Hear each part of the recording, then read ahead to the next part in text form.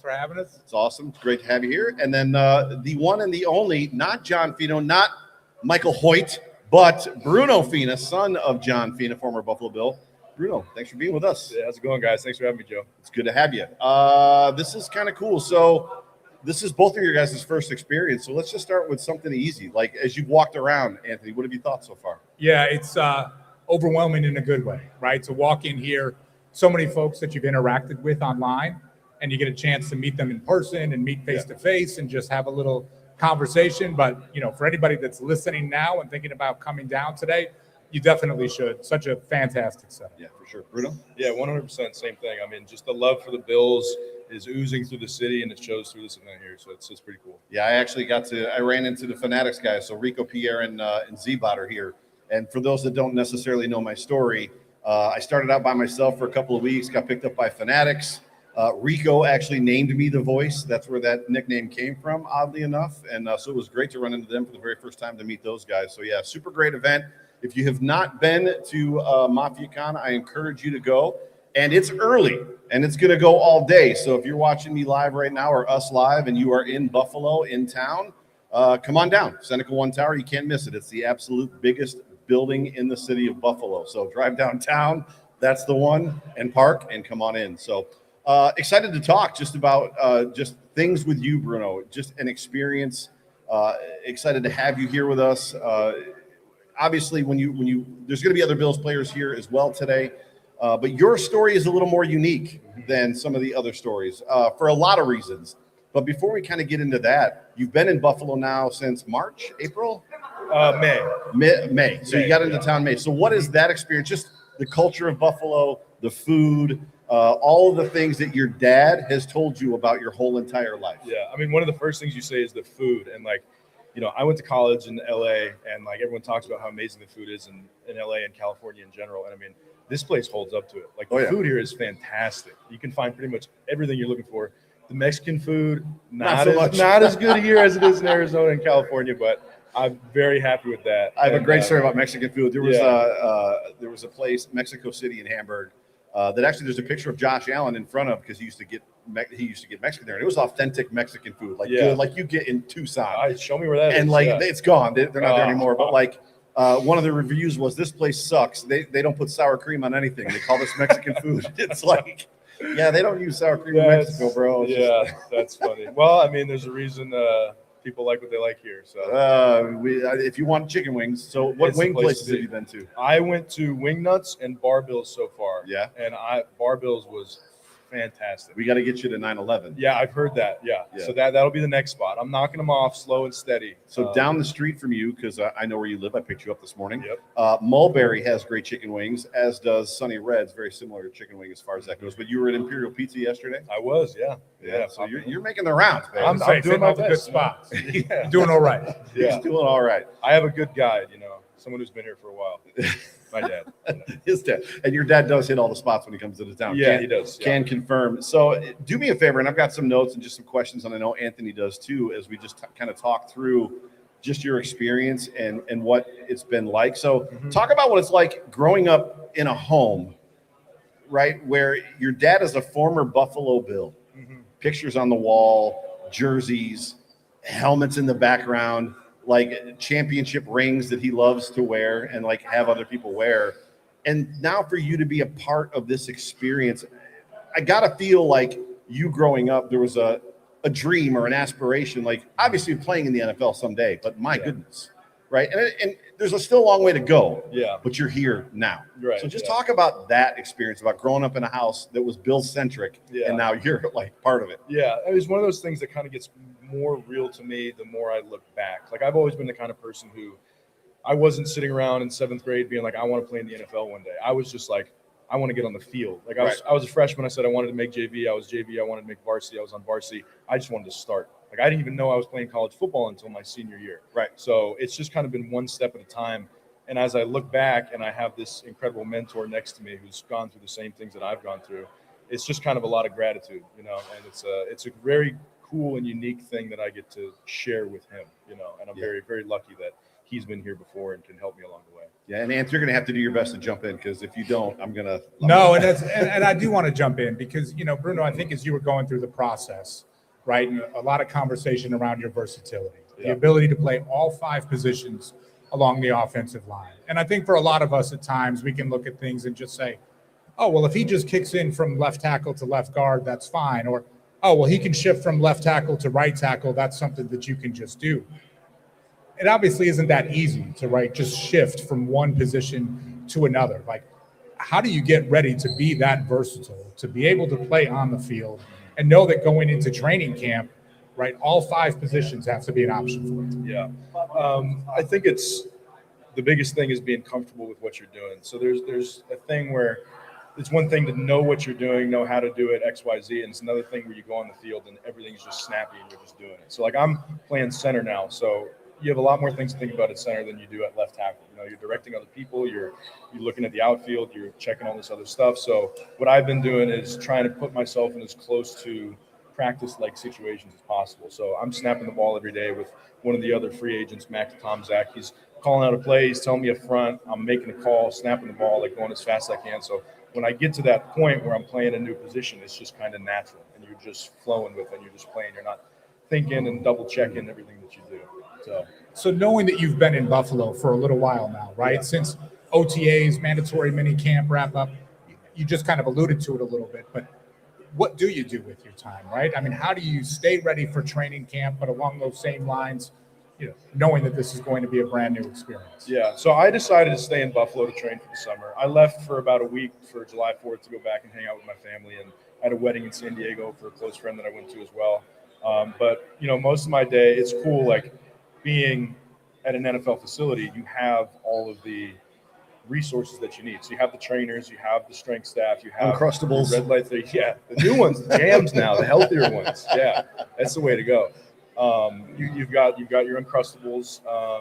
So I spend most of my day from 8 a.m. to 1:30. I'm there, and then the rest of the day is kind of just eating and trying new restaurants. And I went down to Cattaraugus last weekend with Alec Anderson. Yeah. And we went shooting with one of his friends, and I saw a bunch of Amish people running around. That was the first time I'd ever seen that. So, it's just different. So I'm trying to see the city as much as possible and while staying focused on what I got to do. As a dude that was born in Cattaraugus County, I appreciate you pronouncing that right, because your dad on the phone yesterday did not. Cattaraugus. I got you, man. I'm like, John, you got to be better than this. Terrible guy. So let me ask you one follow-up, though. How do you make the decision after mandatory minicamp that you're going to stay here instead of going back home? Because I have to imagine for some guys, right, the chance to get home for a little bit is something that they want to do. I know you got to go back for a bit, but how do you make that decision? Yeah, it was tempting for sure. But for me, the decision wouldn't be to go home or to go to stay in Buffalo. I was more thinking of maybe going back to Duke and training with my strength coach, who I love and who I trust with everything, because he's awesome. But it just kind of made more sense to stay here, be around like some of my teammates, and I got, like I was saying, the trainers and all the recovery stuff here too. I wouldn't have to be paying extra or going elsewhere. It's just very convenient to stay here. That's great. So I know you talked a little bit, Anthony asked a question just about positions and stuff like that, but I want to back up a little bit into kind of that conversation, because you were a dominant left tackle at a Power 5 school at Duke University. I watched the majority of your games last year, and I remember specifically telling John and Jerry that, I don't remember seeing a game where Bruno was outside of his capabilities, where anybody was giving him any trouble. And then you go to the Senior Bowl, you get the invite to the Senior Bowl, and it's we're going to have you play guard and center. So I guess that's my first question. What's your first thought there? Because, and if I have to add context, I can, because we see a Bills in Aaron Kromer, offensive coach traditionally over the last couple of years. It's like anybody can play anywhere. And Anthony will tell you as a podcaster for the Bills, that's not true. There's a lot of guys that they've tried to move around the offensive line, and it's like, this did not work. And then you look at Jerry Ostrowski, who if you ask ChatGPT, Claude, Grok, is any player played more significant snaps across the offensive line than Jerry Ostrowski for the Bills? It will tell you no. No player in NFL history has played more significant snaps at left guard, center, right guard, and right tackle than Jerry Ostrowski, like the most versatile offensive lineman. So all that to kind of set that question up. What's in your head, like thinking, I got to go from left tackle to something I've never done before at the Senior Bowl before the draft? Yeah, so the first thing you say is versatility. The more versatility you have, the more ability you have, the more attractive you're going to be to many, many, many more different teams. And that's the obvious thing.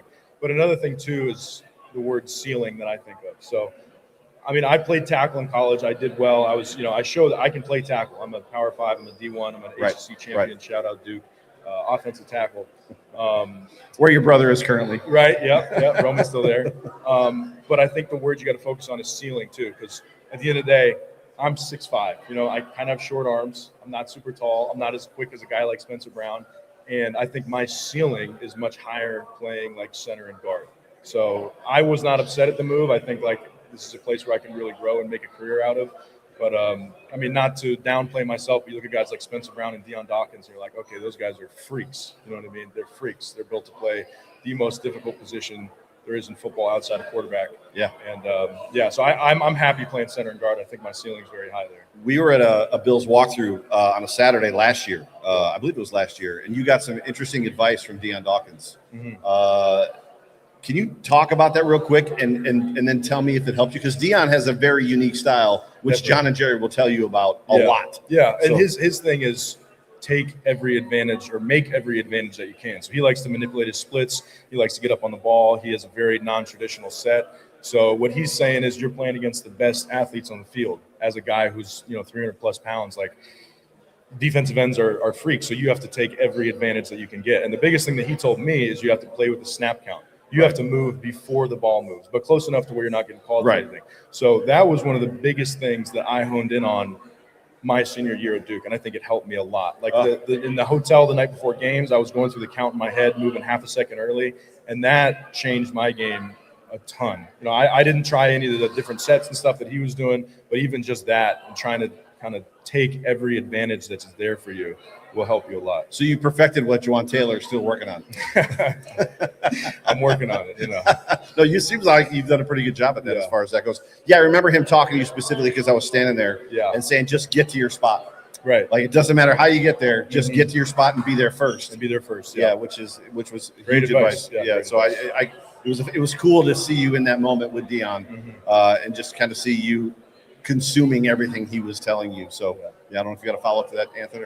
Well, and I think just going back to the pre-draft process too, when you talk about all this, and maybe to ask how stressful it is, maybe that's not the right word, but knowing that versatility is going to be a key, knowing that you're going to be doing some different things, and you had the last 2 seasons, right, as that time of being, as Joe said, a dominant left tackle. Like, how much pressure does that put on you as you're trying to get ready to make the biggest move of your career? Yeah, in a weird way, I don't think it puts on any extra pressure than it would have been another way. Because still, when you go from your senior year to playing in the league, you have to improve a certain amount. So my improvement's just in a different spot than it would have been if I continued playing left tackle. Although I do love how he said, I've got short arms, and I'm sitting here next to you, right? He went to give someone a high five before, and it was just like, if these are short arms, I don't know. Oh, you're a big guy yourself. I was talking about it earlier. To Bruno's point, that's one of the most peculiar things about being a podcaster and being friends with all of the other podcasters is when you run into them for the very first time and you're like, oh, you're a lot taller than I thought, Anthony Marino. Joe Marino is a lot taller than I thought he was. And then sometimes guys are like, oh, you're not as tall as I thought. So that's a very good point, Anthony. You're not little by any stretch of the. What are you, 6'2", 6'3"? 6'5", but are you 6'5"? No one's counting, so it's all good. So you're right there. So we can move some furniture around and have you guys kind of line up and have Bruno show us some stuff. Space back there. There you go.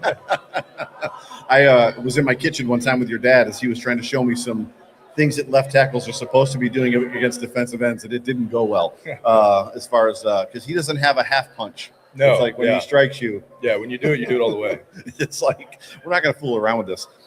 Just talking about in general this process to Anthony's point and being in an official NFL off-season training program.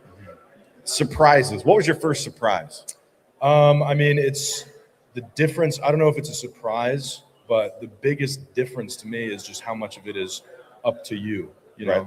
When you're in college, you have someone watching you like a hawk all the time. If you do the wrong thing, you get punished, you get yelled at, and everybody knows about it. Here, you can do whatever you want. Right. So it's up to you. How diligent are you going to be? How much are you going to remember, the discipline that was instilled in you in college, and how bad do you want to be where you're at right now? How badly do you want to stay? So that's been the biggest difference through this process. Is just it's all on you. It feels like, and I'm not thinking of anybody in particular, but it feels like you just hit the key on guys that work out that get drafted, like make it, and guys that don't, right? Yeah. So there's an entitlement mentality, and we see it in kids like, oh, I've been the best my whole entire life. Sure. Surely when I get to the NFL, I'm going to be the best. Right. And they don't have that desire to stay.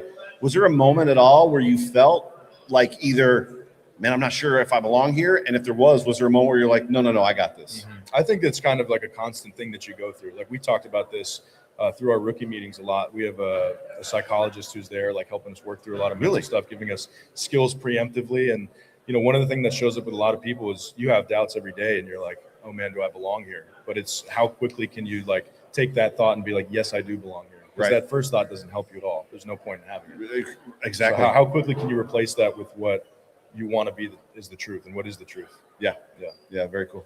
So Bruno, as fans, right, we look forward to training camp. That is a thing that, the Bills having the open practices at St. John Fisher University for those that are lucky enough to be there.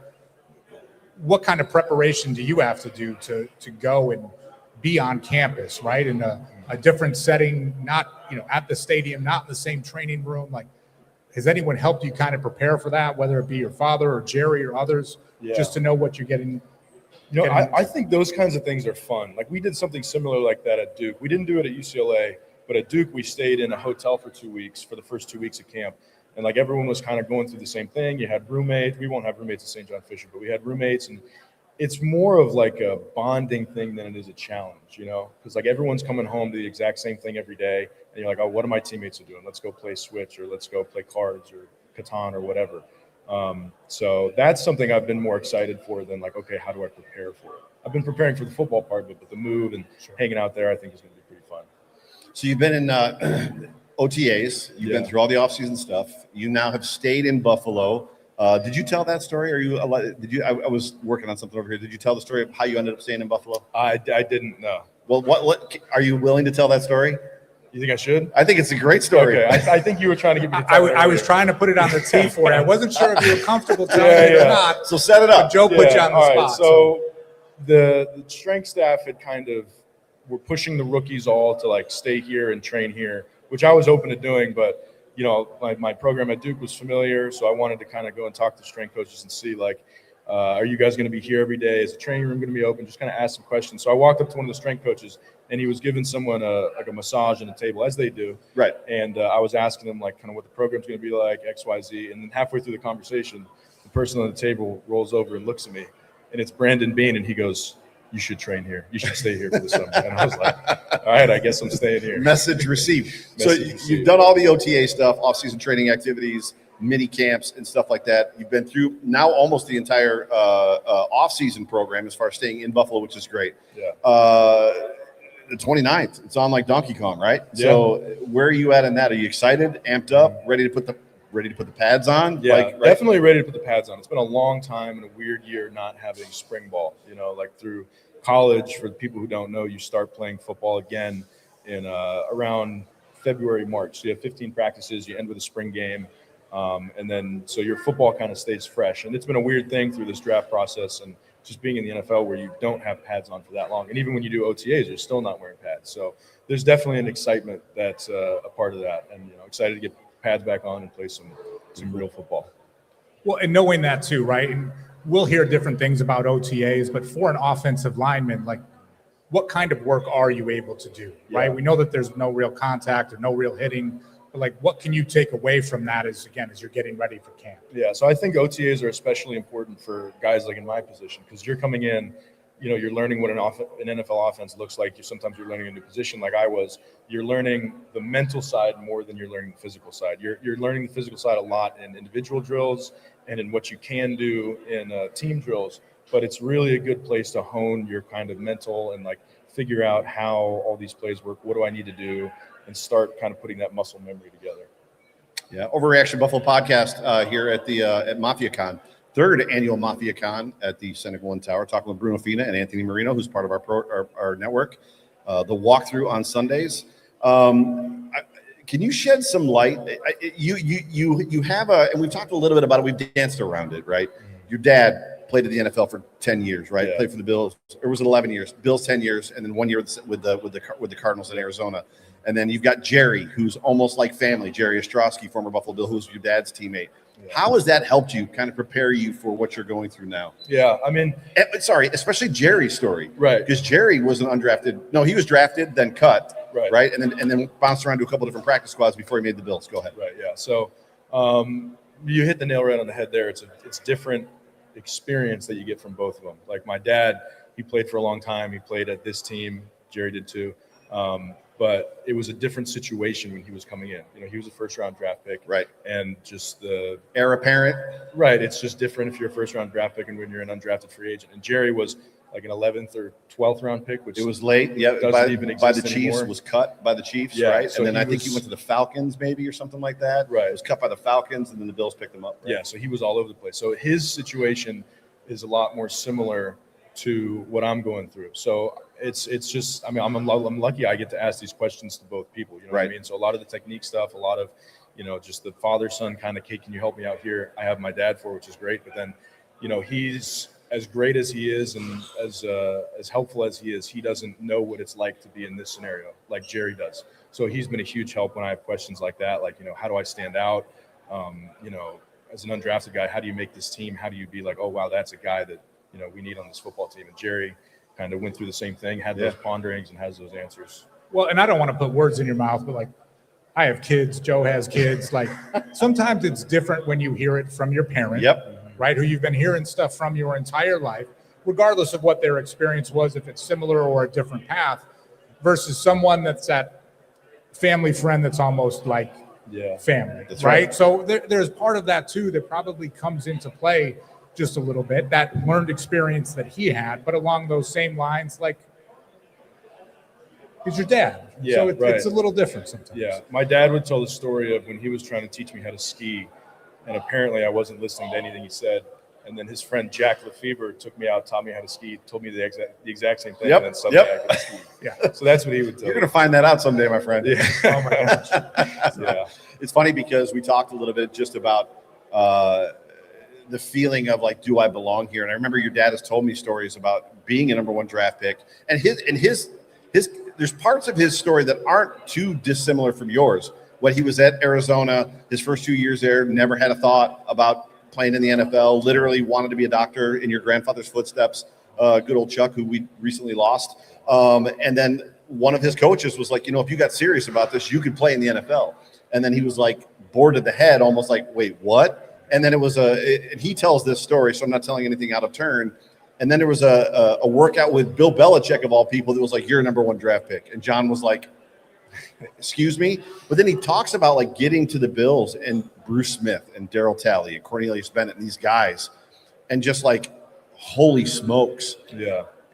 Is that a true feeling? Like when you got like to the facility, how big the guys are, even though there's no pads, how fast the guys 100%. are? Yeah, no, it's a real thing. And it's like, it's a similar jump from going to high school to college. And like some people even say the jump isn't even close. It's way bigger from college to the NFL. You know, you've always been the best and the strongest and the fastest somewhere. And then you get to the next level and you're like, oh shoot, I'm not. You know what I mean? But that doesn't mean you never will be. Right. So it's about, you know, keeping your confidence and knowing that you belong, and then getting 1% better every day. You know? Very good. Very good. Bruno, as a player, right, and we talk about it a lot, new Highmark Stadium set to open soon, right? I mean, we've been talking about it for so long.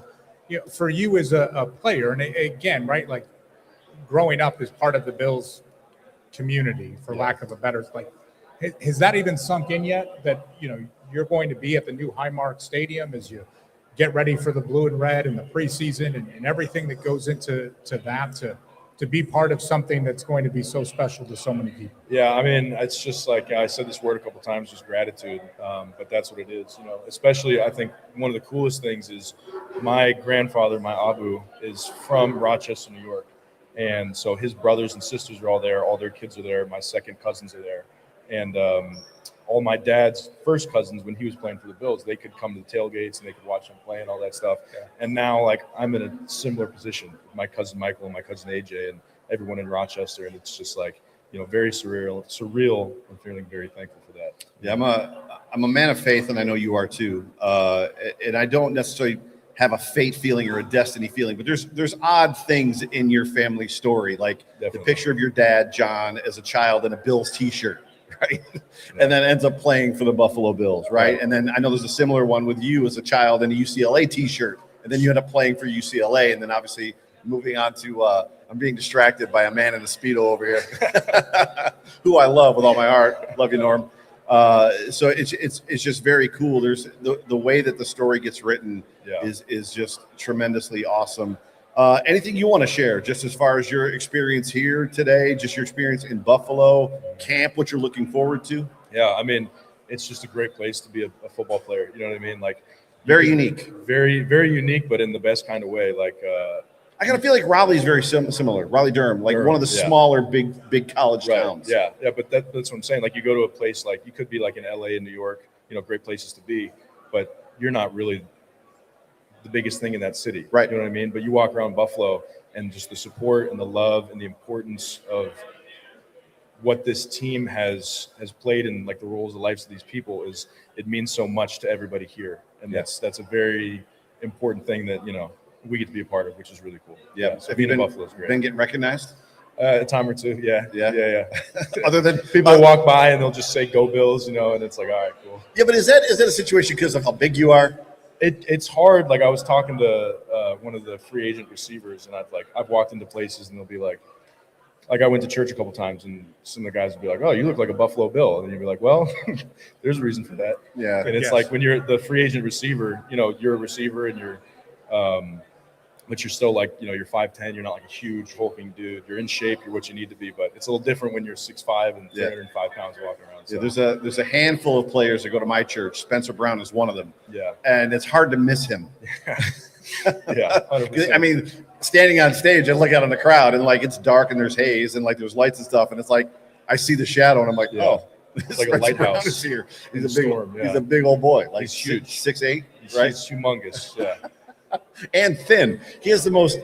I don't know why we're talking about Spencer Brown. He has the most unique body style for a tackle in the NFL. It's absolutely crazy. No, that's cool. It's great to have you here. It's great to just see how the story is going to unfold. It's clearly not written yet. There's not a period at the end of the sentence.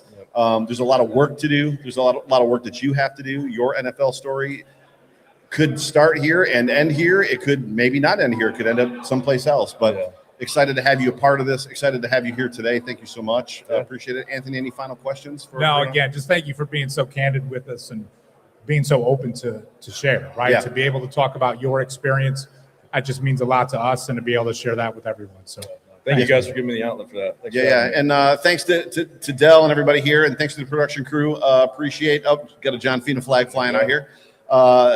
Thanks everybody for MafiaCon. You guys that are listening, and those of you that are watching live, this is going to drop on the Overreaction podcast. If you're looking for more content from myself, from Bruno's dad, from Jerry Ostrowski, from Anthony Marino, just search Overreaction Buffalo or Overreaction Buff anywhere. You will find it. We're on every major podcast platform, YouTube, all that good stuff. Please like, please subscribe to all that, as well as to not only our stuff, but to Trainwreck Sports and all the podcasters that are going to be here today. But just want to say thanks to Dell, who's actually walking in right now. Appreciate you. And thanks to everybody here that, again, has joined us. So for myself, Joe Miller, for Anthony, for Bruno, appreciate you guys. Love you guys. Go Bills. Go Bills. Go Bills.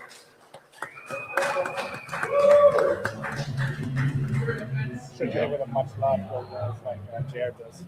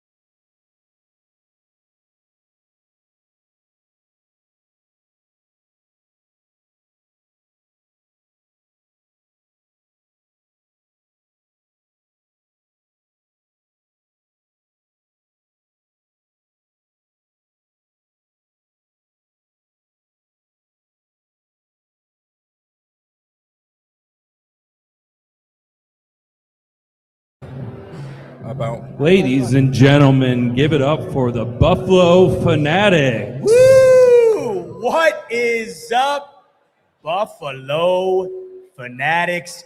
Rico, the Kingpin, Thydoc, Z-Bot. So good to be with you here live at MafiaCon, downtown Buffalo, Seneca 1. Fellas, this is our first time out here. How cool is this? Gotta love it, man. I mean, I've been looking at all the little, venues here and, kiosks. It's amazing. Amazing. It is actually amazing. First time here. You guys know I'm a foreigner, so there's some Canadians in the background. Let me hear my Canadians. I know you guys are out there. Shout out to my. It's gonna be a very faint clap. Yeah, faint clap. It's all good. We gonna represent no matter what. So appreciate y'all. But we got some topics to talk about. We're gonna have a good time. No doubt we're going to have a good time. Thydoc's here from the same area that I'm at, downstate New York. We used to be upstaters, but we made the trek. Yeah, You're looking good, by the way. Fresh out of the hospital. You want to explain to the folks what happened to you? Yeah, I had a little fun at the Brockport Alumni Golf Tournament yesterday. Fell out of a golf cart, but I didn't want to miss this. So 10 stitches later, here we are. Yeah, give it up for Thydoc. He was able to make it. He says 10 stitches. I heard it's 11. We'll call it 10 and a half. He took a tumble out on the golf course. I don't think Thydoc's going pro anytime soon out on the course. I don't know, man. I know he's trying, though, for sure. He's trying. Sure. I mean, he does have the size, though. We were 6'4", 240. Yeah, you got that DeChambeau vibe. It's a stretch. You're still doing the thigh dance, though. Yes. Oh, you're going to do it? At some point. Yeah, by the way, if you want to learn the thigh dance, Thydoc, he's charging $250. After this, it'll be down the hall in an area where no one else is. So just make sure to come and get his information. Fellas, let's talk some Buffalo Bills football. That's why we're all here. Actually, before we do, though, we're taking this all in. How about getting all of the Mafia out together in the middle of July, right? Season's a couple months away, but July, this is how you know this is the best fan base on the planet. Look at this turnout in the middle of the summer. You could have asked for a better situation, a better time to do this. Right before training camp, you've got vendors out here. You've got personalities that are out here. If you guys have not had a chance to come out here, you make your way down to MafiaCon. What are we, Seneca? Seneca 1. Seneca 1. Yeah. Bring your butts down here. Let's have some fun, man. Yeah, if you haven't been next year, you're not going to want to miss it.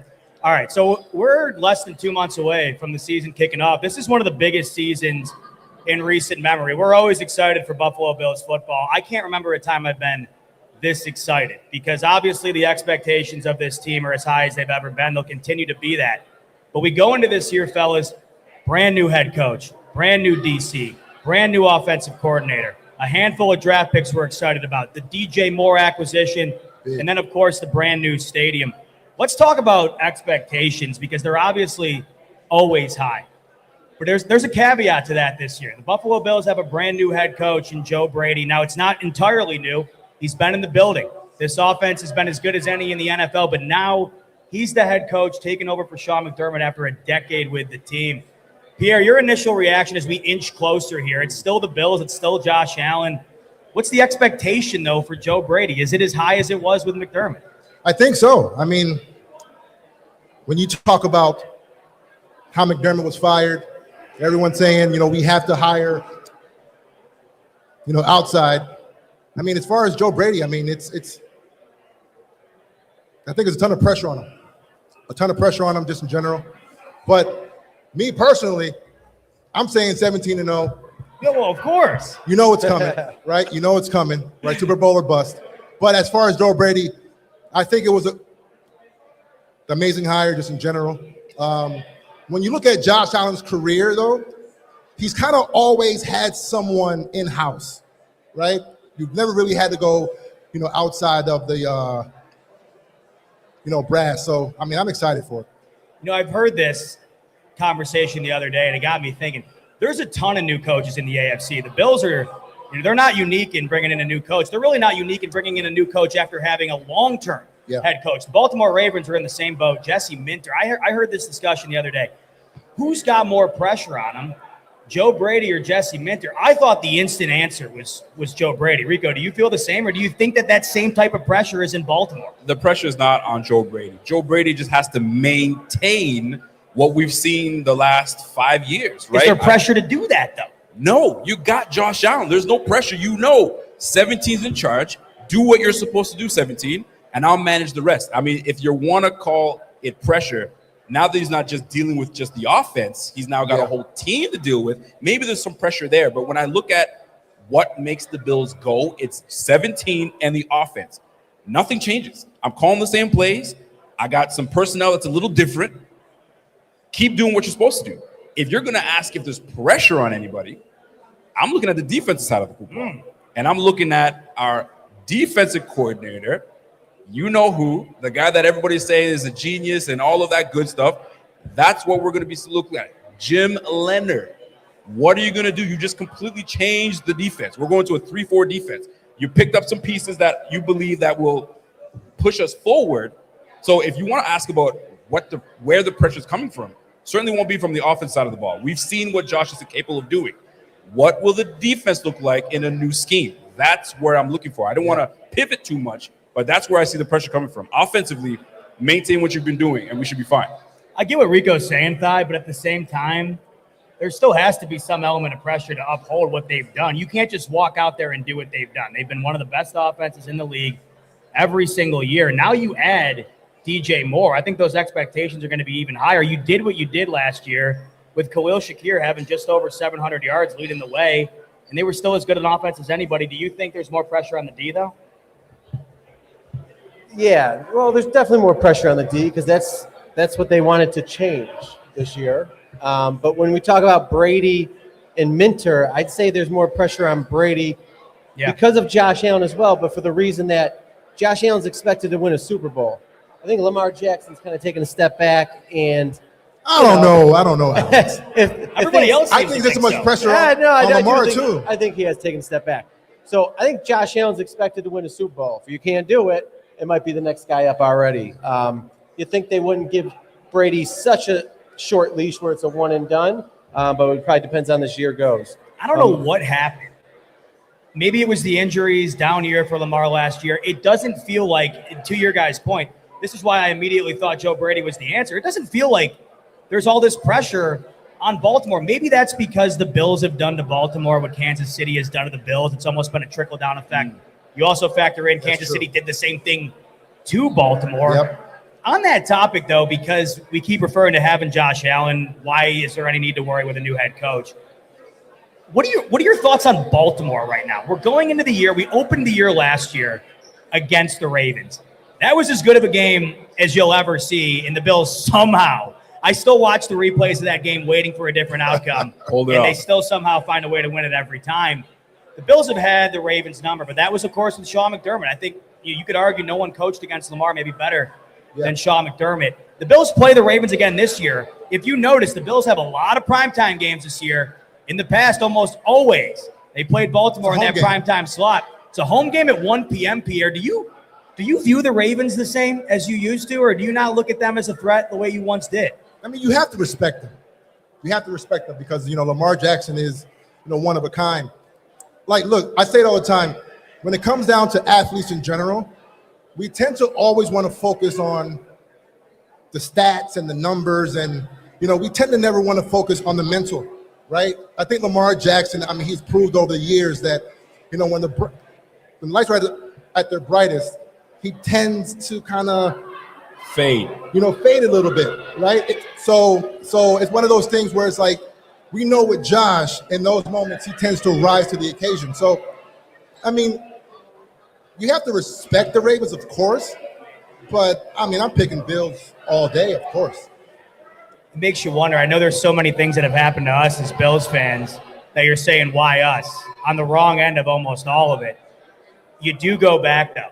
And Mark Andrews dropping that ball, how different is the narrative on Lamar? That pressure. It's crazy. But then again, though, he did have a couple of really bad turnovers. That's what I'm saying. In that game. Rico, how are you looking at Baltimore this year? Because obviously when we think of the Bills and their path to the title in the AFC, the Ravens are always one of those teams we think of. The Ravens will always be a team that you can never sleep on. Lamar Jackson is one of the top. Listen, he's a two-time MVP, right? You can't. Listen, the ranking that he's facing right now, dropped to like number 69. Folks are still buzzing and asking questions as to why. But if you really pay attention, there's moments that he fades. So are there going to be moments where I look at the Baltimore Ravens and saying, listen, that defense was porous last year. They did not play well. They They relinquish leads. They let teams run all over them. They let Lamar Jackson down, and Lamar Jackson let them down. It just wasn't a good year for the Baltimore Ravens. Am I paying attention to the Baltimore Ravens? Yes, I am. Yeah. But I'm also paying attention to the Bengals. That AFC North is always going to be a tough division. So you still got to respect Lamar. Lamar is that dude. Let's cut the BS. He's that dude. But you do see some moments where you're like, bro, I need more from you. And I think that's where everybody's like, that's why they haven't ranked so low, because they're like, yo, what did you do when your team needed you? Where were you? You're hurt or you don't show up in the playoffs. Those are the things that we need you to be available and showing up. And you got people saying, hey, I don't know. I think I might be out on Lamar. So I don't think it should be that way. I think he's damn good. But Baltimore is a team you should always pay attention to. I think there's more pressure on them, though. There's more pressure on the Ravens to actually produce because, listen, it's the same amount of years, right? You know, we talk about Josh Allen, this and that, you know, this is a year. But I think with Lamar, you know, 2-time MVP, I mean, I think it's more pressure on them to produce. I mean, there should be. It just doesn't feel like it doesn't feel that way, but there should be. There should be. There's no reason there shouldn't be. So hold on, let me bring some up because Nick Wright. I know a lot of people don't like Nick Wright. I'm a fan of Nick Wright. I like what he says, and he mentioned. I know you guys know where I think you guys know where I'm going with this. He mentioned how great Josh Allen's playoff statistics are when you look at it in the totality. But once he leaves the wild card round, you start getting into division and you start getting to conference. The stats drop. They're not as great. Why? Did Nick Wright uncover something that when Josh gets to those games, is it on him or did his team let him down, or is he the one that most people are hyping up, and when you really look at the numbers, they're not that great? Talk to me. What are your thoughts? I'll go to my man Thigh Doc. Yeah, just rephrase that one more time. So they're saying that once he leaves the wild card, Nick Wright is, Josh Allen becomes okay. The numbers aren't as great. I mean, he probably statistically does have some better wild card games. Who wouldn't? Especially if you have the perfect game, which is a wild card, and you're usually playing lower opponents. But he's no schlep in the divisional round. He's had probably 2 duds in his career, but I don't think that's enough to say he's a wild card quarterback. I mean, competition goes up. Correct. Yeah, the further you go in the playoffs, right? So it makes sense for the stats to not be as. I think it's this Nick Wright. He's trying to find something, right? He's just trying to find something to kind of peg, you know, Josh Allen as it's not better than Mahomes, but hey, he is one of the greatest wild card quarterbacks. He actually might be the greatest wild card quarterback, the greatest of all time. Peyton Manning and Tom Brady didn't play in a ton of wild cards because it was a different setup back then. There were 2 buys. You know, I always bring this up because it kills me. There's always something with us Bills fans that we have to overcome.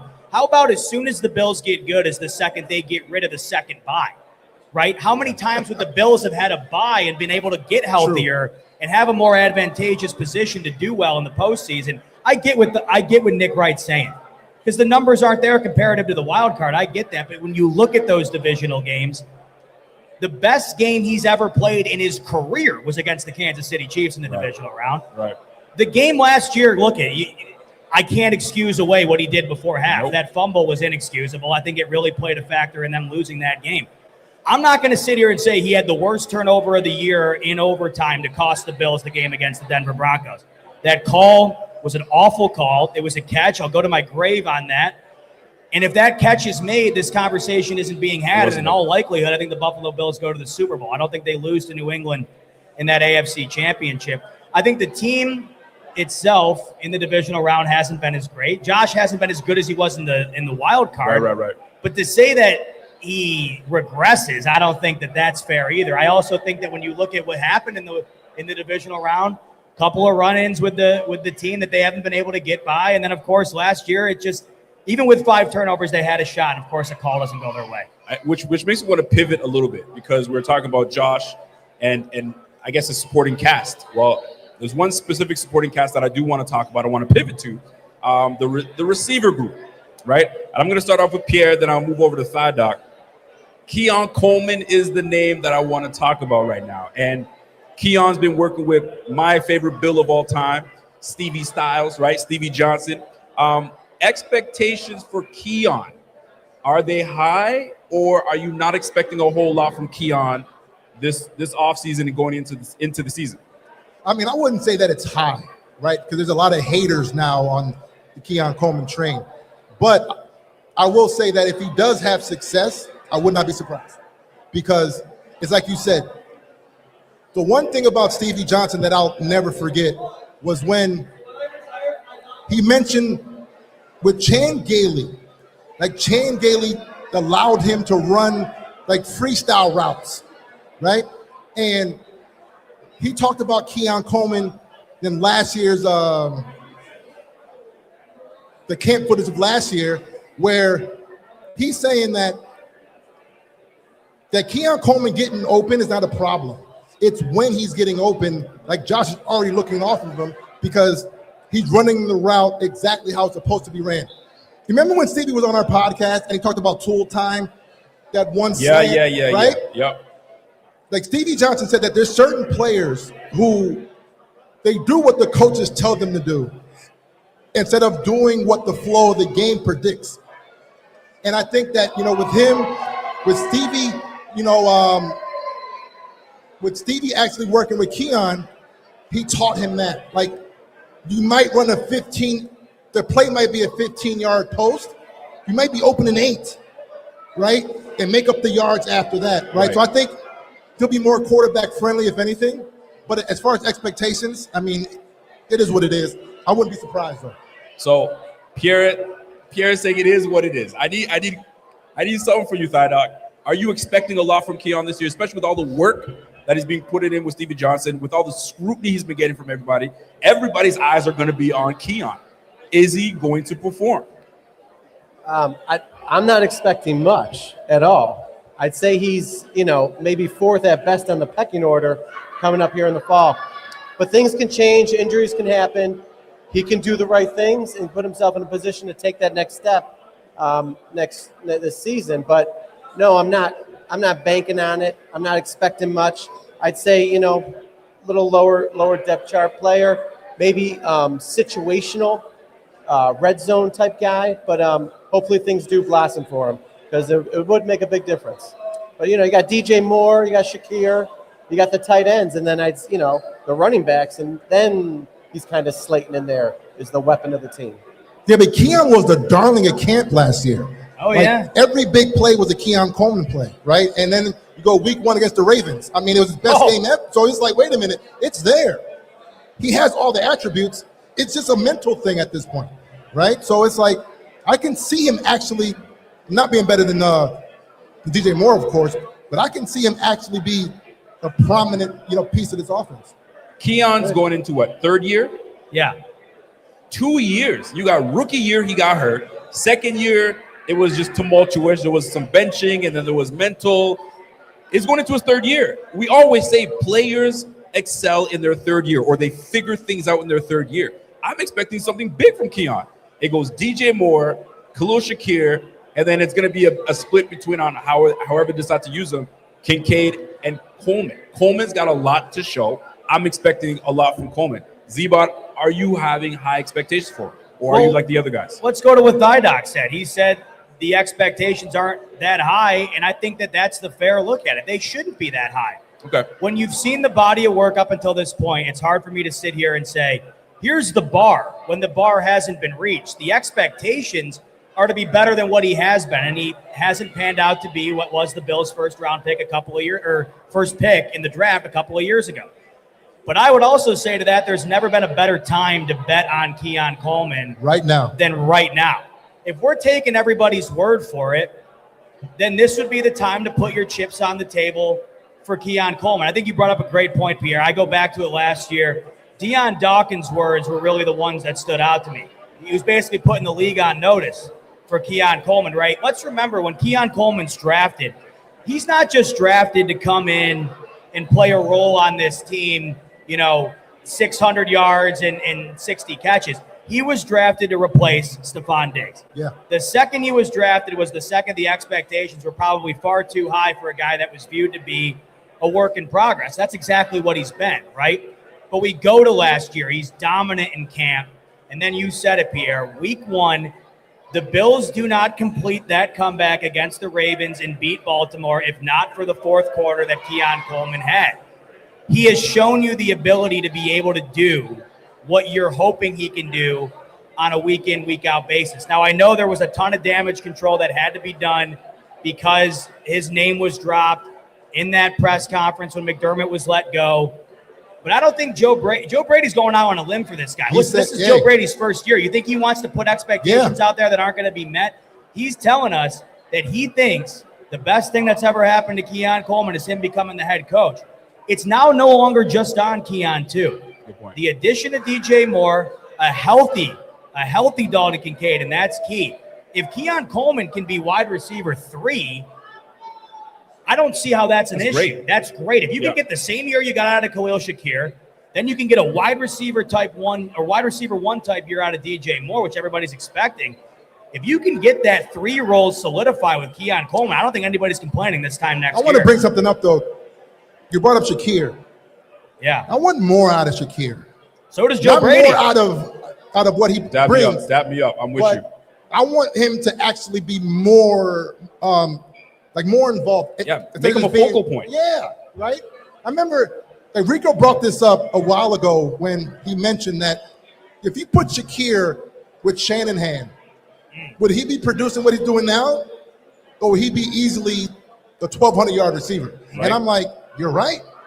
I think he's able to do way more than what he's doing. Put Khalil Shakir in a Ben Johnson offense.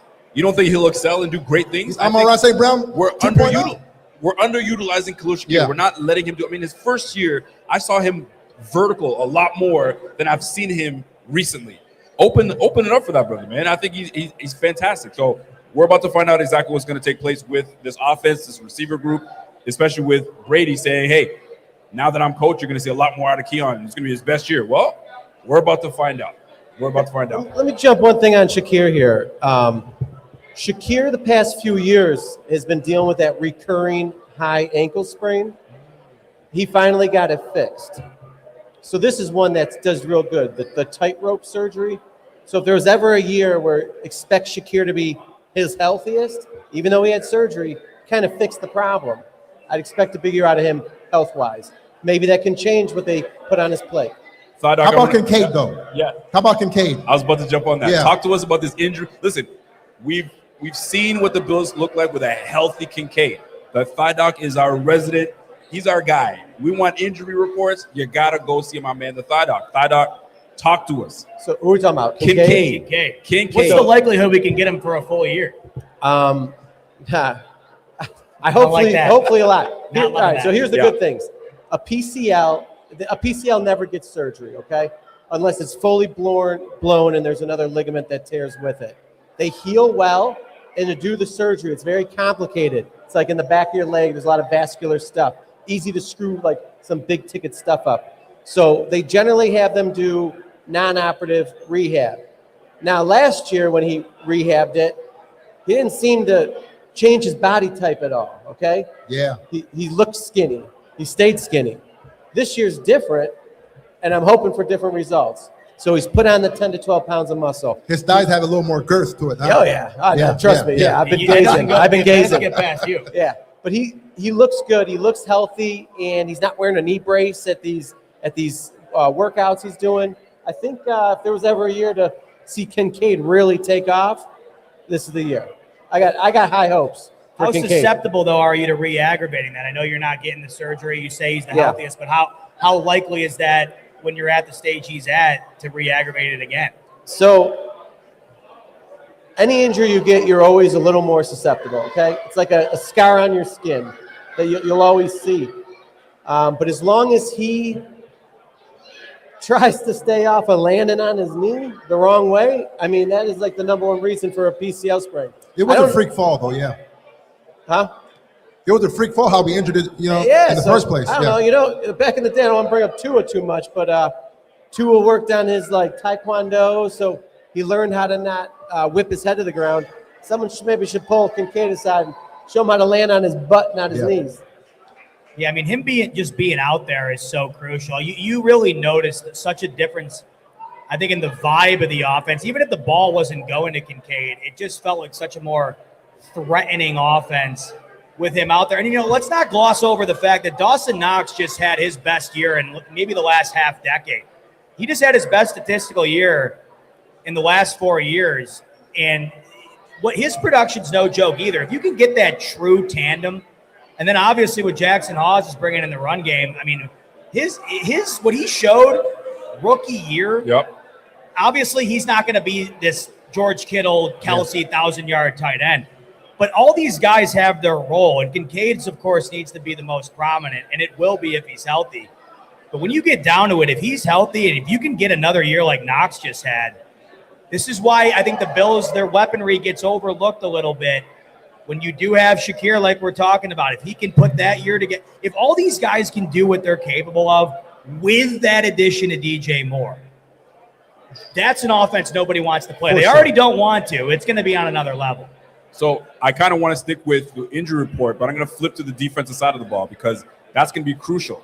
One player that stood out to me last year, I think it stood out for everybody, was Michael Hoyt. He came in and gave us such a spark on defense, and we lost him way too soon. Achilles tear, now he's returning. Thigh doc, I need info on my guy, Michael Hoyt. Well, he's coming. We should shake him down. We'll shake him down for sure. But, the Achilles in general, they can come back around 9 months now. The surgery's gotten a lot better. This isn't your Achilles from the early 2000s, okay? The same doctor who got that running back for the Rams back in 6 months. Cam Akers. Did his surgery, okay? Just so you know. Elatrach. So with Hoyt, I mean, he looks pretty good. You can, to a trained eye, you can see a little, okay, he's still got a ways to go with some explosion, stuff like that. I expect him back week 1. I'd expect him to be limited, not getting like the full snap share, kind of being a second teamer. But then come around November when he's 1 year since the injury, starting to like transition. Now he's the starter. Now he's getting more. You think it'd be reps. more mental? You think? No, you have to go over that hurdle. I think it's a lack of strength and Gotcha. explosion. But I'm sure there is a trust factor. Hey, do I trust my leg? Instead of like just going for the guy, do I have to think about pushing off the other leg a little more and favoring it? That can be in there. But with these tendon injuries, a lot of it's you just got to get the strength back, which takes forever. And then the explosion is the next level. So the quick response, twing off the floor. Good thing with him, though, you talked about the mental. I wouldn't worry about that with him. I mean, if anything, he wants to be back out there ASAP. That's why it was such a bummer when he went down when he did. Big time. Because he's out there. Obviously, he's new to the team. And, man, did that look good. It's like at Oliver week 1. It's like, man, did that look good. Yep. That's what made it even worse Yeah. when you lost them when you did, is how good they were looking when they were out there. No, Doc knows too. It's like whenever you go through, listen, it's never the injury. It's always the rehab. The rehab, it changes the way that you think sometimes because you don't want to go through that pain. Like that's real pain, right? So sometimes you might want to be hesitant because of that fact. But I mean, that thing with Hoyt, he's a man of men for sure. Wanted to touch on still on this defense. I don't know how happy or content you guys are with the depth at linebacker. Shaq Thompson is still a free agent. I don't know how you guys feel about the depth at receiver. Brandon Cooks, still a free agent. The Bills just went ahead and signed a former receiver from the Jets. Brandon Cooks still on the sideline. But I'm going to go to you, my brother. You got both players that were a very big part of the Bills last season, and they're still unsigned. Why? Yeah, you go back to the free agency period. You're waiting to hear news on guys like Milano, guys like Shaq Thompson. That was 3 months ago. Still no movement of the needle. I'd love to have Milano back. He's one of my all-time favorite Bill. And when he's on the field, that's the thing. There's never been more of a guy on this team that has been such a cornerstone, but has unfortunately had the injury bug bite him far too frequently. He's up there with those guys, and we all know him throughout the league that just unfortunately for one reason or another every year seem to run into something. Shaq Thompson, though, I thought it was noticeable how good of a year he had last year. I know when you're thinking of him, right, the age, but him coming in when he did, he had a bit of a rapport there with McDermott prior to joining the team back in Carolina. Yeah. I thought the energy he brought and the play that he put out there was among the best of any linebacker the Bills had out on the field. I would absolutely love to have Shaq Thompson come back to this team. And then Brandon Cooks, I think leadership and veteran presence is going to go a long way this year. I really do. I don't think there's going to be any fall off in terms of the culture and the transition between McDermott and Brady. I think there's going to be differences. It might be a little bit more loose. You could argue maybe it should be a little bit more loose. It seems like a lot of these guys felt like it was a bit too tight over at One Bills Drive. Yeah. My argument to that was, well, you had a hell of a lot of success with how tight that building was. But I think you can loosen it up a bit. With that said, though, the veteran leadership is going to go a long way. Right now, at the wide receiver position, it's a lot of unknown. We're banking on DJ Moore. But Brandon Cooks, in the biggest moment of the season last year, Josh Allen went his way. I think he did his job. I do. I think Brandon Cooks did his job. The referees that day seem to think otherwise. I also wouldn't mind bringing back Brandon Cooks. The other thing you got to factor in, though, where's Skylar Bell playing into all this? And that's what I wonder. I was about to bring him up. Yep. I got high expectations for Skylar Bell, so we'll see. But Rico, if you were to ask me who am I going with depth-wise, wide receiver or linebacker, I'm going Shaq Thompson all day on the linebacker side of things. I agree. I mean, I like Joe Andreessen. I like the depth that we have, but when we needed an impact, I mean, there was a point where you had both Bernard and Shaq Thompson somewhat healthy. We wanted Shaq Thompson. We were like, yo, get Shaq back in the game because impactful. Now, fair to Bernard, not really, because he was always dealing with his bum ankle. So hopefully a healthy Bernard will regain that top dog mentality, but it doesn't hurt to bring in a Shaq Thompson. Now, are they just choosing to just bring him on late? Well, we risk that because he might get snagged up. So we'll see what Brandon Bean and but I'm not necessarily sure as far as like Shaq Thompson, he came out and said, I want to start. Right? So wherever I go, I want to be a starter. Yep. Right? But I think Jim Leonard is a big fan of who he already has, right? Because listen, you look at Bernard, it always seemed like, or especially last year, he was always like a tad late, it felt like, right? It was almost like he was thinking too much. Right. Whereas in this particular scheme, and I know we can probably segue to that real quick, is more so like you're not thinking too much in this scheme, right? You know, Jim Leonard made it known that, you know, you play faster when things are coming, right. when things are a lot easier. So I think he's already a fan of who we already have. So, yeah. I'm good with that. I'm looking forward to seeing what takes place this offseason, and training camp around the corner is interesting. Now, last topic I want to hit, because I know what there's going to be podcasters behind us. I'll start, Pierre, and I'll go over to Ziba to the Thad Doc. Obviously, we let the Patriots win the AFC East last year, and now there's buzz that they're going to regain that top spot and go a second year in a row winning the AFC East. P-Money, why is there such buzz around these Patriots as if they're going to win another division? What changed so much that they're the top dogs now? Listen, at the end of the day, I'm not here to talk about the Patriots. I'm here to let the Patriots know that when you have 17, all that stuff that happened last year with the easy schedule and all this type of stuff, hey, you're in the big leagues now. You know, when it comes down to Drake May, I want to see it again. You know, right. You only really had 1 year. And now teams are able to adjust to you, right? So at the end of the day, man, you know what's coming. So I'm not here to, sit here and, they know. They know. But are you threatened by the Patriots? And be realistic. I want you to be real. You're always going to keep it a buck with me. Are the Patriots the real deal that they can repeat as AFC East, defending their AFC East, if you will? Let's say you're at the halftime. You're at the halftime of a New York Knicks game, and they give you a shot at half court to win a new car or whatever, and you put that thing up and you drain it. Okay, that's great. You hit the shot. I want to see you do it again. I want to see you do it again, because are we claiming that you are now the top dog at shooting half-court shots just because you drilled it once? Because I know a guy that drilled it 5 straight times prior to you coming by and hitting one. Yeah. And here's where I'm at with New England.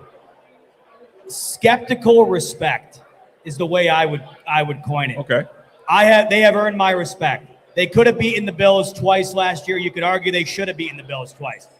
The Bills probably should have beat them the time the Patriots beat them. the Patriots probably should have beat them the time the Bills beat them. That's a team that's earned my respect, and they're only getting better.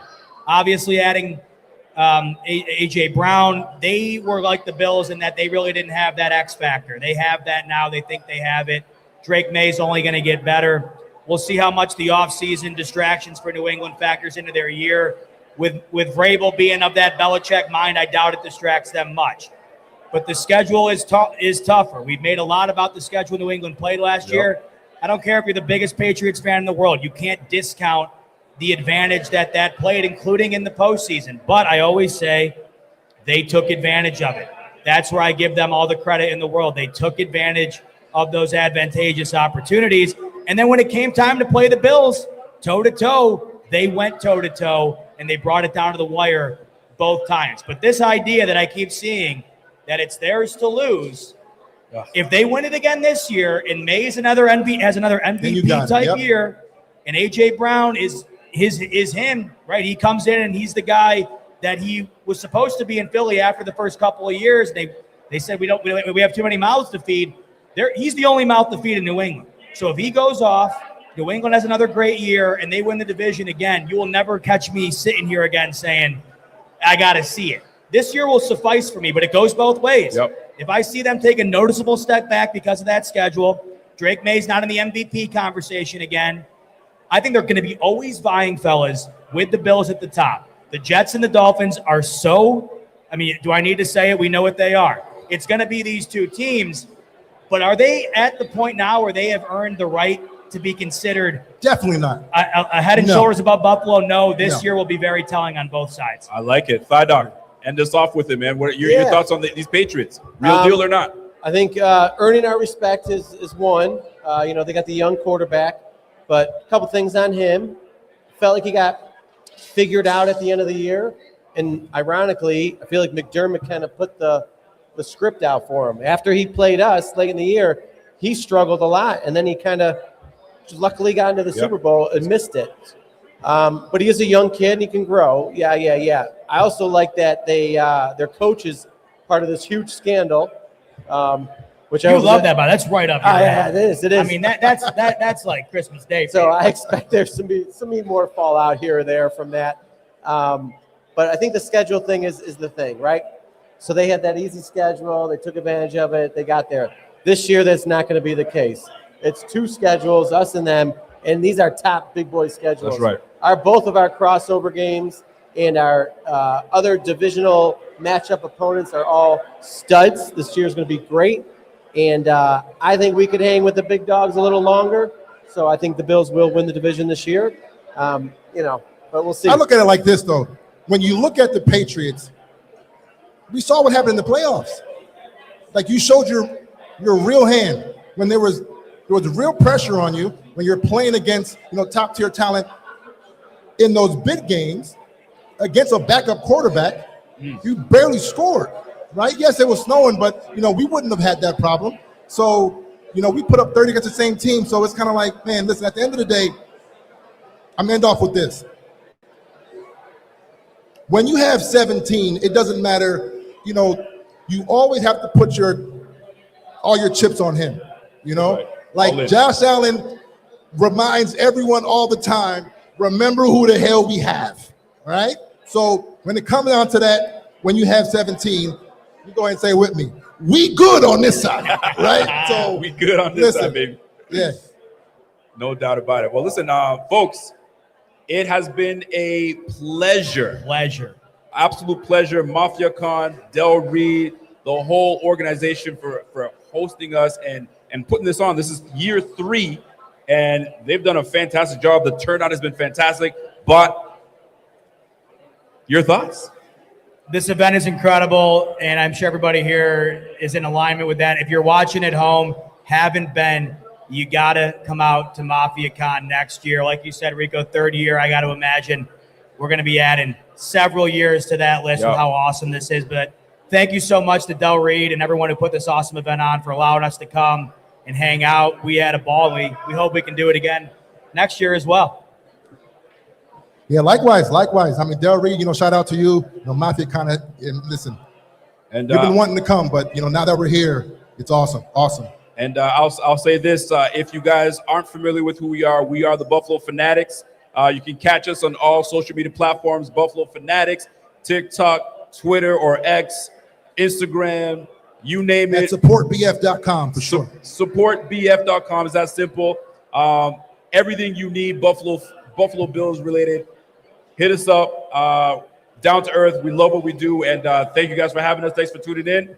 And Go Bills. Go Bills. How about that? How about- Good job, fellas. I didn't realize how banged up I get. I'm bad.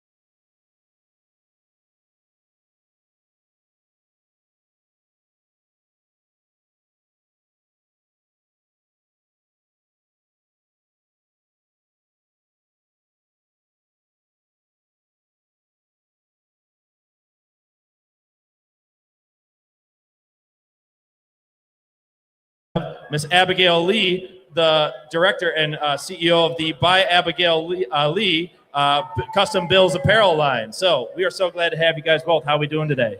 We're good. This is crazy. I know, right? Yeah. So, hey, one big thing just before we get rolling with our two guests here is I always like to really go inwards and think about how much Buffalo and the Bills mean to us. Sean and I are both Buffalo expats, and I live in Richmond, Virginia. Sean's just outside of Atlanta right now. But as my wife knows, she's in the crowd right now, she knows that I wear this on my sleeve. It's a huge point of pride to me. It's to a point where I've got many Virginians now and those around us just being avid Bills and Sabres supporters now. So again, being here is a big point of pride for me and being able to share this passion, as I know it is for Sean as well. Absolutely. And also helps that Wegmans are kind of trickling down the East Coast as well, pumping some Bills gear. So we love to see it. Absolutely. So can't argue with that either. But anyway, to get things started with us, so we wanted to kind of just look back on this week's earlier rankings that ESPN wanted to show for the Bills' skill positions, just to kind of get right into the content side of things. So one of the biggest talking points this offseason did come from ESPN. They ranked every team's skill position groups, whether it's running backs, wide receivers, tight ends, what have you. Bills came in at a not so generous 29th, fourth from the bottom. So, yeah. They did something to piss somebody off, clearly. Yeah, exactly. So pretty stunning ranking for a team led by former ranking MVP Josh Allen. So as Bills fans, again, we got to think about, is 29th really disrespectful? Is this all being held together by duct tape, glue, and paper clips with Josh Allen at the helm? Or is this really an honest assessment of the talent surrounding Josh? And another thing to think about here, are we simply overrating our own players just because we watch them every single week, week after week? Marcus, I want to start with you on that thought. Like, what are your thoughts on just the way the Bills are ranked right now, especially thinking back of your time playing here and what things are looking at today? Well, one of the things I like to say is it's a pleasure to be back. Yes. It's a pleasure to be a part town. of Bills Mafia. It's a pleasure to be a part of the MafiaCon. And just to make sure, you know where you're at, because I know where I'm at. I know one special thing about Bills fans, and we get excited. We got some of the best fans in the land. So let's get a round of applause for the Bills fans now. Shout out to the Bills fans, man. Let's get excited for this podcast. It's the #1 podcast in the land. All right, so back to what you said, my brother. To be honest with you, I think the Bills have a great start coming into this season. Not so generous in the rankings. That's always the upfront situation when you talk about the Bills. This is a blue-collar situation. We're hard-working people here, hard-working team. And at the end of the day, we don't look for notoriety in the beginning. At the end of the season, we'll line up in the playoffs, and we'll show them what time it is. Absolutely. Fair. So feel free to Yeah, add to no, that, I was Sean. going to say, too, and that brings up kind of the second point as far as the team with Josh Allen being, a A1 quarterback in this league. We've seen Josh Allen time and time again kind of raise the level of the players around him, and it begs some questions. Is Josh become a victim of his own greatness at times? These national the analysts discount him a bit because he covers up for roster deficiencies, and a lot of times he goes off the field with the lead. How many times we've seen in the playoffs? So it kind of brings up a further point I'd love for you both to chime in. Abigail, you as well. Has Brandon Beane, the GM, done enough? He has built one of the best offensive lines in the NFL. A lot of us, I think, would agree with that. James Cook has developed into a top 5 to 10 running back in the league. He's being paid pretty close to as such, and an all-pro. Dalton Kincaid obviously has a lot of upside, albeit he tends to be a little bit injury-prone. But Buffalo has been a playoff contender year in and year out. So how do you both see the Bills, I guess, going into this season? And do you think Brandon Beane has done enough from your perspectives? So start us off on that, Abigail. I think we're in a good spot. There's a lot to think about going into this season, obviously. I'm wondering if the hype from the new stadium is going to be beneficial to us or if it's going to kind of freak us out. I think we've got a good lineup, though. And just like you said, we're always going to be the underdog. They're never going to give us what they want in the beginning of the season, and then we just prove it every year. And I think that I'm having a really good feeling about this stadium, and I think that Josh is going to lead this team. I think everybody that Brandon has been bringing on, I think we've done enough. So now, honestly, we just got to wait and see what happens. Right. The house that Josh built. What do you think, Marcus? Well, this is chess, not checkers. And at the end of the day, they've done their job in terms of putting the pieces together. But it takes a family, it takes a community. And I think, like I said prior to, we have what we need here. Like she mentioned, we have the new stadium coming. So with a little more excitement from the fans, with a little more excitement from the community and podcasts like us to continue to spread the word across the country, I think we'll have the perfect recipe for exactly what we need here at Bills Mafia. Right. And to kind of add a little bit what you were saying there, Marcus. So again, it's a very much earned bit of respect that they need to get back, because Joe Brady, as much as it's been like kind of natural for him to have his progression upwards, he was an internal hire. I know there's a lot of criticism with that early on, but on paper, if you were seeing how that the Bills got an offensive-minded coach, I mean, a lot of people would be happy about that had you just erased the name on there. They have the offensive-minded coach. You can probably think that there's going to be some evolving done on the offense as well, with how maybe the wide receivers are going to be deployed. Maybe there going to be more passing done out of the running back room, of course. And I was on WGR's a moment ago with Derek Kramer on Sports Talk Saturday with him, and he had a caller. It was Rick in Denver, for those who are listening. He was not exactly the most upbeat soul of this, of course. So I think there's a lot of reason for optimism, of course, to look at. The defensive scheme is going to change. I mean, there's going to be a theme of more aggressiveness in that new 3-4 scheme, maybe just taking more chances as opposed to the previous bend but don't break mentality. I think just overall, with just the way things are going to be going, especially for the defense, I'm a little bit more optimistic about that being like the bigger change that will be the thing that gets them over the hump finally. Sure. And I want to do one more question as it relates to Josh specifically for all of you, if you want to kind of jump in. So I think it's fair to say, Josh is a unicorn. He's a massive man blessed with incredible athleticism. But he's entering his year 30 season, his age 30 season. So you have to think at some point he's going to start to lose a little bit of juice in his legs. He could probably play till 40 or longer and being a pocket passer, similar to the way we saw Tom Brady do it for a long time at a high level. But are the Bills doing enough to maximize that championship window, I guess, is the question that I will pose, where he still can be a dual threat for a couple more years, where you can't just take away, you still got to account for his legs and being able to pick up first downs, get touchdowns with the tush push. How do you guys see? Wouldn't it be criminal, in just my opinion? Oh, we got a quick update. TJ Parker is currently entering the lobby to sign with TSA at MafiaCon. So go get those autographed tickets, folks. He is here. Go get those autographed tickets. I guess just to kind of wrap up my long-winded point, are the Bills doing enough to surround the greatness that Josh Allen has put on display for nearly a decade career? Because I would be really upset, not only myself and I know the fan base, but for Josh himself if he were to never get a ring. Start us off, Abigail. It's such a loaded question. I mean, I don't know. I mean, I'm hoping with what they've done this year that this is we got to do this in the next year or two, honestly. And Josh is turning 30. The juice will never run out. That's what I'm going to say with Josh. He's going to be he's going to be able to do it for a while, but I'm really hoping that we're going to be able to pull it together, and we need to literally like this. I know we say it every year. This is our year. This is our year. It's got to be now, we absolutely have to do this now, because after this, if not now, then when? When, exactly. So I think this is year 30. Josh, we've got it. The right people. New dad energy? Yes. Yeah. So it's all we'll see. Oh, I'm nervous, man.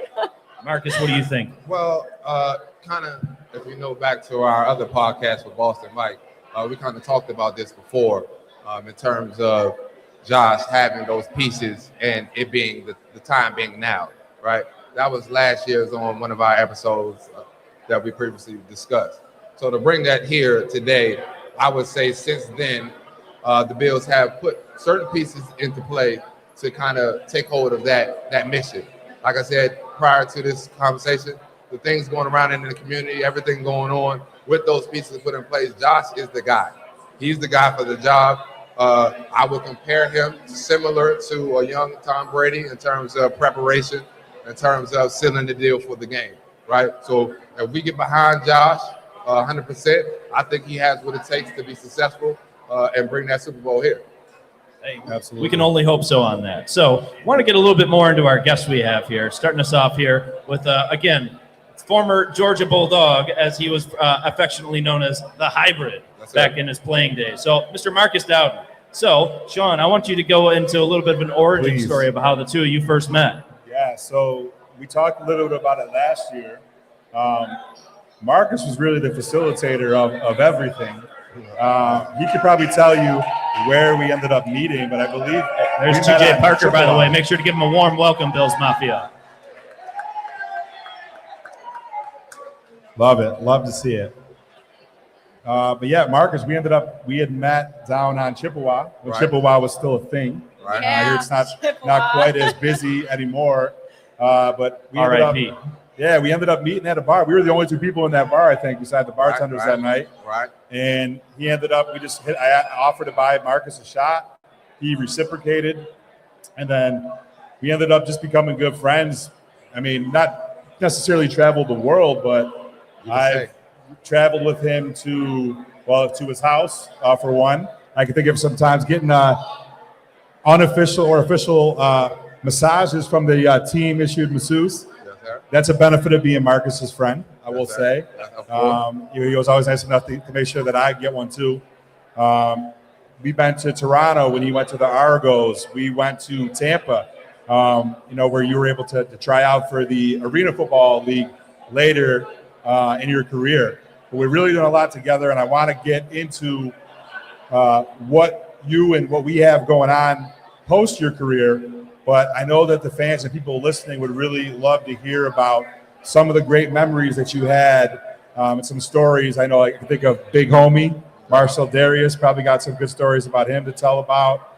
But tell everybody listening what it was like to play for the Bills, how it was different compared to other stops in your career, and what made it special for you, and any other cool stories you want to share, feel free. Well, once again, I'd like to thank the Bills Mafia for always accepting me.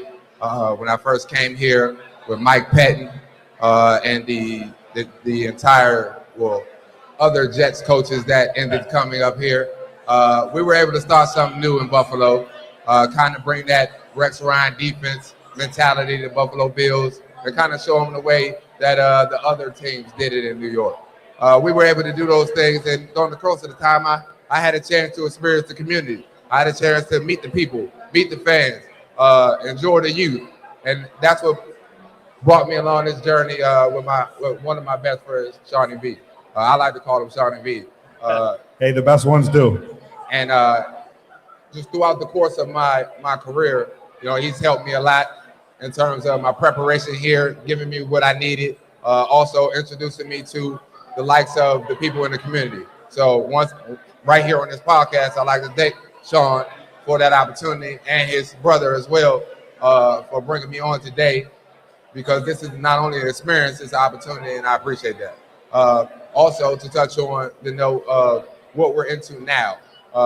Right now, outside of sports, myself and also my business partner, Shawnee V, we're also into, we have an equestrian facility called 3B Eats. It stands for Three Brothers, right? And this is a family situation: equestrian, agriculture, tires, and sports. So it's a multitude of things that involves the community, which we're able to do to kind of trigger those things that we need. Specifically today, I'm here to not only show the Bills Mafia I'm a returning player to give back to the community. I've also set up outside a stand for people to experience the agriculture side of 3B Eats that me and Sean actually partner in outside of the equestrian piece on the 25-acre facility. So we'll have fresh fruits outside. Right after this, fresh watermelons, red, orange, yellow, all seeded for the people, for them to get a chance to experience some fresh farm food, as well as look at some of our information on the website, dtech-services.com.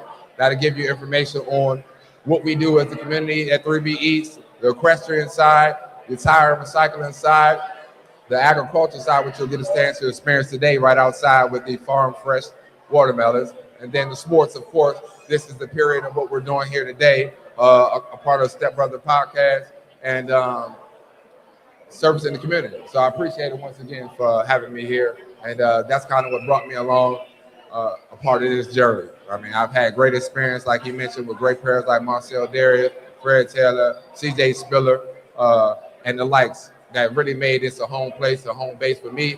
And as you see, the brothers continue to make it a home place for me as well. Yeah, we're glad to have you on always, Marcus. So, Sean, I know you and Abigail had a connection in the last couple of years. I wanted to give you guys an opportunity to hype up her brand here. Absolutely. Got to hype up Abigail's gear.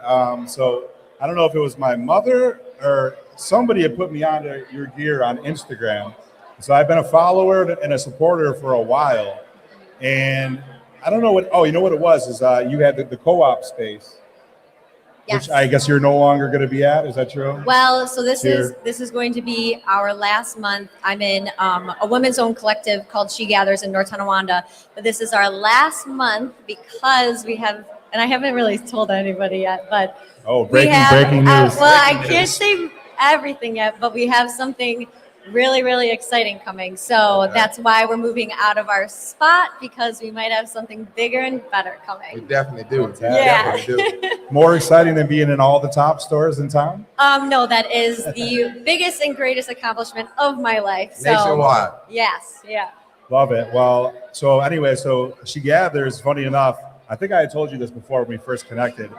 My mother, Sandra, over there, she did some of the flowers, decorations. Yes. Oh my gosh, gorgeous. Yes. Yeah. So she did that. So that's what that really, then I really wanted to be like on your radar and learn about everything you're doing. So we have a couple like business things. We're going to have some meetings hopefully in the next like day or so while we're in town to just help you continue to kind of further push, because I'll be honest, one of the misconceptions that I had about what you were going on is I thought it was all for the women's clothing. Yeah. And I guess that's incorrect. So tell us a little bit about what you're looking to do to expand also into the men's side as well. Yeah. So primarily, yes, we've always been focused as more of women's side of clothing. I started by Abigail Lee back in 2017. It used to be formerly Bleached by Abigail Lee. So everyone usually sees me and goes, "Bleached, hi." And I'm like, yes, I'm still bleached.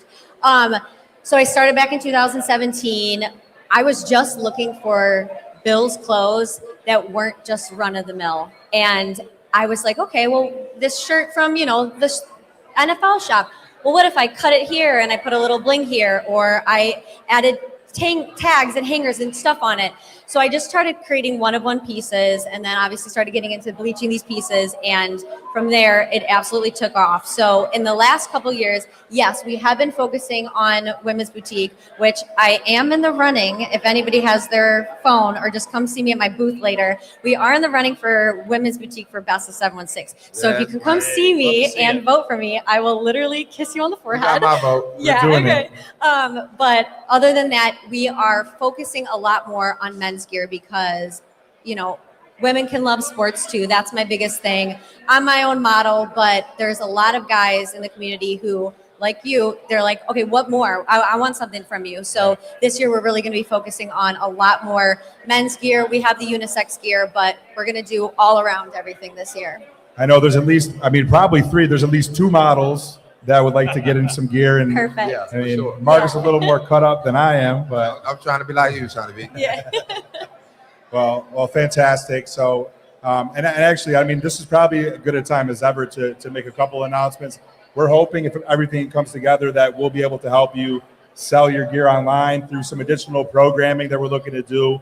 Probably safe to announce now that we're going to be rolling out a sports memorabilia and card show that's projected to be on Wednesday nights on a couple different platforms, and we're going to hope to promote your stuff as well as what Marcus has going on with 3B Eats. Absolutely. So it's all about this community. Everybody in Buffalo and elsewhere, everybody's, even if they've moved on to different markets, we all have common goals and want to support Buffalo, and it's nice that all of us are kind of in that together. That's what it's all about. Absolutely. Now I know, Marcus, I wanted to ask you this. You were going to tell a story potentially about Marcel Darius' Batcave. Are you able to share that? I think it's pretty. It's I'm too sure good you to got not a little share. bit of entertainment value with that one as well. So. Right. Okay, so Marcel, don't get mad at me for telling. I don't know if you still got this spot, but I'm gonna have to tell this story. So Buffalo is a great place, right? Real estate wise. As a player, you kind of get a chance to see Buffalo's real estate in an exclusive level, right? So that's also something at 3B East that we also do in terms of real estate. Well, here in Buffalo, they have, I call it a bat cave. So there's a piece of property downtown in Buffalo. I won't give the specific street, right? But this happens to be where my good friend and teammate where we were playing here, Marcel Darius, defensive tackle here, he specifically had this, I call it the bat cave, where you could pull up somewhere here in Buffalo downtown and the side of the wall opens up, the brick, right? The brick opens up into a bottom warehouse. And this warehouse, you are able to go underneath, and there's an elevator underneath, right? That's probably, what did we say, what kind of elevator it was? Freight elevator. A freight elevator, okay. So it's Big a enough freight to fit a elevator, car, I right? guess. Yeah, so Yeah. one of the players may have this property, or someone in Buffalo may have this property. So excuse me for telling the story. Well, this freight elevator and this parking garage is exclusively to the property, right? So no one can enter or exit without the permission of the owner, right? So Marcel Darius, we would pull up. I felt like Robin because he was Batman, right? And we would pull into downtown Buffalo. The building would open up. We would enter the freight elevator and go up about 3 or 4 floors. And he had the entire top floor decked out to the T of Buffalo gear. I mean, of course, a player's lounge experience. So that was a great experience that I had in Buffalo. That was also a little story I had of a piece of real estate that they had there. I wish I could purchase the real estate now myself. If you don't have that property, give me a hit. I need that. And any of the players who don't have it or has it, we might be able to negotiate. So that's one of the stories. I will say this. I had a lot of fun in like my 20s and like early 30s, but like hanging out with you and the big homie, as we call Marcel, right, amongst the funnest times of my life.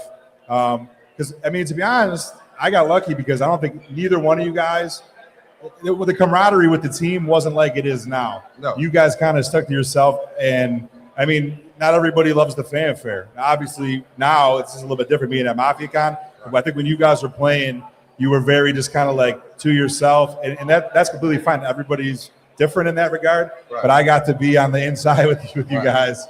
A lot of DDing. Sometimes when I probably shouldn't have been, but we made it out alive, Right. and we had a blast. Right. So it was cool to be like your guys +1 a lot. Right. Well, man, I have 2 brothers. That's what 3B Eats is about. An older brother named Justin Doughton, a younger brother named Shout out to Jamal Justin. Doughton. And like you guys are brothers as well. So like I mentioned, it's a family experience, and being away from my brothers and being here in Buffalo, coming from, like I said, the Jets, it was kind of, a new experience. Definitely, I'm from Washington, D.C., so it was different from where I'm from. So I had to get used to it. But meeting you and the friends that you introduced me to, that you grew up with in high school. The Linwood Lab Boys. Yes, sir. I have that on here. I was gonna Right. bring that up. So having that opportunity was a great experience, and like I said, I couldn't thank you more for it. I couldn't thank your brother for it. Just you brought me in as a family member, and I appreciate that. And you'll always be a good friend with you. We got businesses outside of this, from the horses. We deal with thoroughbred horses. Like I said, we got the agriculture thing going on. So there's a lot of things that we'll be continuing to build. And we're also getting into the NIL space and the sports side of things, myself and the brothers as well. So we have a lot coming in the near future, not only just this podcast, sports podcast with Boston Mike as well. So we have a lot of things going on. And I think for the fans, Buffalo fans this season, get excited about not only Mr. Josh himself, get excited about this podcast, get excited about what we're bringing to the table, because it's going to be a journey. Just stick with us. Hell yeah, Marcus. We appreciate that. So as we're wrapping things up here in the last few moments, so want to give a big thanks to Abigail Lee with her awesome clothing brand. Thank you. And Mr. Marcus Hybrid, Marcus Doughton, the Hybrid, excuse me. But Yes, at the sir. same time, a couple things that we have down the pipeline for us here next week, as a little bit of a training camp hype for us. Mr. Sal Majorana is going to be joining us on our show. As we We're go going into a to little give him bit some more ripping about- about the Yankees. I Yeah, hear. he might have a thing or two to say about them. And maybe not so happy about how the Red Sox are doing either. But still, we're looking forward to having Sal Majorana on of the Rochester Democrat and Chronicle next week.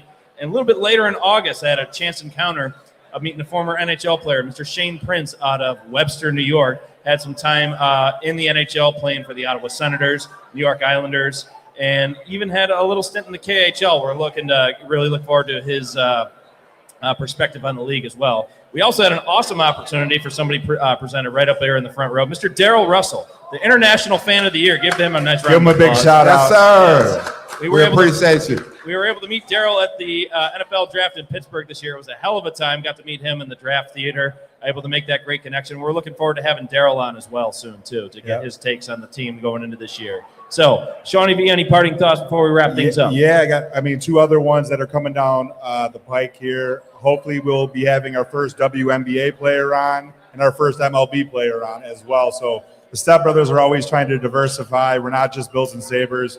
We've had guests of, I mean, really other markets too, and other competing teams. So we're going to continue to kind of bridge the gap, obviously with the coverage here being our primary focus, but also, as Chris likes to say, we try to give an alternate opinion and objective opinion outside of Western New York as well. So I think it's fair and balanced. Hard to keep the bias out of it, but at the same time, so got to get the outside perspective too. So, any a last thing, real quick, from Abigail and Marcus. Any closing thoughts as for MafiaCon or the Bills going into this season? All I gotta say is go Bills. Love it, Marcus. Once again, Bills, it's a pleasure being here. I appreciate you guys for the time. Let's go, Bills. Let's go, Buffalo. That's all, folks. Thanks for tuning in, and let's go Buffalo. Let's go, Buffalo.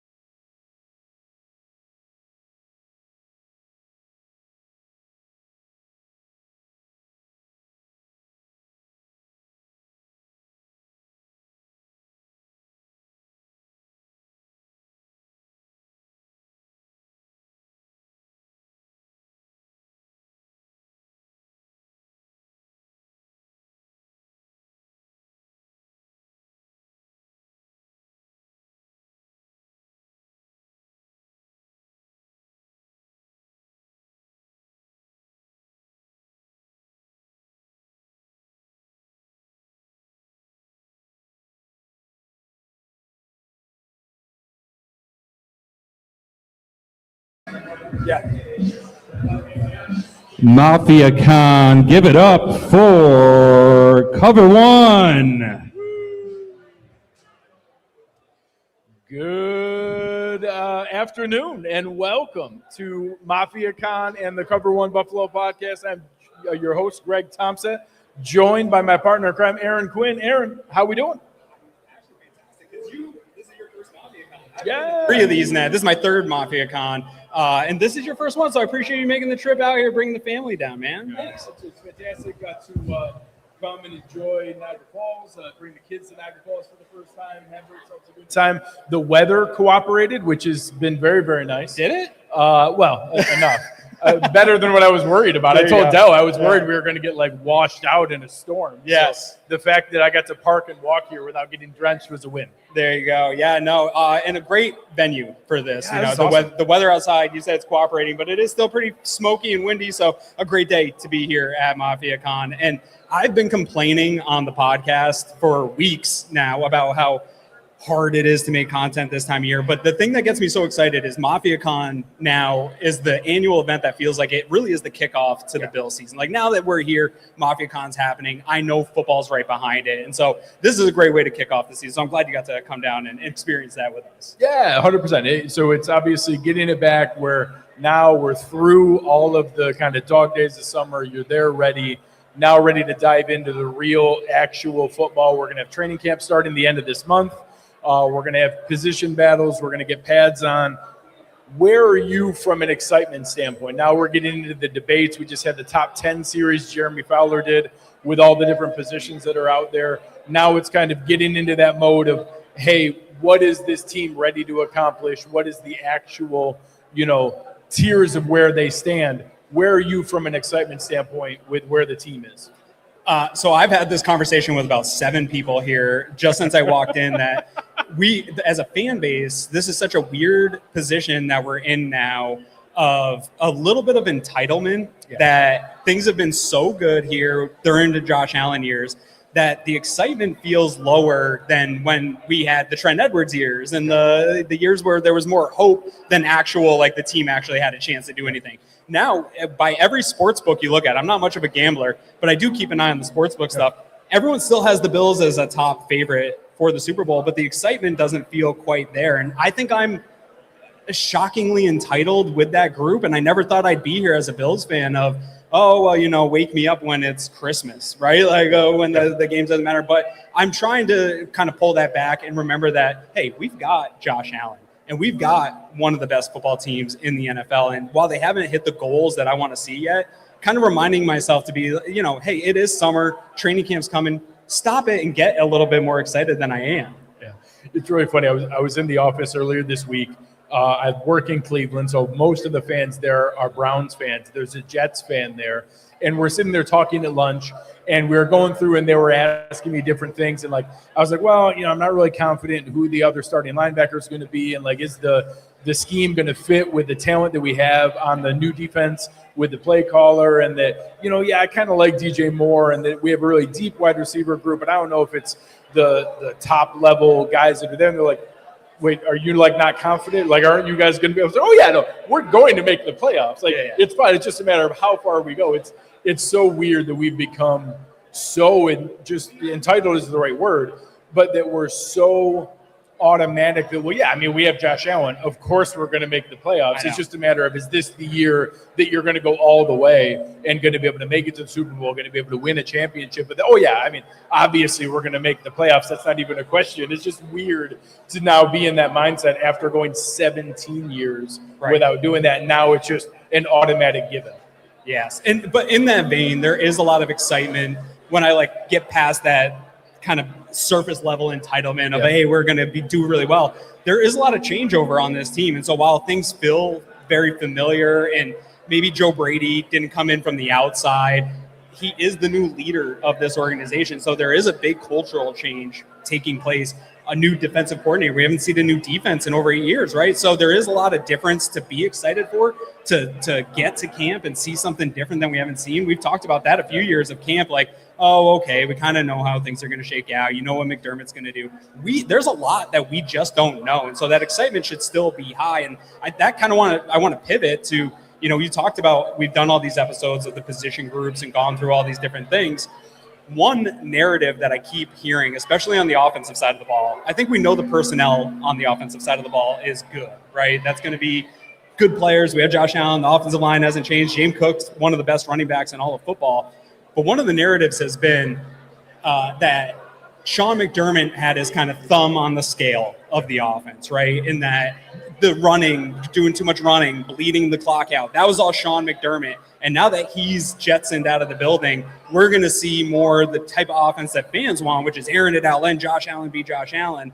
And I kind of want to ask you, do you think that's true, that it was Sean McDermott really pushing the scale, or did we kind of see what Joe Brady's philosophy is the last couple of years? So it's really interesting because the fan in me wants to say, yeah, it was all Sean McDermott making them run the ball. This is going to be wide open, 5 wide, throwing the ball 80% of the time. Just put the ball in Josh Allen's hands and let him decide what's going on with his team. But the objective, like an analyst in me, still has to look at the fact that, hey, James Cook led the NFL in rushing. They're really, really effective when they can control the ball. And that I think there's a balance. I do think there's an element where Sean McDermott did want a bit more ball control. He may have pushed Joe Brady to be more balanced earlier in the game so that, like, hey, let's establish this, let's get it rolling, and then we'll see what the defense is doing. We can play off of that, and then that'll allow us to take deeper shots down the field. So if we're going to hold on to something that all of a sudden, I don't think we're going to switch from I actually think statistically we ran the ball more than we passed the ball last year. I would say I think that might tip slightly the other way. Sure. To where maybe it goes back above 50%. I don't know that we go back to the 57-43 and 60-40 that we had in like 2021 when it was really high flying. I think this run game is too good to not lean on. But what I would like to see is maybe a little bit back the other direction and more strategic aggression earlier in the game, earlier downs, where if you're doing that, it could be 12 personnel with 2 tight ends under center, but take a play action shot on first down in this first quarter. Like go earlier in the game to take more shots where they really do. We became very, very predictable running the ball on first down. And that I don't want to go away from that, but I would like to tilt that back a little bit, take advantage of the fact that that was a strong tendency. Defenses obviously started to lean into it, and that take your play action shots off of that and then let the run game matter when you're trying to milk a lead, when you're trying to salt away a lead late in the game, not necessarily because you're just establishing the run to open the game. Predictable, but still unstoppable, which was fun. It was still really good. It was still really good. Where I'm at on it is kind of 2 things. I agree. Like, I don't think they're going to run the ball more in terms of ratios. I don't think you can really run the ball more in the modern NFL. But I do think when I look at who Joe Brady is and where he comes from, and even Pete Carmichael, right, bringing him in as part of this offense and building the offense, and they talked about reviewing some of the things. These guys come from the Sean Payton tree. And so I think if you look at the splits of Sean Payton versus Brady, Sean Payton's offense had thrown the ball more, but it was still a ball control offense. It wasn't a down the field pass game, right? It's a short, get the ball out fast pass game, but it was still based on predicated, let's control the ball, let's control the offense, we're going to use pace, we're going to beat you with 1,000 cuts. And I still think Joe Brady is cut from that cloth. So maybe we won't see as much run game and leaning on the run game that we saw the last couple of years, but I don't think that that's necessarily an indictment that it was Sean McDermott weighing down the offense. I still think very much Joe Brady wanted to have a ball control offense, a physical offense. I think Aaron Cromer, probably even more than Sean McDermott, had an influence in the run game and getting the run game going. He had some say in that room. And so I think a lot of the blame of the offense went there.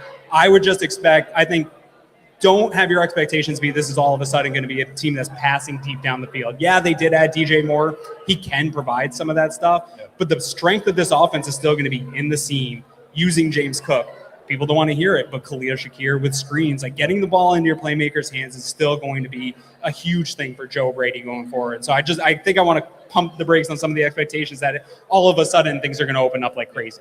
So you brought up a key word that I think almost became weirdly like a cuss word to Bills fans, and it's the word screen, because the screen only meant, a hot read dump off to a wide receiver, and it became so predictable and happened so often. One of the things I'm really excited, you mentioned Sean Payton, but one of the people that came with from that offense is Pete Carmichael. Right. And that everywhere Carmichael has gone, whether it was in New Orleans, whether it was in Denver, they had a very effective running back screen game. And being able to manage that, to be able to have the running back screen game, because if we look back 5 years from now, we were together in Las Vegas. We were standing on the stage when James Cook's name was called for that draft pick. And I know we were all kind of lukewarm on like, hey, what's it going to be? How's it going to be used? But my best case scenario was, he's going to be the 1B and going to be the passing game option or the swing pass screen game guy, getting in the ball out of the backfield to an every down, workhorse back. I never thought he was going to be capable of the workload that he was able to show last year. What I'm excited about this year is, hey, can we now lean back into what I thought was his best skill set, which is him out in space, being able to make moves because you got him the ball in the screen game or in the passing game. I'd love to maybe almost decrease his his carries, give a little bit of that to Ray Davis, and have just as many touches because we ramp up his usage in the passing game. Yeah, I'm interested to see if they do bring that running back screen game. I know fans have definitely wanted more of that. You see Andy Reid has had a lot of success with that, right? Some really successful offenses deploy that. Obviously, the Bills' defense wasn't able to stop a screen at all. And so, but I think it's going to come down to, do they think that offensive line, which I do think the offensive line has the personnel and the athleticism to run those types of concepts, but do they? Because they haven't yet under Joe Brady, which I would think that would have translated over from his time with Sean Payton in the New Orleans offense, because it has been a big part of Pete Carmichael in those offenses. And so I'll be interested to see how much that influence of Carmichael now being in the building along with Joe Brady and gives that new sort of life to the passing game. Yeah. Now, I want to flip it over now to the other side of the ball, because I don't think that it's so much. We are all really excited about Jim Leonard and what his ability is going to do in terms of at least a different approach on that side of the ball, right? We're definitely going to get something that we haven't seen. So this conversation on the offense, is it going to be different or not? Maybe we don't know. We definitely know on defense it's going to be different. But I've been concerned this whole time as we've been running through these position groups is I don't think Jim Leonard has the pieces to run the Jim Leonard defense, right? So this is going to be, he's going to have to kind of cook up, like on Eric Wood's podcast, Bradley Chubb talking about he's kind of a mad scientist. He's going to have to be a little bit of a mad scientist with the pieces. We've gone through every position group on this defense, and every single episode has ended with us looking through the free agency list of like, hey, okay, it might be good enough, right? It might be adequate. The floor is okay at all these position groups, but there is room for improvement. There's a little bit of money. I don't know if you can get into what is available for money. What do you think can actually happen? And do you think the Bills will actually make any moves here over the next couple of weeks to get somebody into camp? Yeah, so I think one of the reasons that I think there's some optimism that there's another move or so coming is the fact that they did carve out a little bit of money. There's a little more than $10 million in cap space that they haven't used, that I expected there to be some of that to be used up. There's obviously still other levers to pull. There's other things that they can do to be able to create cap space. So if a real opportunity presented itself, they would be okay. They'd be able to make, in addition. Real quick, out of that, say $10 million, how much do you think Brandon Beane wants to keep in a kind of fund for this season, right? Because there's some operating costs throughout the year. Oh yeah, actually probably more than fans realize. There's a decent amount every time you make a practice squad call up. It's a little bit of money. Every time you transition someone over to injured reserve and have to add a replacement onto the 53-man roster, every time you make those adjustments, it takes a little bit of money. And some of them might only be $100,000 here, $200,000 there, sometimes even like $45,000 or But a lot of those moves occur. And in years where we've gotten hit by a big rash of injuries, and all of a sudden it's not that hard to have 20 of those happen. Because if, again, each week you can have 2 or 3 call-ups. You can have different things. So over 17 games, that can add up, and it's not uncommon to have 30, 35 different moves. So I would say with that, conservatively, you want to have $5 or $6 million set aside for that. Okay. And then with what's left here, most of the guys you're looking to add are not going to be bigger money ones, or at minimum, it's going to be a lower guarantee with incentives they can hit. Yeah. And if they hit the incentives, you worry about that next year. You probably won a Super Bowl. Yes. Or got close. You had a great year. They hit the incentives. So, whether that's a Shaq Thompson or a Bobby Okereke, or having someone at linebacker that would make sense, or bringing in, whether it's bringing Trey White back, bringing someone back to be able to help from a secondary standpoint. I think safety is one where they're actually pretty good. Yeah. Or the one that would cost some money is maybe if they splurge in that mercenary edge rusher role, where you bring those guys in and they cost a little bit more, where maybe all $4 million might go to one guy. But a lot of the linebackers, you're probably talking $2.5 million with incentives up to $5 million, something like that. I'm going to assume it's everybody here is going to want to put something in the front 7. Right? If you had the opportunity, you only can get one guy. We're going to look into the front 7. Do you think that it goes to linebacker or that defensive line? And what's kind of the philosophy behind? Because I think the defensive line is more philosophically important, but the depth of the linebacking room is less. Yeah. So already being in a position where, now I don't know if it's smart that we're betting on the health of Bradley Chubb and Michael Hoyt and Gregory Rousseau and the draft development of TJ Parker and the third-year progression of a Javon Solomon. Yeah. But that's already a lot of names in that group. Right. And that I would be surprised. I would be surprised if the Venn diagrams of the available guys and the perception of the available snaps are going to line up going into camp. I almost think an edge rusher would have to be because it was an injury. Whereas if you're Bobby Okereke and your agent's looking around saying, hey, we want money, but all right, nobody's offering big money, so everything we have is $2.5 million plus an incentive. So now you filtered that out. We'd like to go to a winning team, but that's depending on what the opportunities are. So we want to play. We want to get on the field. Okay, so out of the teams that are decent, who has the biggest question mark as starting linebacker? I would be hard-pressed to assume that Dorian Williams versus Caleb Elarm-Zor is that high compared to the other starting linebacker opposite Roquan Smith in Baltimore, or in Kansas City, or in Cincinnati, or in Seattle, or in LA, or all of the other perceived contenders. I would be surprised if there's a more likely opening to come in. So I think our chance of recruiting or enticing a bigger name free agent is going to be easier at linebacker. Whether that's what Brandon Beane thinks or not, I don't know.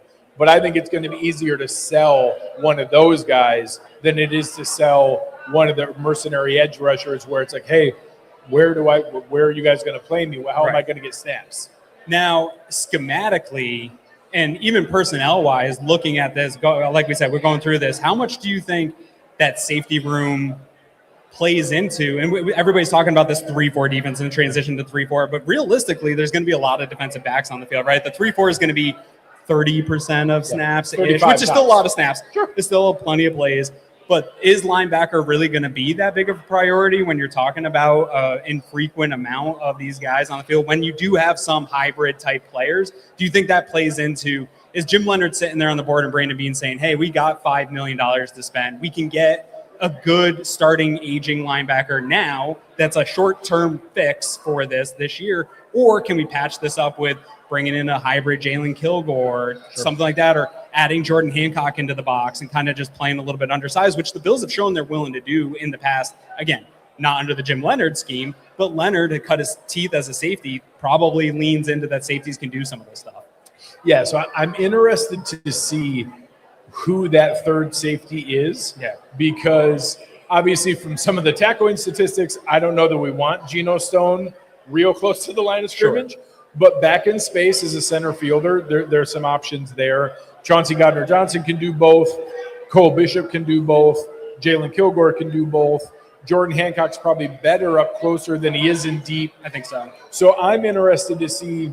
I think the 35% with the odd man front, and that is going to lean in more on the third defensive lineman being on the field. But the interesting part is, do we move away from, for the last 8 years, our two linebackers played 100% of snaps. Yeah. There was no scenario where you only had one linebacker on the field. I don't think we're going to drop down a lot, but I wouldn't mind seeing 85%, maybe Terrell Bernard, maybe the number one linebacker is 100% of snaps. Sure. But maybe the other If he can stay linebacker, healthy.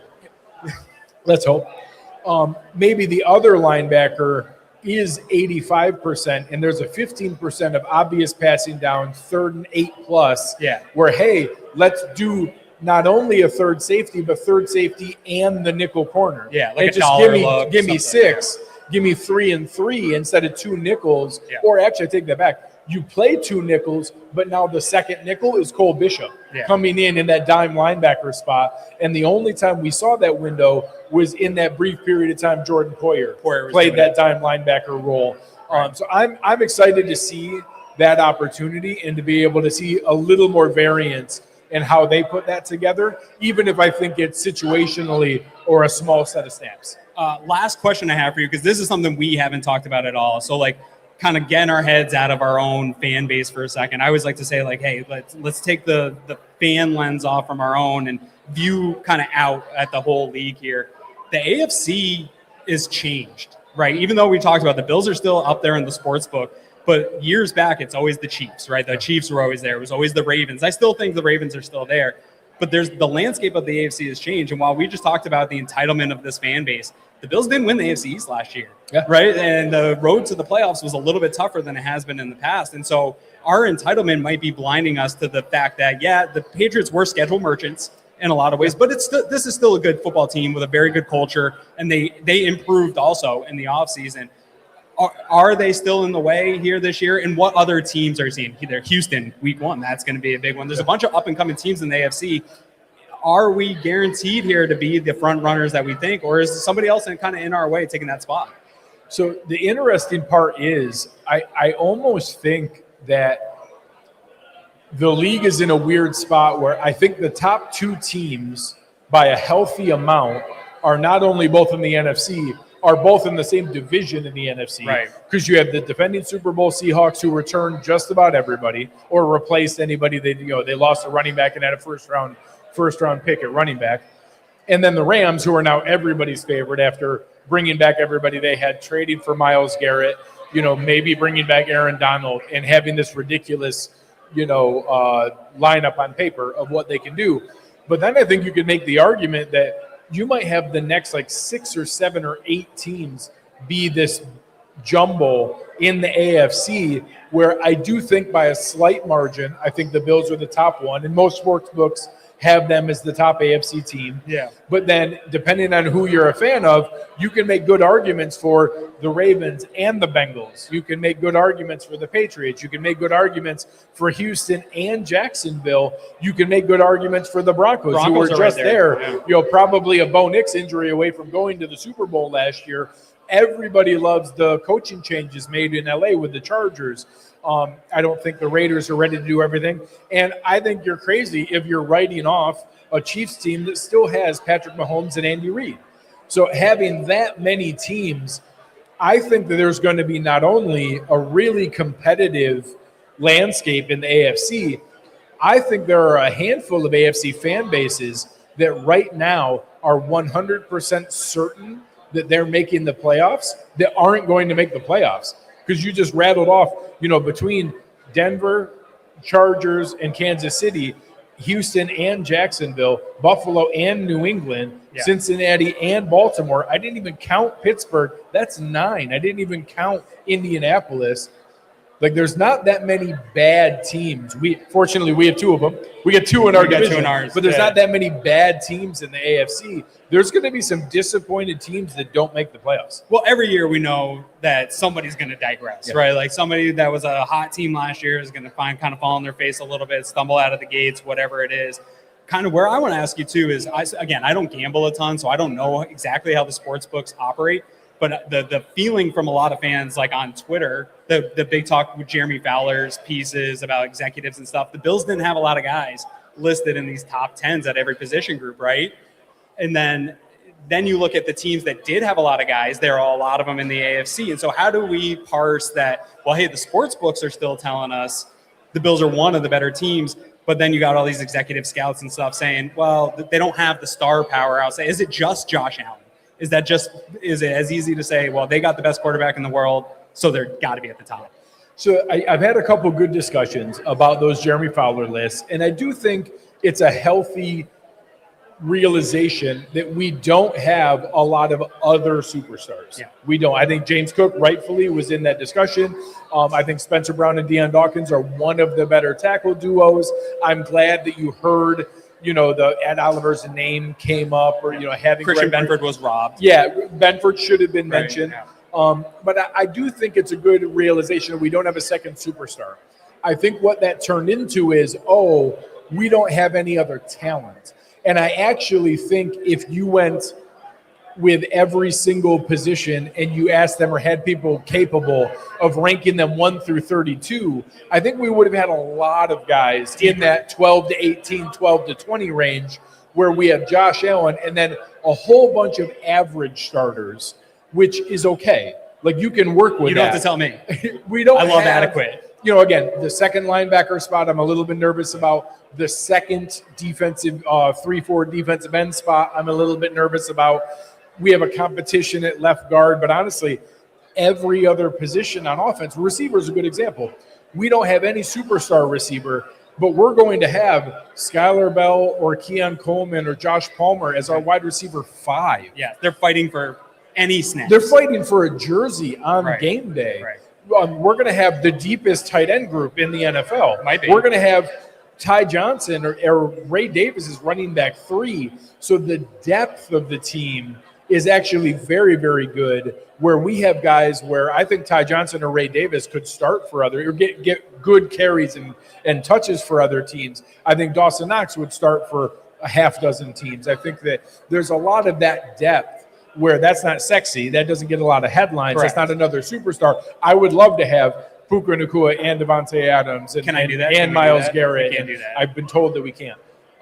So I think it brought down the idea that, hey, it's a bad roster, when in Right. reality, I would love another superstar, but it's actually a very deep roster. It's a very good roster with the best quarterback in the world, right? With So- the best quarterback in the NFL, it makes everything okay. everything better. So anyways, we're about to wrap up here. Anything else you got for the people here? No, this is fantastic. A huge shout out and a huge thank you to Del Reed. I know that Del is a huge voice behind what this has become. And we all talk all the time. Del is the best of us.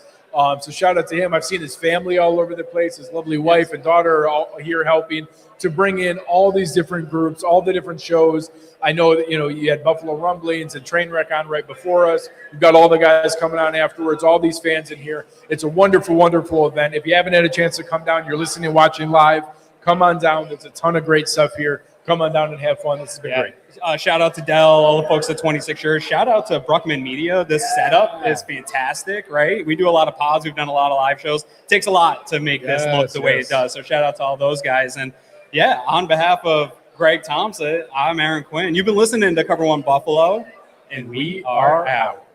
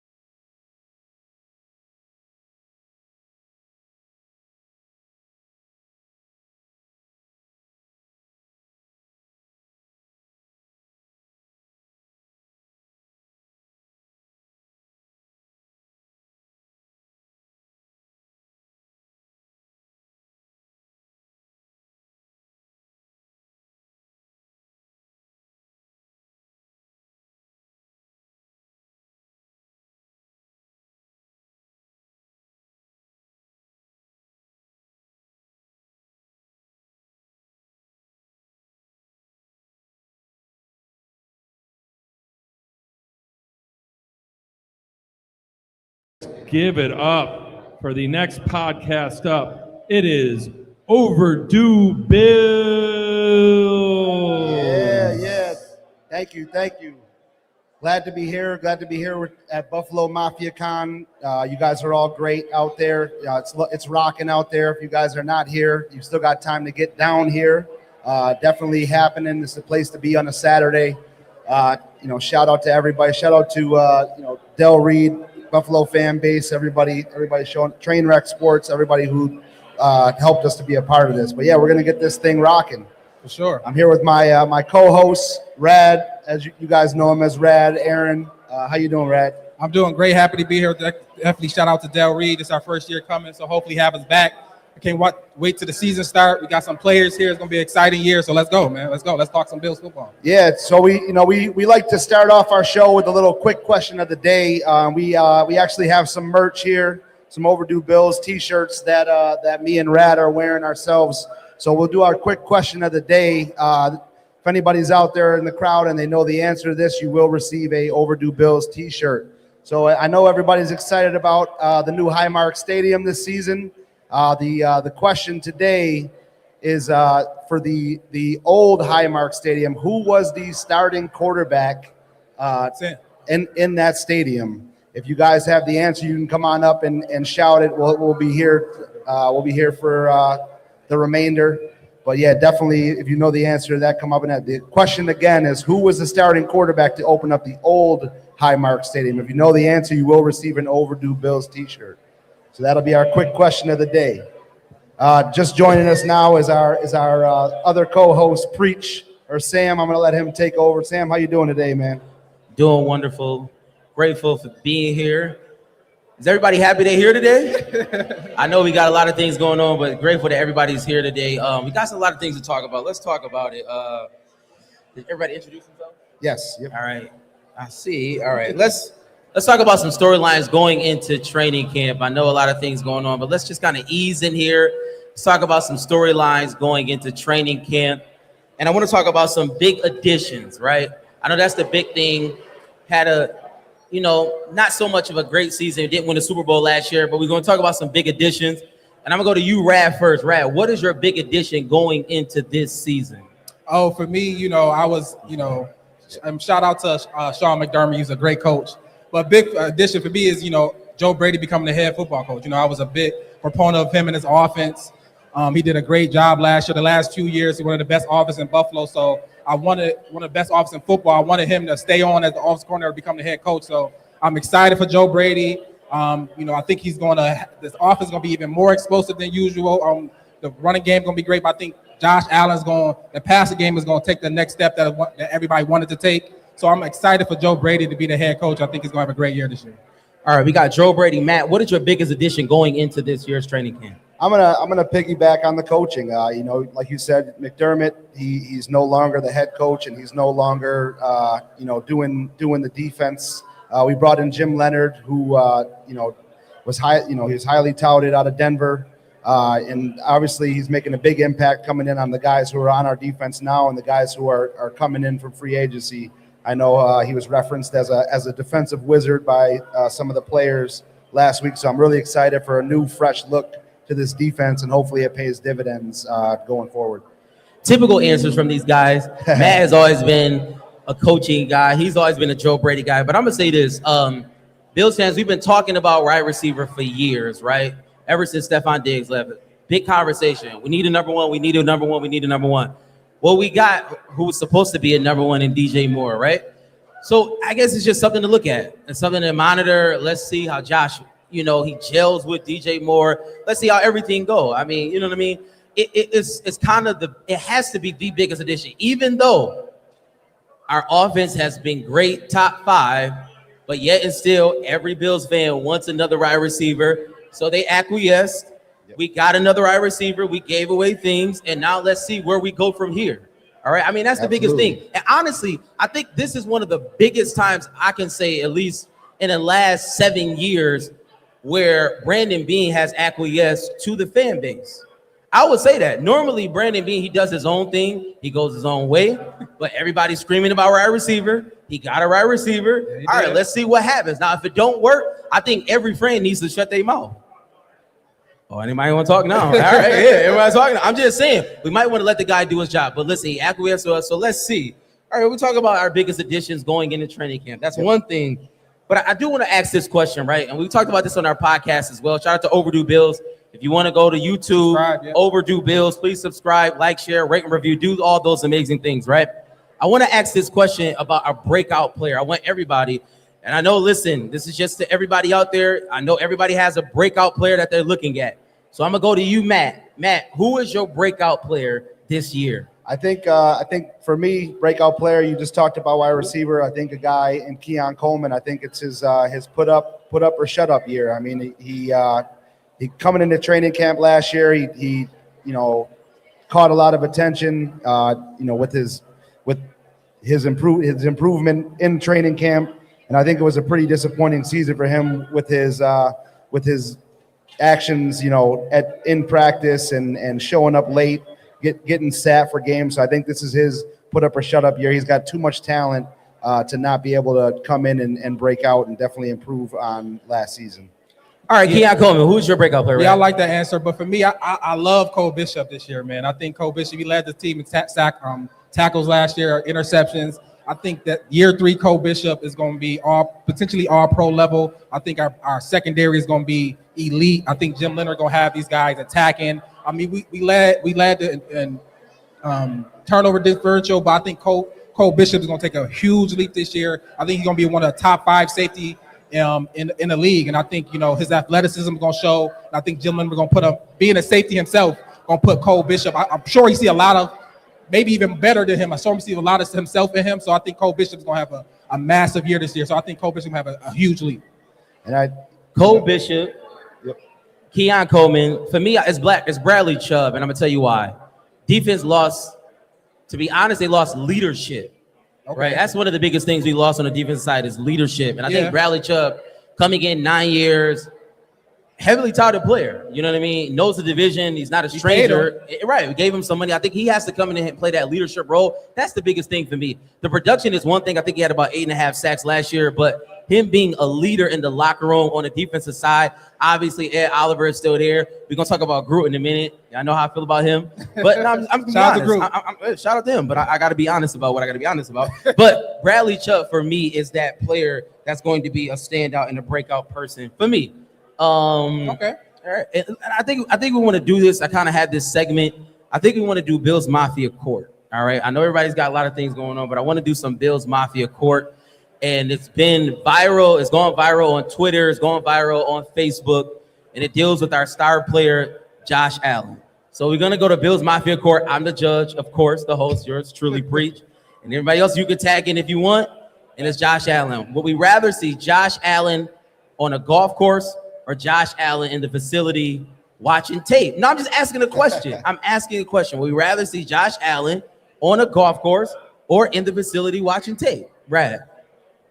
I mean, you could do both, right? We golfers, we all here golfers, so we all understand, how the green can give. It's something that we all love. We can do. So Josh Allen, I think he's the MVP. I think he's earned some time on the green. I'll leave it like that. He earned some time on the green. Shout out to Josh.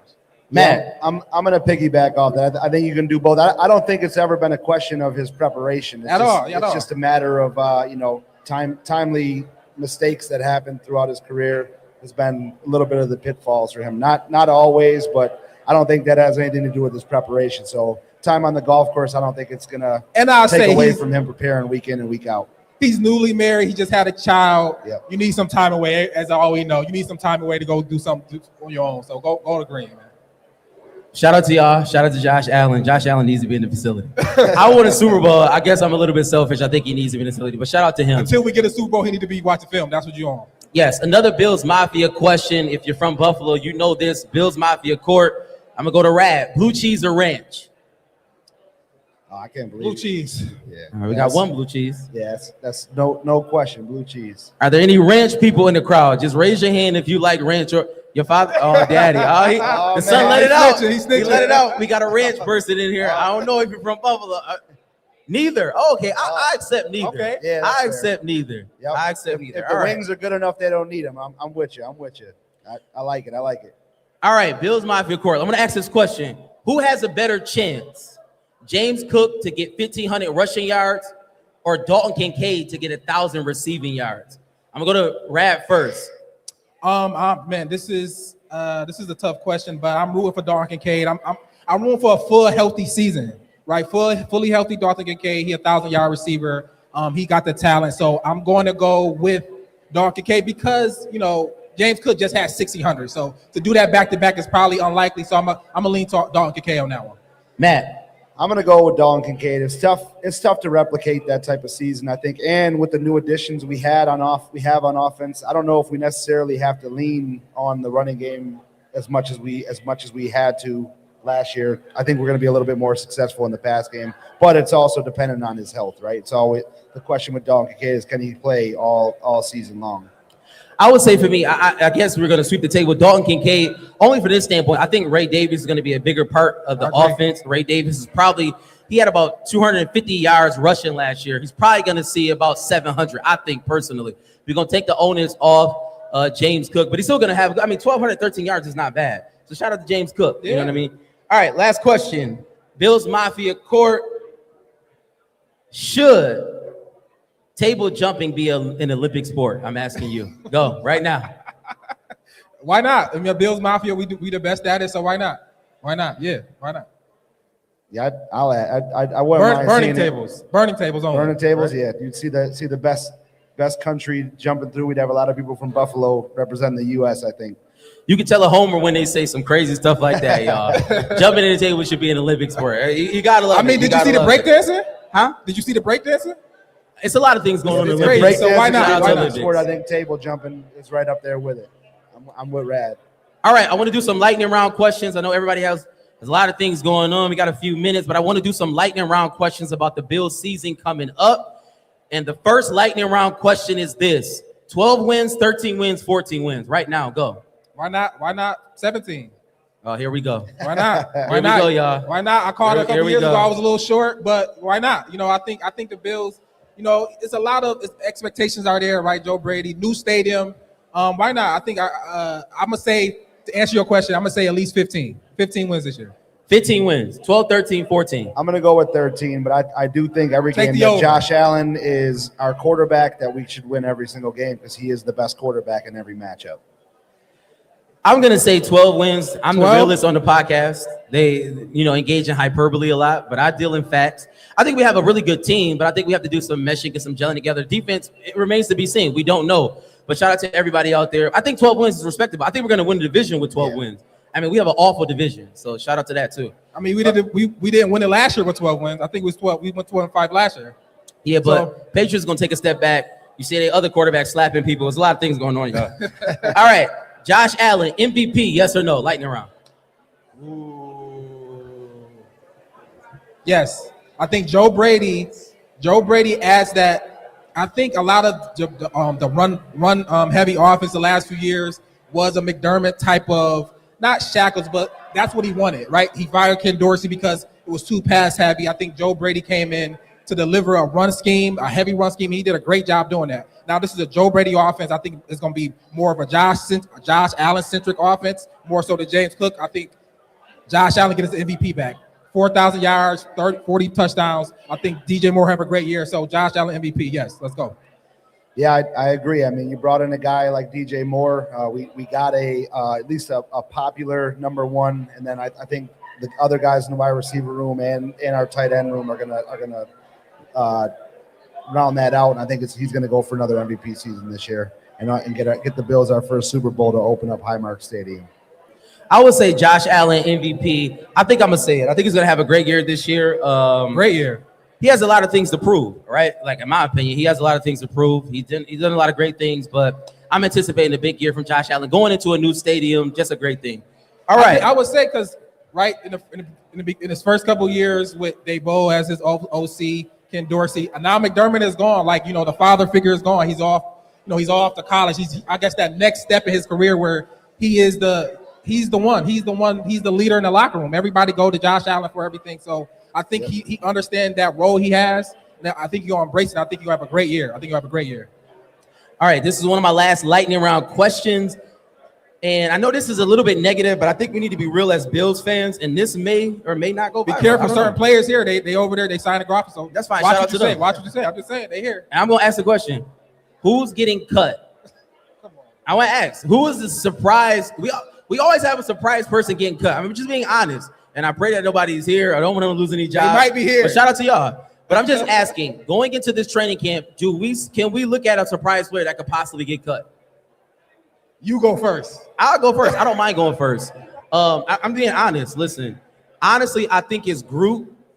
Yeah. I'm gonna be honest. I think it's Groot. I think he's had lackluster play. Sam just lost the room. I'm just being honest. He's had lackluster play going into these next years, and he has a lot to prove. We just signed Bradley Chubb.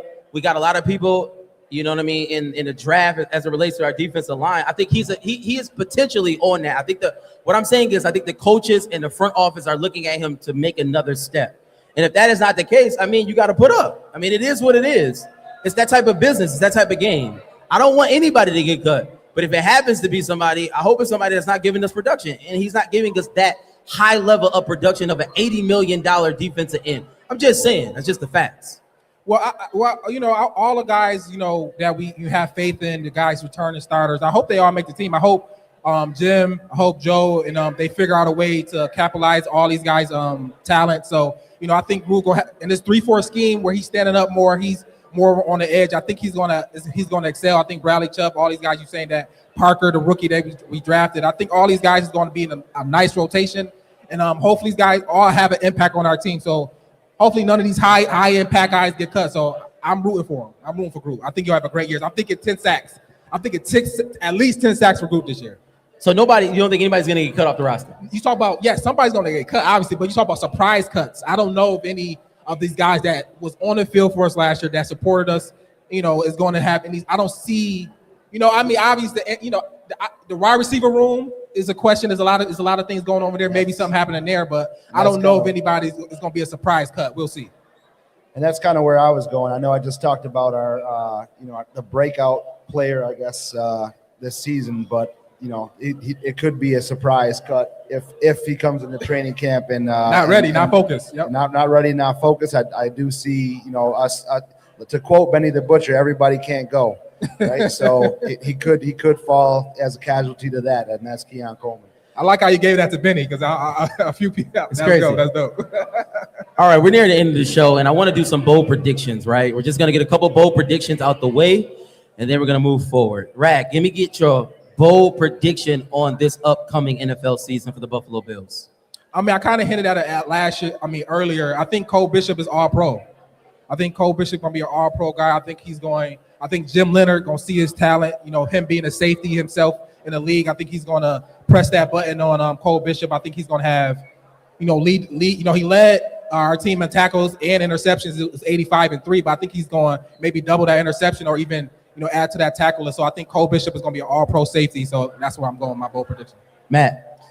Yeah, I think DJ Moore is going to have his best season as an NFL player. I don't know if it's quite a bold prediction, but I do think he has the ability and he has a dynamic to come in and have a special season. And he's in his prime and it's time to go. I would say for me, I think DJ Moore is going to get 90 catches this year. I think he's going to have a big year. Josh Allen's going to do gel well with him. They ain't bold enough for me, Preach. Huh? I ain't bold enough for me. That's not bold. You think? I need a little more. I need a little more. 90 catches, all right, a little more. Last time I gave Offensive Player of the Year. The last time I gave my bold take, we almost got our podcast taken. So I'm not going to give it. I'm not going to go that far. But shout out to everybody out here. Definitely appreciate you. Do you have anything to say, Matt? No, I just still out there. We did our quick question of the day. The question was, who was the Bills starting quarterback in the old Highmark Stadium? If anybody has that answer, they will get a Overdue Bills t-shirt that we have. So if anybody has that before we get off, your t-shirt is coming to you. What's the question again? So maybe they didn't hear it for the people in the back. What's the question again? Free t-shirt. The question again is, who was the starting quarterback to open the old Highmark Stadium? All right, so let me ask this question. We got 5 minutes left. So I want to know, Is the Bills winning the Super Bowl this year, Rad? Yes, yes. I think Sean McDermott got us. If you want to go biblical, he's our Moses. He got us to the promised land. We got to the new stadium. We're in our Joshua season. I think Joe Brady is going to lead us there. I think the offense is going to be great. I think Jim Leonard going to have us rolling. So this new stadium, this new energy, everything around this city and Buffalo is going to be great. So I think we get it done this year. I think Josh lead us there. I think we win the Super Bowl. At the very least, we get there. We get to the Super Bowl this year. Yeah, I mean, every year that Josh is our quarterback, I think we are going to win the Super Bowl, and that's always been my stance. It's going to be my stance going forward. So yes.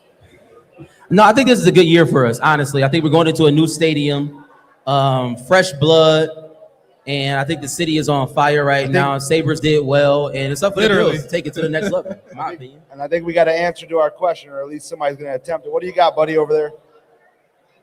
No, that is not the answer. That's all right. You still got some time. Good try. You can Google it. You can cheat. It's all good. We got time. We got a couple minutes left. Absolutely. And let me say this as we're getting off, the Overdue Bills podcast. You can find us on Facebook, Instagram, Twitter, all those amazing things. I want you to like, share, rate, and review. Go there and subscribe to us. We're on our road to 500 subscribers on our YouTube page, Overdue Bills. My guy, Matt, Rad, Sam, they call me Preach. Got Mike, he's in Michigan. He kind of moved on us. Another guy, he's in Atlanta, but they're still, Overdue Bills family, and we love them. And we definitely appreciate Buffalo fan base and this Bills MafiaCon. I mean, this is just an amazing opportunity. Shout out to Del Reed for having us, man. Thank you. Absolutely. We thank all of you out there, even I know it's a lot going on, but a lot of you have tuned in, you watch. And again, Overdue Bills podcast. Go follow us right now. Overdue Bills podcast. Got some great content out there. Listen, we got merch. Come talk to us. We're going to be out here. We appreciate y'all. And those of you listening, watching on the live stream, definitely you still have a couple hours to get down here. Take advantage of this awesome event. We got some player signings. Some guys just went back there. There's all kinds of activities and full Bills Mafia action down here at Seneca 1. So definitely get down here. All right, thank you. You know how we gotta end our show with it with the ending. Hey,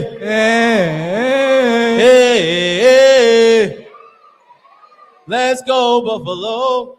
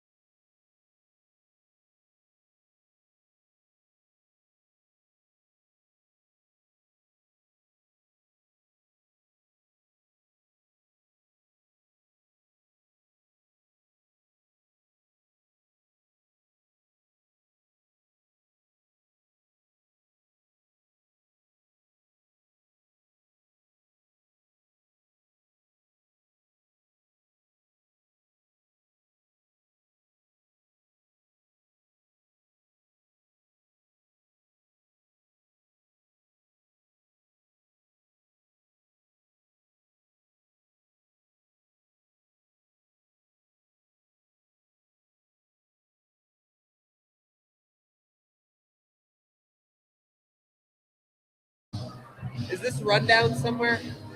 It's in our texts. Oh, good. Oh, we get our full song? Let's go. Hell yeah, Don.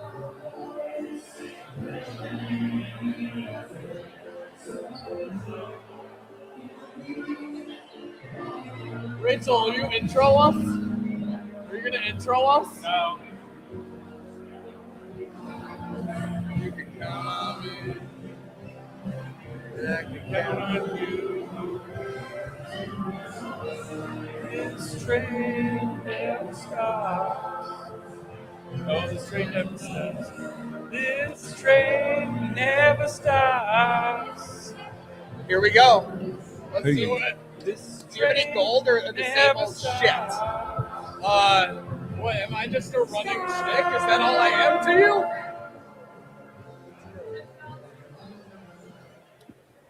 MafiaCon 2026.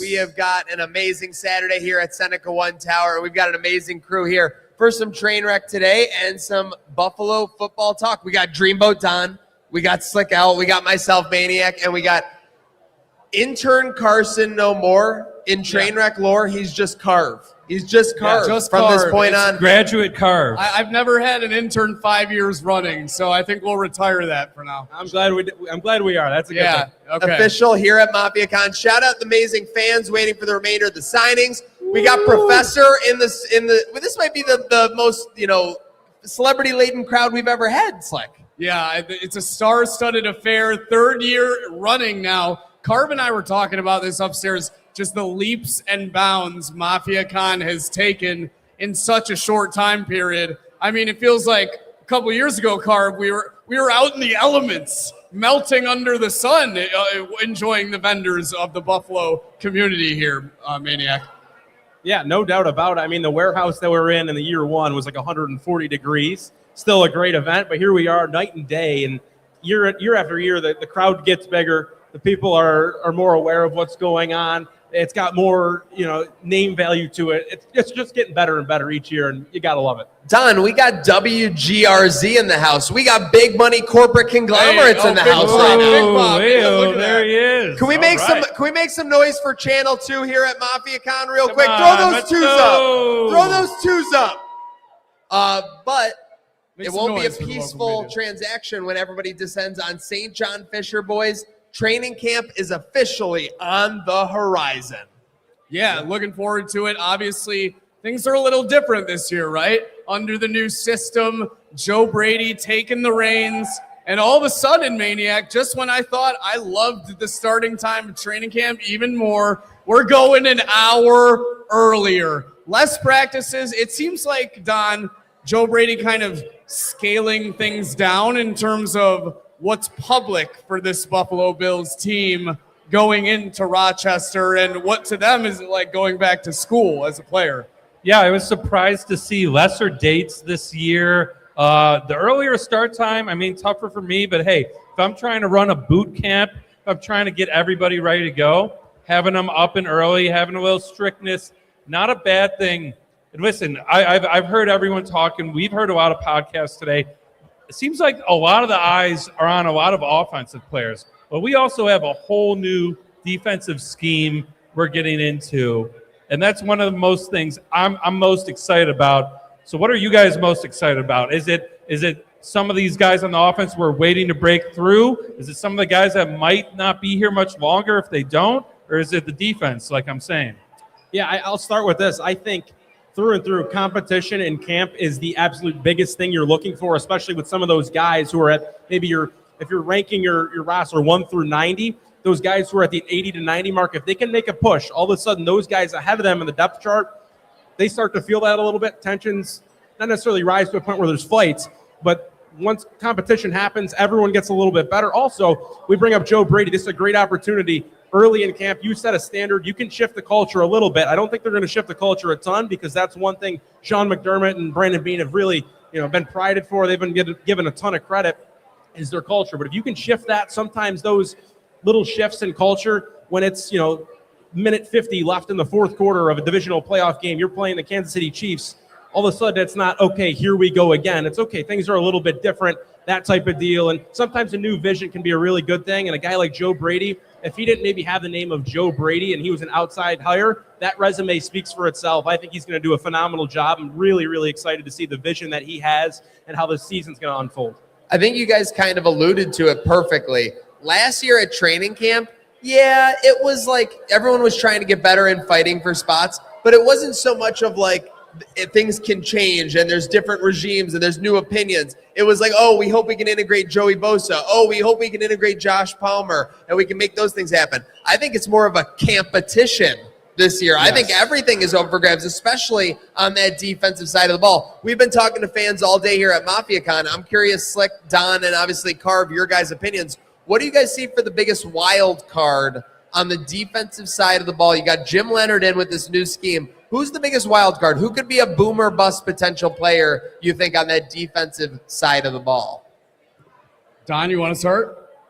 Yeah, I mean, I'm looking at, obviously, Cole Bishop. He started rough last year. Poyer comes back, kind of mentors him a little bit, and his whole season turns around. So I'm looking for him to build on that even more. In McDermott's defense, it kind of centered on strong linebackers that can drop back into coverage and help out the safeties and corners. I'm kind of interested to see what this scheme's going to look like differently and if there's going to be more pressure on guys like that. He's coming in second year. Like you said, it was a competition this year. Last year, it was just like showing off how high the vibes are, right? It just felt like every day at camp, high vibes. Look, we're having fun. Look. Culture. Keon made a diving catch. Yeah, Joey Bosa, 30-sack season coming in. I'm looking at Bishop, though. I really liked how he improved under Poyer's mentorship. I'm looking for him to mentor some of the young guys and become a leader in this defense. Yeah, I apologize for not really addressing the last question as well as just heating up some popcorn, as Maniac would say.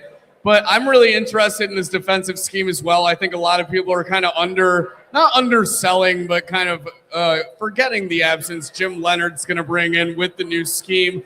Totally different mold of guys and guys that you want to have on the line, I think you alluded to. And Carv, you and I were talking too, there is a bit of a battle in all positions amongst that line. I mean, you got your studs like your Greg Rousseaus and whatnot, but I'm more interested in the Deion Walkers, the TJ Sanders, and even a guy that we just met, Carb, a TJ Parker, who ultimately is going to come in and hopefully make a big impact.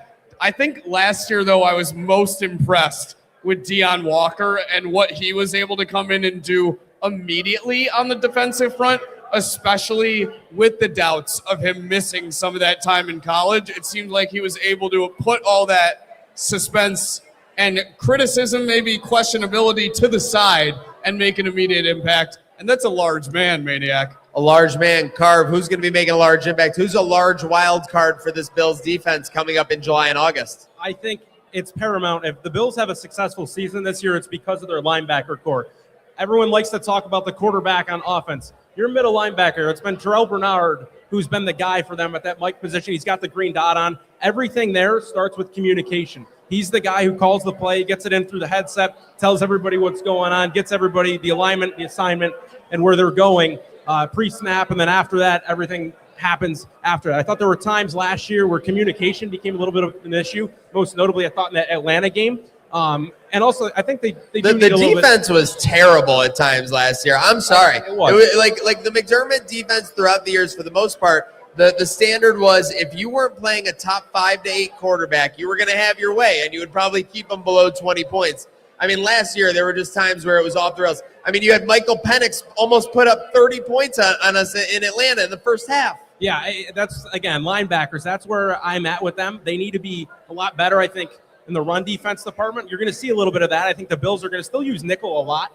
But with that said, when you're a 3-4, it allows you to have positionless players. You can be a little bit more flexible.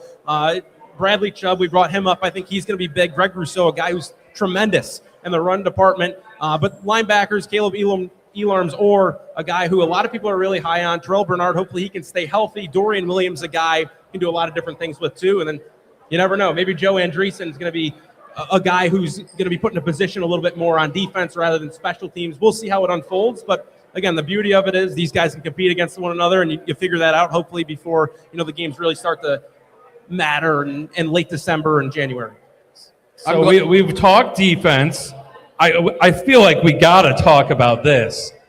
Stevie Johnson, says the Bills have the second best wide receiver room I love Stevie. in the league. Folks, how do we feel about that? Is Stevie off his Second best rocker? receiver room? Is Stevie off his Top rocker? Is three he wide trying to receiver room, the Buffalo Bills. This man's giving a thumbs down. He has a legend on his shirt and a thumbs down. And then I have a legend giving a thumbs up over there. I think fans are all over the place about this one. There's multiple schools of thought. Let me give you the one that says absolutely not, and Stevie Johnson, you're a crazy person. Joshua Palmer was hurt all last year. Keon Coleman has not been dependable. And besides Khalil Shakir going short, he can't do much else. Now, what the optimist is saying is Khalil Shakir can make plays downfield and he can become a 1,000-yard receiver. Joshua Palmer can catch 40 to 60 balls and be a 600 to 800-yard guy. And DJ Moore can take this offense back to the top level that I know that people are going to love to hear this name. Stephon Diggs had it at when he was a member of this offense, Carr. Yeah, he did. I don't think they're a top 3 wide receiver group in the NFL. I don't think that's true at all. With that said, though, I don't think they need that to be the case. They had one of the best rushing attacks in the NFL. There's a reason Joe Brady likes to run the football at 50, 52% of the time because it works. And they've been able to cut down turnovers a ton through that process. They've gotten the closest to their end goal in the Super Bowl in that process and in that mentality. You look at a guy like Pete Carmichael as well, and he spent a ton of time under Sean Payton. I'm excited to see what he can do with this offense. I think Joe Brady's probably going to be the guy that does call the plays at the end of the day. We'll kind of see how that transpires, but I don't think they need their wide receiver room to be that elite core that maybe it once was. But again, Shakir's a guy who's savvy. He's going to catch any ball that's in a radius of him. Skylar Bell, the potential is extremely high with him. Josh Palmer, another guy who I think is going to bounce back this season. And you never know what you can get from the other guys. Keon Coleman, DJ Moore is obviously your big get. So a lot of things to be optimistic about, and pair that with a good run game, you could have a really sharp offense. Speaking of Skylar Bell, Card, he was at TSC Buffalo earlier this week, and he is a TSC exclusive athlete. Head to the TSC Buffalo store in Orchard Park to get your exclusive Skylar Bell signed memorabilia, as well as all of these amazing rookies that are joining us here at MafiaCon today. And yeah, I think the ultimate thing that comes down to with the Stevie Styles is he's just ultimately a very confident man. I think he projected as 600 yards for Keon Coleman. So take what you will with that, maybe a grain of salt. If you saw the hype videos he released with him. That might be him betting on his own camp a little bit. Oh, he might try to be rising the stock of his own camp a little bit. Insider betting. If you think Stevie wasn't in that room in 2011 with Naaman Roosevelt and Daniel Jones and being like, we're a top 5 unit in this league, you're kidding yourself. He's a great optimist. I will say, I don't know about the wide receiver room. I'll put our passing game in the top 3. If I'm counting our running backs and I'm counting our tight ends, I'll put us in the top 3 for sure. I hate to say it. A lot of people look at our passing game, and the top weapon they're looking at is Dalton Kincaid. It's not even at the receiver. Why do you hate to say that? It's just unconventional when you should have a 4. I mean, look at what Travis Kelce did for the Chiefs. I agree. So I agree. You need a big piece in that middle of the field. So let's keep the camp talk going. We're just about to get to some hot or not prevented by our friend at Celino Plumbing, HVAC, and Electric. But real quick, let's count out Joshua Patrick Allen for this potential one. If you had to room with another Buffalo Bill teammate at camp, who would you pick? No Josh Allen. I'll go first. Yeah, go ahead. Reed Ferguson, salt of the earth, family man. He's going to be responsible. I think that he likes the air conditioning at a cool 67 degrees. Reed Ferguson is my pick there. Am I trying to have fun, or am I trying to lock in for camp? You're at training camp for the Buffalo Bills. You answer that. I think a little mix of both. Okay. Actually, no. I'm going to go with my guy, Ty Johnson, and that's a complete wild card for the dormitory because I don't know what he's going to pull out of that bag. And it might be a scene. And all I know is, too, he's definitely one of the guys that last year I think had a scooter that he was able to move around campus pretty handily. So That was awesome. I wanted to ride one of those as soon as I got on the campus and saw that going on, Don. Yep. So real quick, folks, if you have a Hoyt or Palmer signing ticket, make sure you are getting in line now. Hoyt and Palmer are coming up at the TSC signing. I was surprised we didn't get a weather warning. Hurricane Hoyt coming through? Come Hurricane on now. Hoyt, and yeah, it's going to be pouring Palmer as well. So, hey, but I hate to be a broken record. Oh, if we're no. talking about who I'm sharing a room with, I think you guys know who it is. Oh, no. There he is. Jackson Hawes. Jackson Hawes. I mean, this guy, he just seems like he'd be a great guy to hang around with, crush 20 beers with, and just get on the field ready to go the next day. I mean, he's a guy, if I go to the bar after, when we have a day off and trouble finds my way, I know he's got my back. He says all he wants to do is punch people in the mouth, and that's why he plays football. That's my kind of player. That's my kind of guy to hang out with. I want a room with Jackson Hawes. I bet it's tough for some of these guys going back to the dorms. The last time they were in the dorms, they were probably crushing beers. This is all business. Yes. You can't be partying it up in the I feel like Jackson Hawes and whoever his roommate, they're giving each other haircuts. They don't see a stylist. He just has that Midwest, Ohio. Just get a pair of scissors, cut straight across, and I love it. I love it. Bowl cut from Jackson Hawes for sure. With that said, who's hot and who's not brought to you by our friends at Salino Plumbing, HVAC, and Electric. If you have anything going on in your home, folks, call our friends at 68-FLUSH. Let's take about 68 seconds each. Break it down for me who you have as hot and who you have as not heading into training camp. I can also start this one. Kick it off. Number one, Kick it hot, off.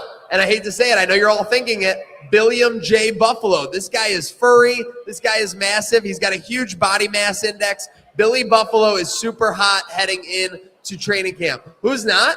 I know that we might catch some flack for this from the sponsors. Pete Guelli. He still hasn't taken down the sponsorship banners at the KeyBank Center. So a lot of people are saying not. So Billy Buffalo hot, Pete Guelli not heading into this training camp. You stole the knot right out of my mouth. That's crazy. Don, do you want to follow me up here? Yeah, I'll take it up right now. I think hot is Joe Brady. Yes. People are Yeah. very excited, and for whatever reason, everyone thinks he's about to pass the ball 40 times every game. I've been pass happy has been spammed on the Yahoo Sports.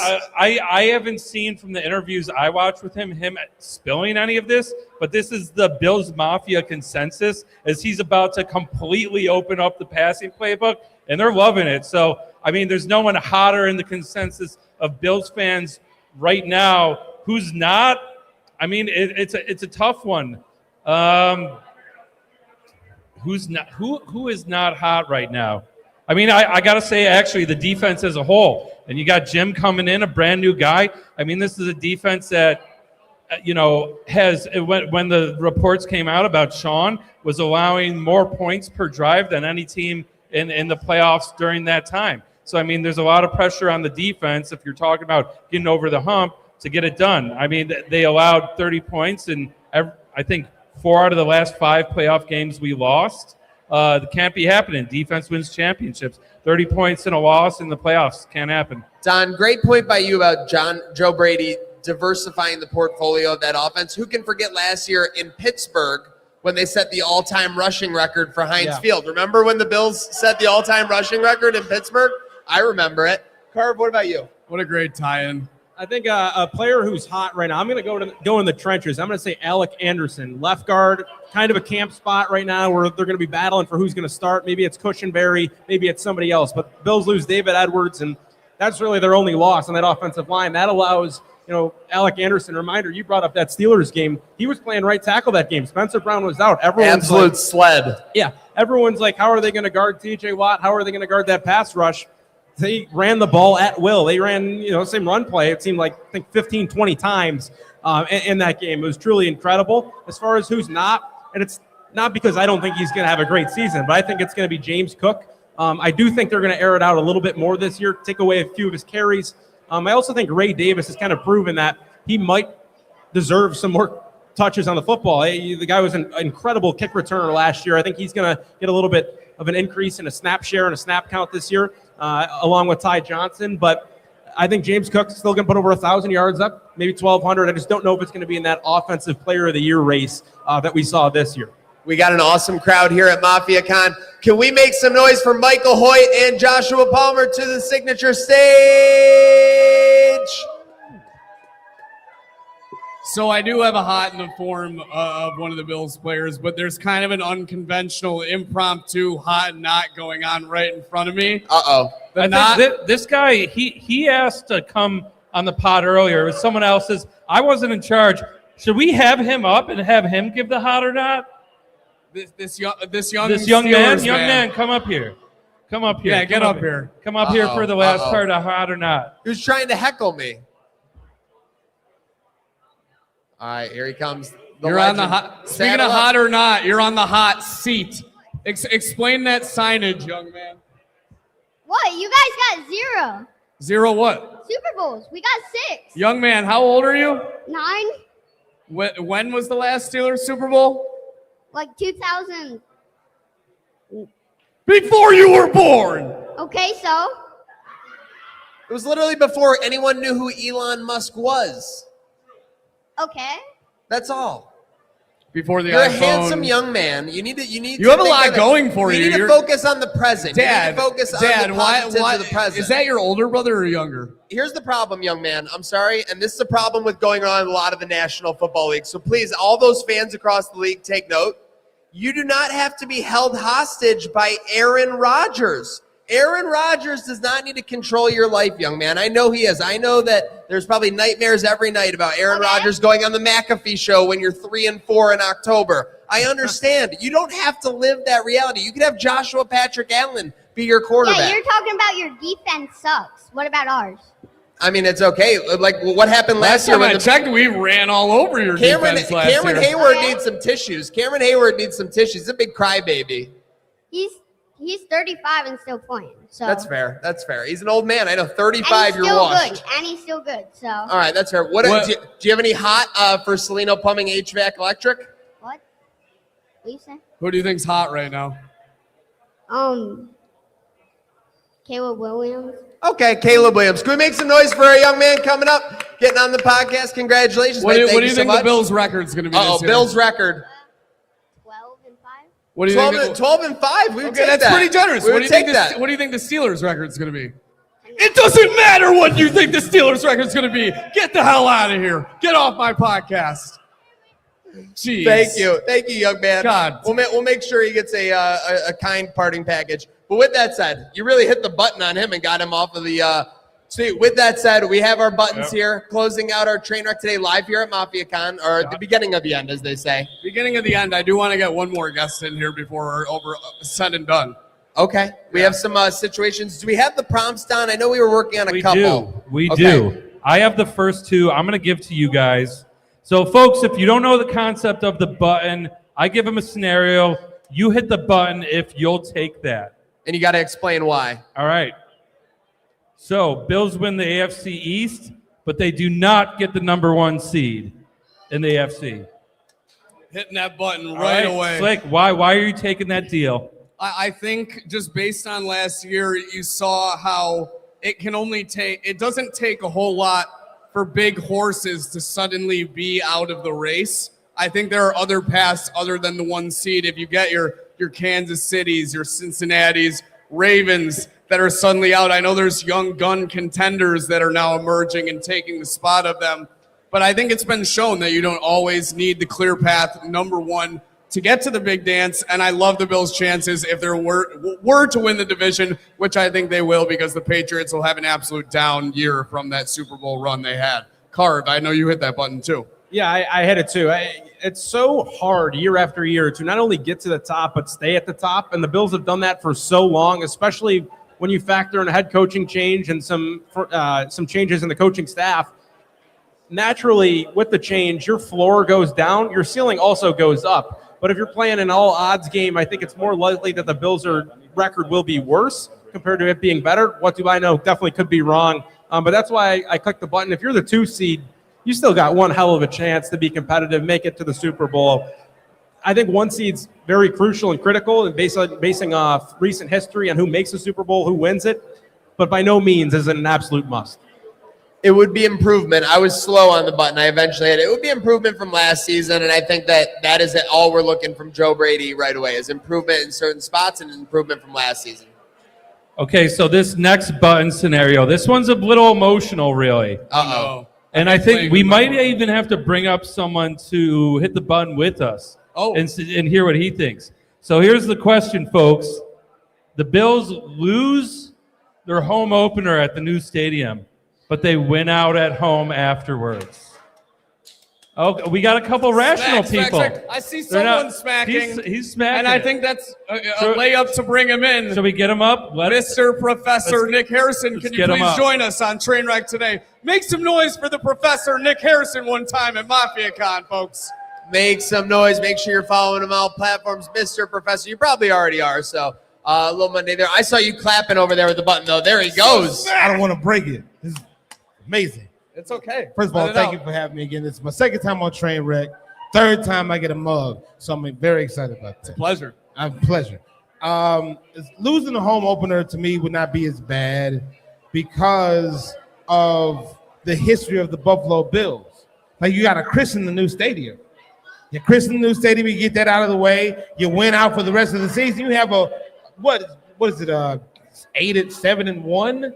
Or what would the record be? 6-1, 7-1 at home, something like that. And then you go on to possibly win the division if you have all those wins. You get some because you want to win the majority of your games at home. I'm not mad about losing the first game as long as we continue to keep that train rolling for the remainder of the season. So I'm okay with losing the home opener in the new stadium. If we were winning, if I knew we were winning the rest of the games, don't worry about that first game. Absolutely. It would be a very painful process. Anyone would take 7-1, 8-1 over a stretch like that. And by the way, it's the most Buffalo thing to ever happen. To be super excited about this is it. Think about the Sabres. We get back to the playoffs. We don't score for 2.5 periods before all that goes crazy. We eventually come back. This would be very much the same way. It'd be a very Buffalo situation, Carv. Yeah, I mean, look, you always want to start that first home opener in a new stadium. That sets the tone for the next X amount of years, however many years they're there. But if you tell me that they win the next 7 home games, yeah, I'm taking that because they're going to have more important games than that season opener against the Detroit Lions. You're going to have the wild card there. You're in all odds. In all odds, if you win that, you're going to be at the divisional. And who knows how it turns out? You might have the AFC conference game in your brand new stadium. If it comes down to winning the AFC conference game in your new stadium versus the regular season home opener, of course, I'm taking that gun to my head. So, yeah, I think this is a layup choice. Okay, you won all your division games at home. Yep. You can't be mad at that because the first home game isn't a division opponent. It's going to be very emotional. Beat all your division opponents for the rest of the game, for the rest of the games at home. I will take that 10 times out of 10. What do you think that decision to host Detroit for the home opener? I think I love the decision to have Detroit as the first game because of the histories of both teams. Like, these are two teams that everybody's saying we want to see them in the Super Bowl against each other. We'd love to see Detroit play against Buffalo. So you get that in the first game, possibly to some people as a preview to what the Super Bowl could look like potentially because it's the NFC against AFC. Secondly, it's just a great game. Like, you look at how Detroit is looking for the bounce back after last season. Buffalo's season ended with heartbreaking. They want to start out on the right foot, and that is a marquee matchup for week 1, having Detroit against Buffalo in the new Highmark Stadium, or the new Routes, as some would call it. So I'm all for it. Huge shout out, Professor, joining us. The producers are telling us we got to run. We got one more button situation, so I'll put our feet to the ultimate fire here as best as I can. Bills get the first round bye, divisional round, hosting Kansas City. Oh, you standing on that one? I take it. We take care of them. We take care of them with the wheatgrass, and we're better than the team all year. You want to get rid of the bugaboo early. There's no bigger bugaboo in the playoffs of the past couple of years than the Kansas City Chiefs. You get that first round bye, you face the Chiefs in that divisional round, you get them out of the way, and you feel more comfortable going forward. Because if you're a fan and you know that Kansas City, aka the Big Bad, is waiting towards the end of the AFC playoffs, that builds the nerves up. That gives you a little bit of trepidation. But if you can get them out of the way early, you feel much more confident about the rest of the Professor's playoff got me going. We're getting rid of that bugaboo early for sure. Huge shout out to our panel here on Trainwreck today, live at MafiaCon. Huge shout out to Professor for joining us. Huge shout out to that young Steelers fan who slick made us have to get a settlement with. We got Carson, Carv, we got myself, Maniac, we got Slick, we got Professor, we got Rachel Janetti on the ones and twos as well as Dreamboat Don making this whole production happen. Making it all happen. Shout out to everyone here having a great time and get their signing. Let's have a great day now. Go Bills.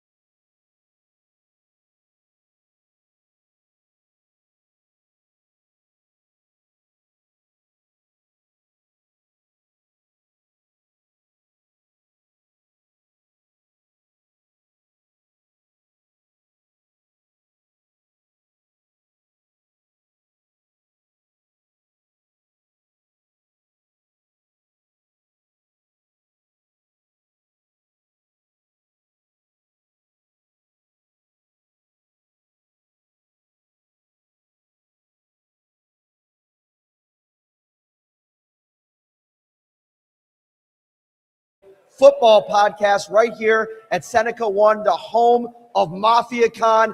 Dude, Del Reed every year, man. He gets this thing going. He brings the community together. I'm walking in and I'm talking to a bunch of people, and it's just the community getting a chance to come together. It's such a fun time of year every year when they put this event on. Yeah, this event just keeps getting bigger and better every year. And you walk in, super fans galore, players walking through for their autograph signings, unbelievable merchandise, games, you name it. There's so much to do here. Became addicted to a game called Noggle, if anyone was over there playing it, hammering the wood into the board. So had a really good time here today and ready to talk some Bills. We're definitely ready to talk some Bills, but before we get there, Ryan tells me this great story before we started that he ran into a Bills fan who's a huge fan of the Shout podcast and actually dropped a nugget on him that the daughter was taught by my wife when we lived in Las Vegas over 10 years ago. Ryan didn't find out actually who that person was, so I could tell my wife who it was.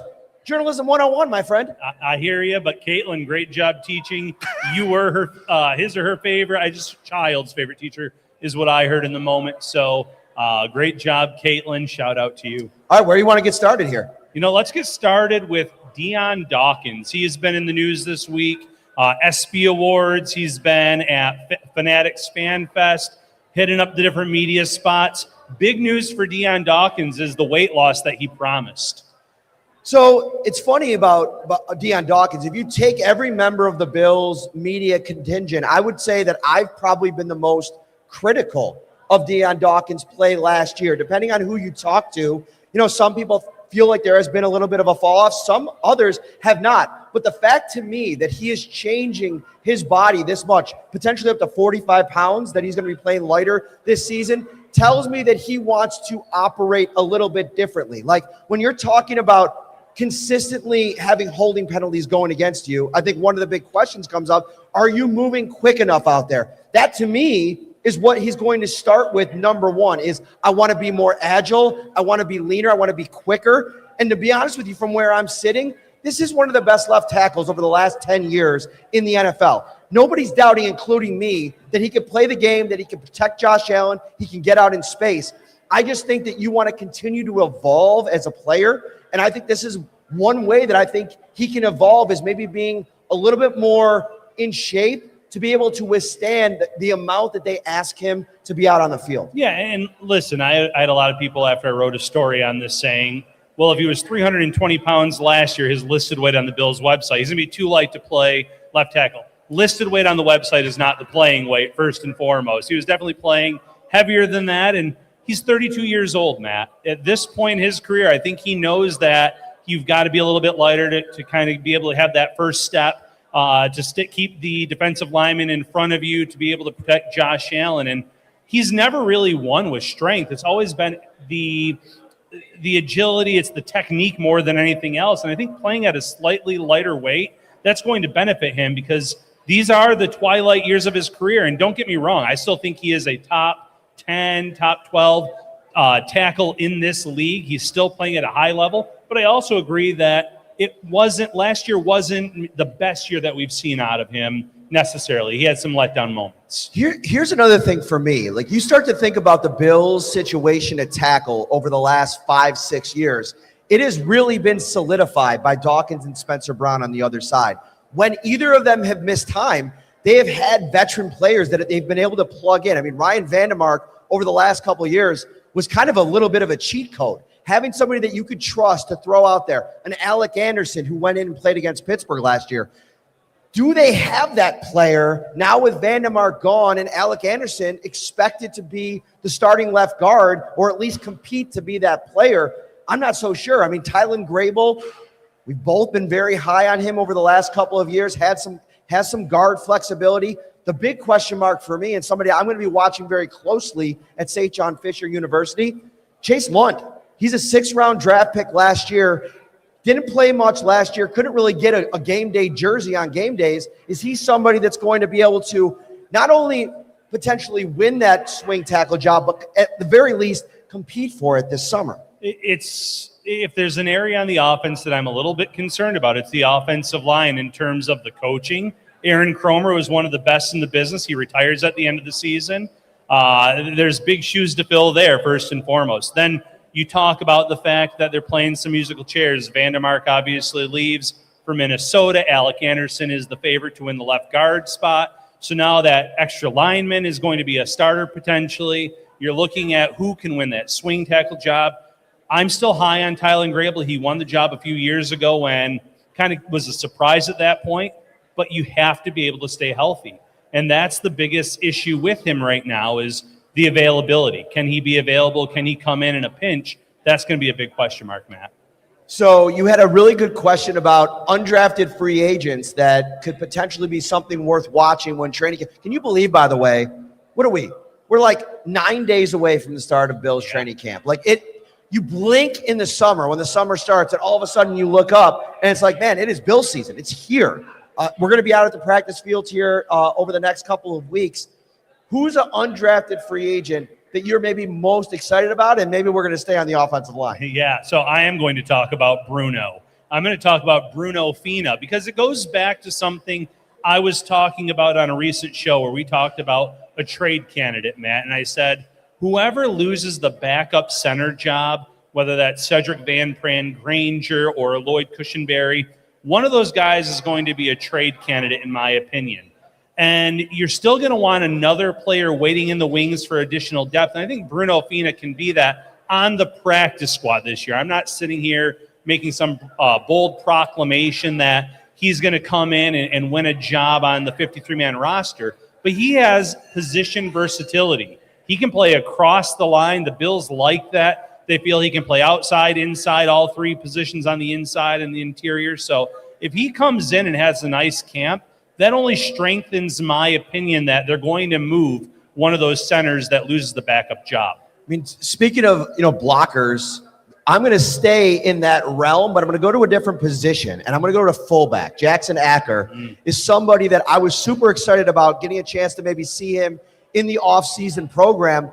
But for the most part, we didn't get a chance to see him. He struggled to get on the field, dealing with some nagging injuries that we're still kind of waiting to get the details of. But if you're talking about roster spots, right, across the board, I think that fullback job is completely up for grabs. You got Ben Van Sumeren, who's coming over from the Philadelphia Eagles. A lot of excitement about him. But go put on the tape of Jackson Acker from Wisconsin. This guy is a bulldozer in the run game. And I think they want to maybe lean into that. He reminds me so much of Reggie Gilliam, somebody that can potentially be a four-phase special teams contributor. And look how Reggie Gilliam started. It wasn't on the 53-man roster right away. He had to, earn his way on the practice squad. That could be an area where you're going to start developing the next Reggie Gilliam and Jackson Acker. I'm going to be watching him very closely to see, A, can he get on the field and stay there, and B, what it looks like when he's able to kind of get things going with the pads on. Yeah, Acker has a great chance to win a spot on this 53-man roster because Van Sumeren, kind of an unknown, started out as a linebacker, moved to fullback, got injured on the first play of the season last year for the Philadelphia Eagles covering a kickoff. So this is a true open competition, and I do feel like the Bills are going to keep a fullback on their roster. After they let Reggie Gilliam leave in free agency to the New England Patriots, there is some talk about are they still going to utilize the fullback? I think so, and also just on special teams too. So Acker has a great chance of earning a roster spot this summer. We're here at the Seneca One Tower, MafiaCon, going down, right down downtown Buffalo. This is the Shout Podcast. Thank you so much for watching live. If you're catching this on YouTube after the fact, hit that like button, subscribe as well. We're going to have you covered every single day once training camp opens. Dude, I cannot wait to move into the dorms. It's our favorite time of year. I love coming up to Rochester, covering some of these practices, doing our Shout, every single day, whether I'm there or at home with you. Bills fans, you're going to get exclusive content from us every single day. We're going to have you covered. If you can't be there at St. John Fisher College, I know it's a hard ticket to get.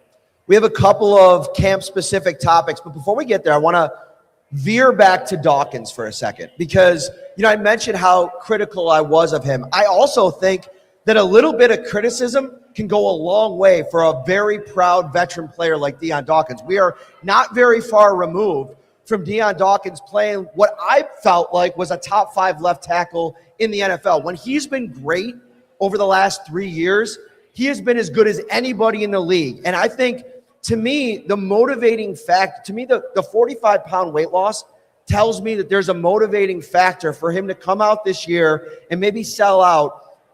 A big change was just made at head coach with Sean McDermott. Joe Brady is now taking over. It feels like there's energy in the locker room where these guys want to play for Joe Brady a little bit, right? There's an appreciation for the opportunity that he has, but also the pressure that he might be under. And I look at Deion Dawkins as being one of those guys that can, lead the way for this offense in a lot of ways. And I like a lot of what he said when talking about the weight loss. They haven't been able to get over the hump, and playing at a lighter weight, being a little bit more athletic, being able to use this technique.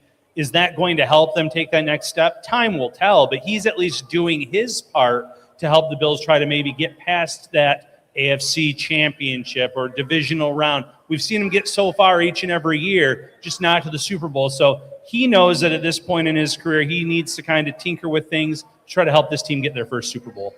Take me back to training camp last year. Who was somebody over the course of those 2 to 3 weeks that you weren't maybe going in thinking about a ton, but when we left St. John Fisher, you were like, wow, they just really jumped on my radar. Was there somebody thinking back to it? I mean, for me personally, it was probably Trey White. Right. I went in very low last year on Trey White, thinking that there wasn't much left in the tank with all the injuries, everything else comes back. We saw him running the hill after practices. We saw him playing very well in the practice, and that carried over to the season too. So every year, whether it's a veteran, a rookie, someone else like that, usually someone steps up. For me, it was Tyrell Shavers, and we may not get a chance to see Shavers at Fisher University this year, but I bring that up because every year we go into this period, and one or two guys that we maybe weren't factoring into things quickly changes the conversation about a position group or about that specific player. So thinking ahead to this year's training camp, who's your kind of X factor that you think maybe we're not talking a ton about now, but we're going to be maybe having a completely different conversation on the other side? Yeah, he was here today signing autographs. I don't know if he's still in the building, but Caleb Elarm-Zor. I sit here and I'm not going to say he's winning a starting job out of camp, but I think there's a chance for him to win a starting job. You're sitting here talking about a brand new Jim Leonhard defense. Everyone's coming in on day one in this system. There's no advantage for Dorian Williams or Terrell Bernard or any of these guys that have been in Buffalo for a few seasons. Jim Leonhard, this was a pick that the Bills made this year that you would think Leonhard had an influence in making, a top 30 visitor. And even if he doesn't win a starting job this summer, Matt, availability has been a big issue for Terrell Bernard and Dorian Williams. So I think at some point this season, Elarm-Zor gets onto the field and he makes an impact. I love that one, and you probably stole my thunder a little bit. We didn't talk about that before we did the show, so I'm going to pivot here, and I'm going to say Davison Igbinosun as my X factor, because I think going in right now, I think mostly the conversation is about him coming in and maybe subbing, like sharing the responsibilities with Maxwell Hairston, or coming in on certain packages, certain downs. I think there's a world we live in where you get to the preseason games and he outplays Hairston to a degree that he ends up being the starter opposite Christian Benford when the season starts. He was that competitive in the spring program. He is, the way his teammates talk about him, to me, is like the litmus test for where I'm willing to go with a player going into training camp. Guys on both sides of the ball are talking about this guy being a dog. And I remember asking Brandon Beane after they drafted him, I'm like, Bills fans are like, they're questioning this pick more than I've ever seen anybody question a pick. And Brandon Beane kind of looked at me like I was crazy. Like, really? Like, we love that we got him there. We think he's going to come in and compete. They want guys at that position that they could put out on an island against other good wide receivers and trust them to win one-on-one. I just wonder if Igbinosun isn't maybe more of a fit for this defense. And you bring up the availability with Terrell Bernard. I want to say the same thing about Maxwell Hairston. He has got to come in here over the course of the next 6 to 8 weeks and prove that they can trust him to stay healthy and be out there. And I like the Igbinosun pick just in general, because if you look at the last 4 years of playoff exits for the Bills, they've suffered a cornerback injury in game and they've had to go to a backup or depth, and it's hurt them in big games. Whether you're talking Kyer Elam a few years ago falling all over the field against the Chiefs, Dane Jackson last year getting picked on when he was on the field for a touchdown on like the one play he was out there as Trey White was recovering on the sideline. It's been this team's Achilles heel on defense. They've gone into these big games down a top cornerback, and it's really cost them. So, yeah, go out there and select these guys early. Add as much depth as you can. And that's why when we just did our 53-man roster projection, I said go out and sign Trey White too. Get me as much depth as you can, as long as a guy like White's willing to kind of come in and say, hey, you're going to have to, you might not be a starter, but when you're ready, you're be ready to be called upon because you never know what's going to happen. Couple more minutes here on the Shout podcast from Seneca One. And I got to say, this is super dope. Just looking behind us, seeing the city backdrop behind us. Was that the Skyway there? It's super awesome. You have a great question on our rundown here, and it's what game are you most excited about this season? And I feel like Bills fans have a ton of fun options for road games this year. What is your favorite road game, and what are your expectations for the home opener?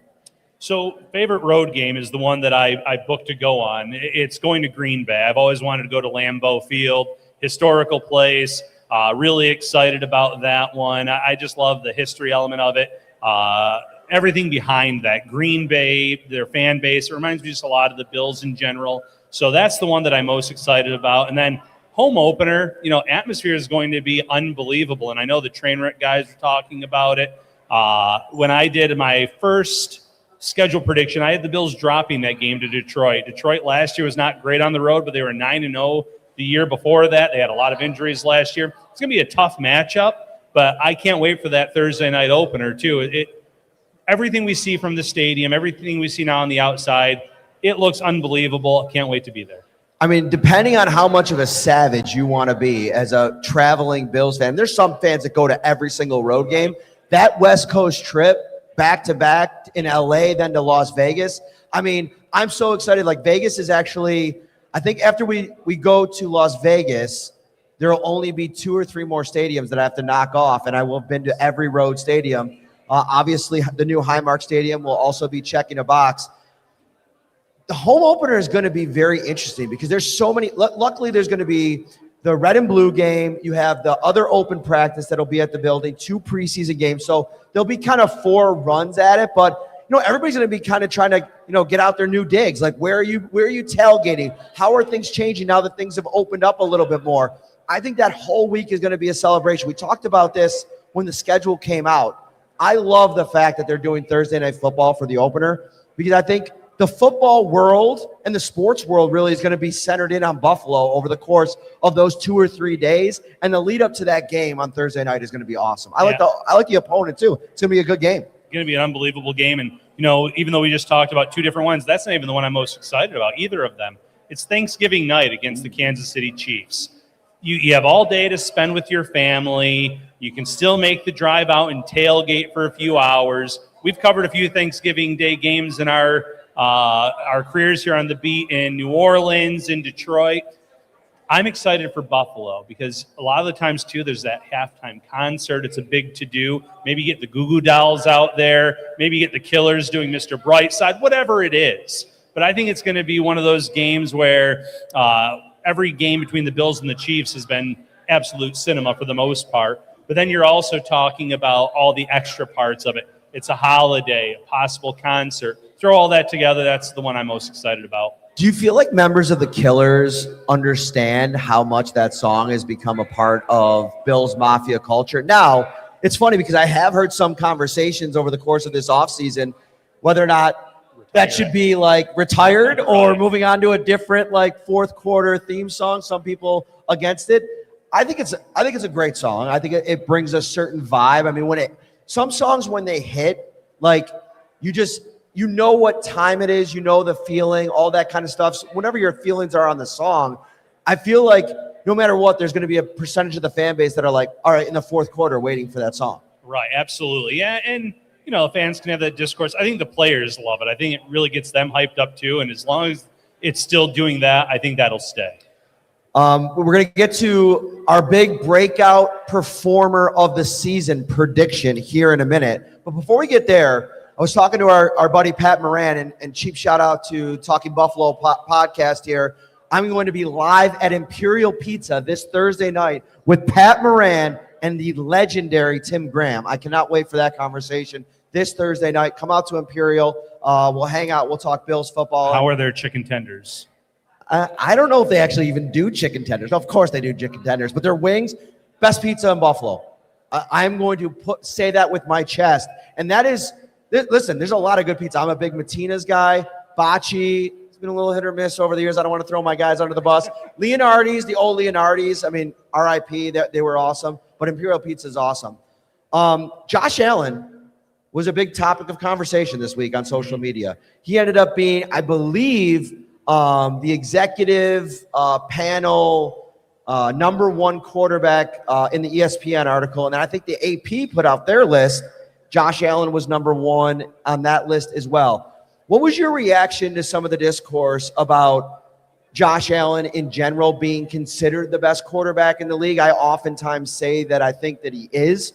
Take away like team accomplishments. Of course, Patrick Mahomes is going to be there. But just in terms of like what he's done in the regular season, what he's done in the postseason, that to me is like the most egregious or like annoying part of the conversation for me is when people sleep. Like Dan Patrick. I love Dan Patrick. I've listened to that guy for many, many years. Watched him on SportsCenter. His talking points on Josh Allen in the playoffs this week were so missing the mark. There has been no better playoff performer than Patrick Mahomes in the last 10 years than Josh Allen. And I think you got to give him a little bit of respect because some of these other guys, you know, Drake May has had a nice run here over the last couple of years.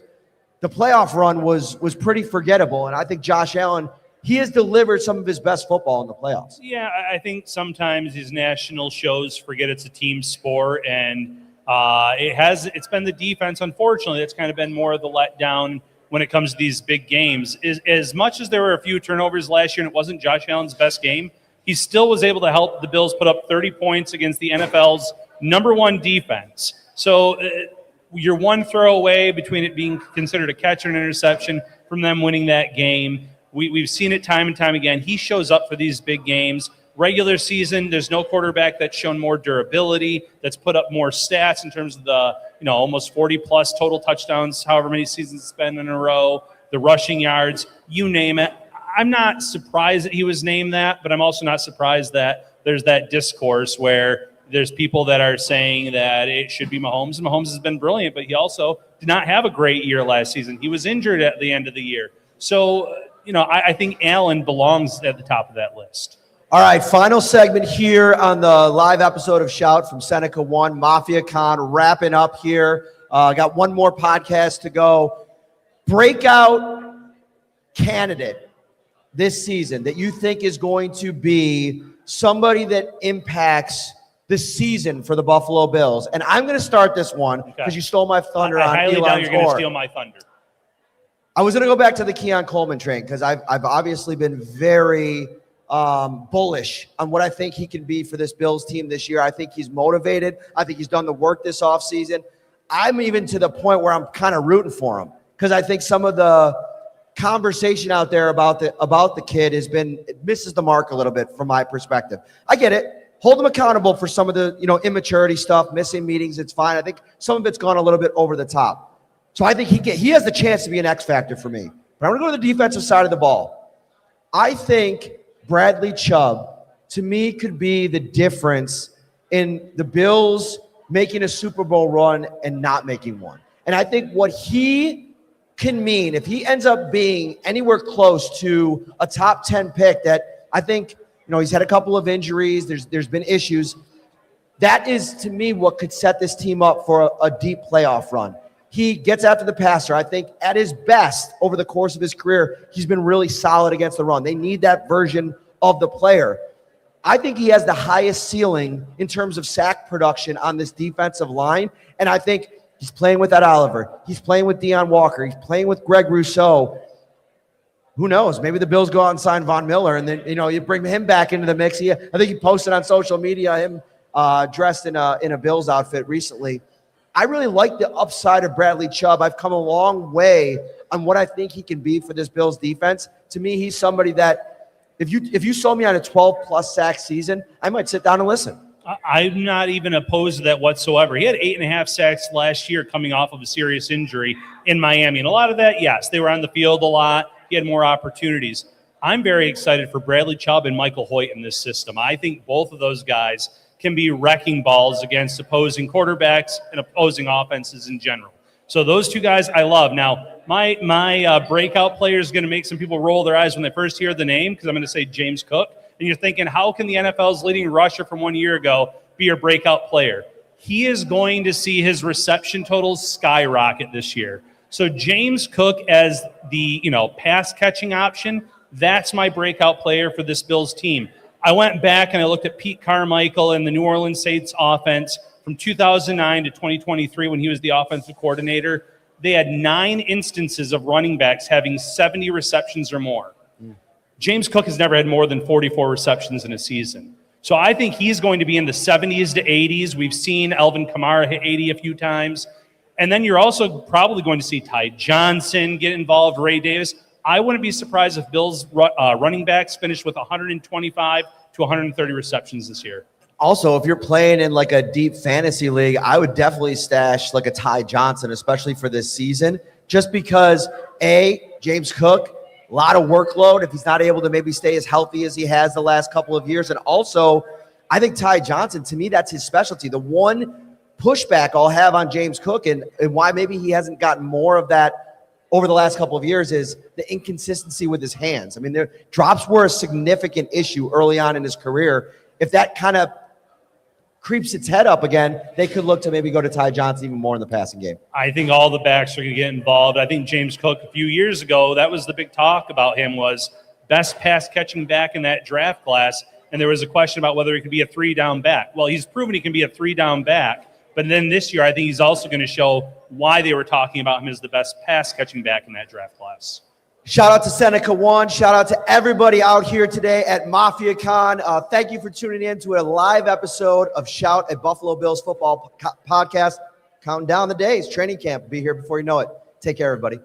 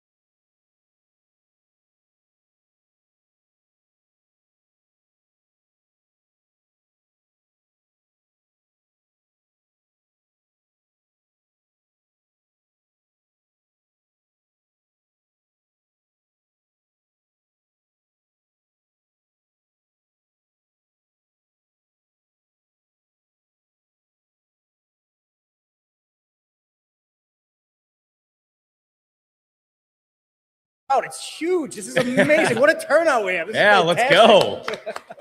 Thank you guys. Thank you for being here. Welcome to another episode of Mafia Family Ties, brought to you by William Attar Law. Michael Hoyt, my guest today. So thank you so much for joining me.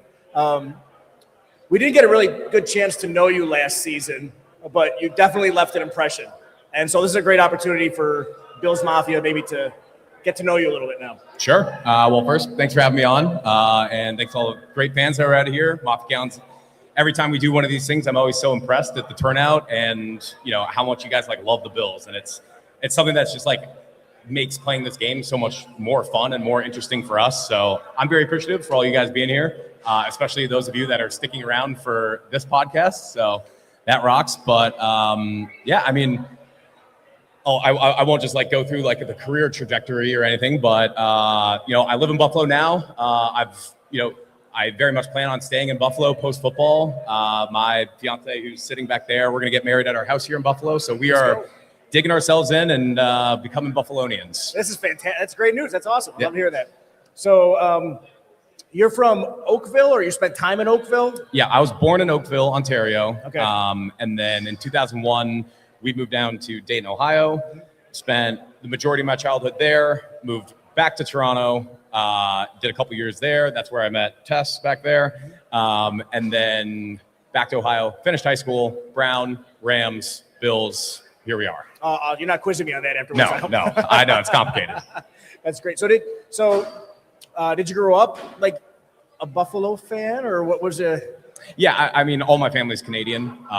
You know, I come from a hockey family, and they were hockey first. So, you know, I don't think I'm supposed to say this, but they're Maple Leafs fans. But, Yeah, don't say that. But, you know, so I kind of grew up in that family. And then I really like, everybody in my family likes playing sports more than we like watching sports. And I feel like all my biggest sports memories were like backyard playing football, or my brother and I like out there and, you know, we're just playing like jackpot or, you know, figure out any game on the playground with a football.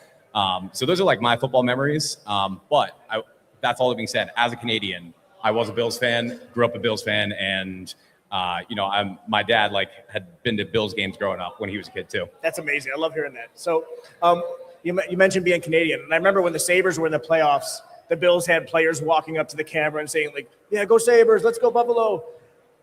And you were like, let's go boys, pucks on net. You were like all the different hockey family. Hockeyisms. Yeah. I love you know, it. and I like to hope that I play football, hockey tough. So yeah, I mean, it's in my blood. I love it. So after high school, you went to Brown. Yep. And what did you study there? I was business econ, but I'm pretty sure by the time my senior year rolled around and they told me I had a shot at the NFL, I was pretty much studying football for my last year. Yeah. All right. So you knew that was on your trajectory. Yeah, I mean, if you tell like a 21-year-old kid that he has an opportunity to go play in the NFL, that's like all he's going to think about, and that's all I was thinking about. That's fantastic. That's fantastic. So, if you weren't playing football, what would you be doing then? You know, if you asked me that 5 years ago, or like right when I came in the NFL, I probably would have said I would have gotten into like some sort of finance job, a banking job, and that's what a lot of my friends do, and a lot of my college teammates do.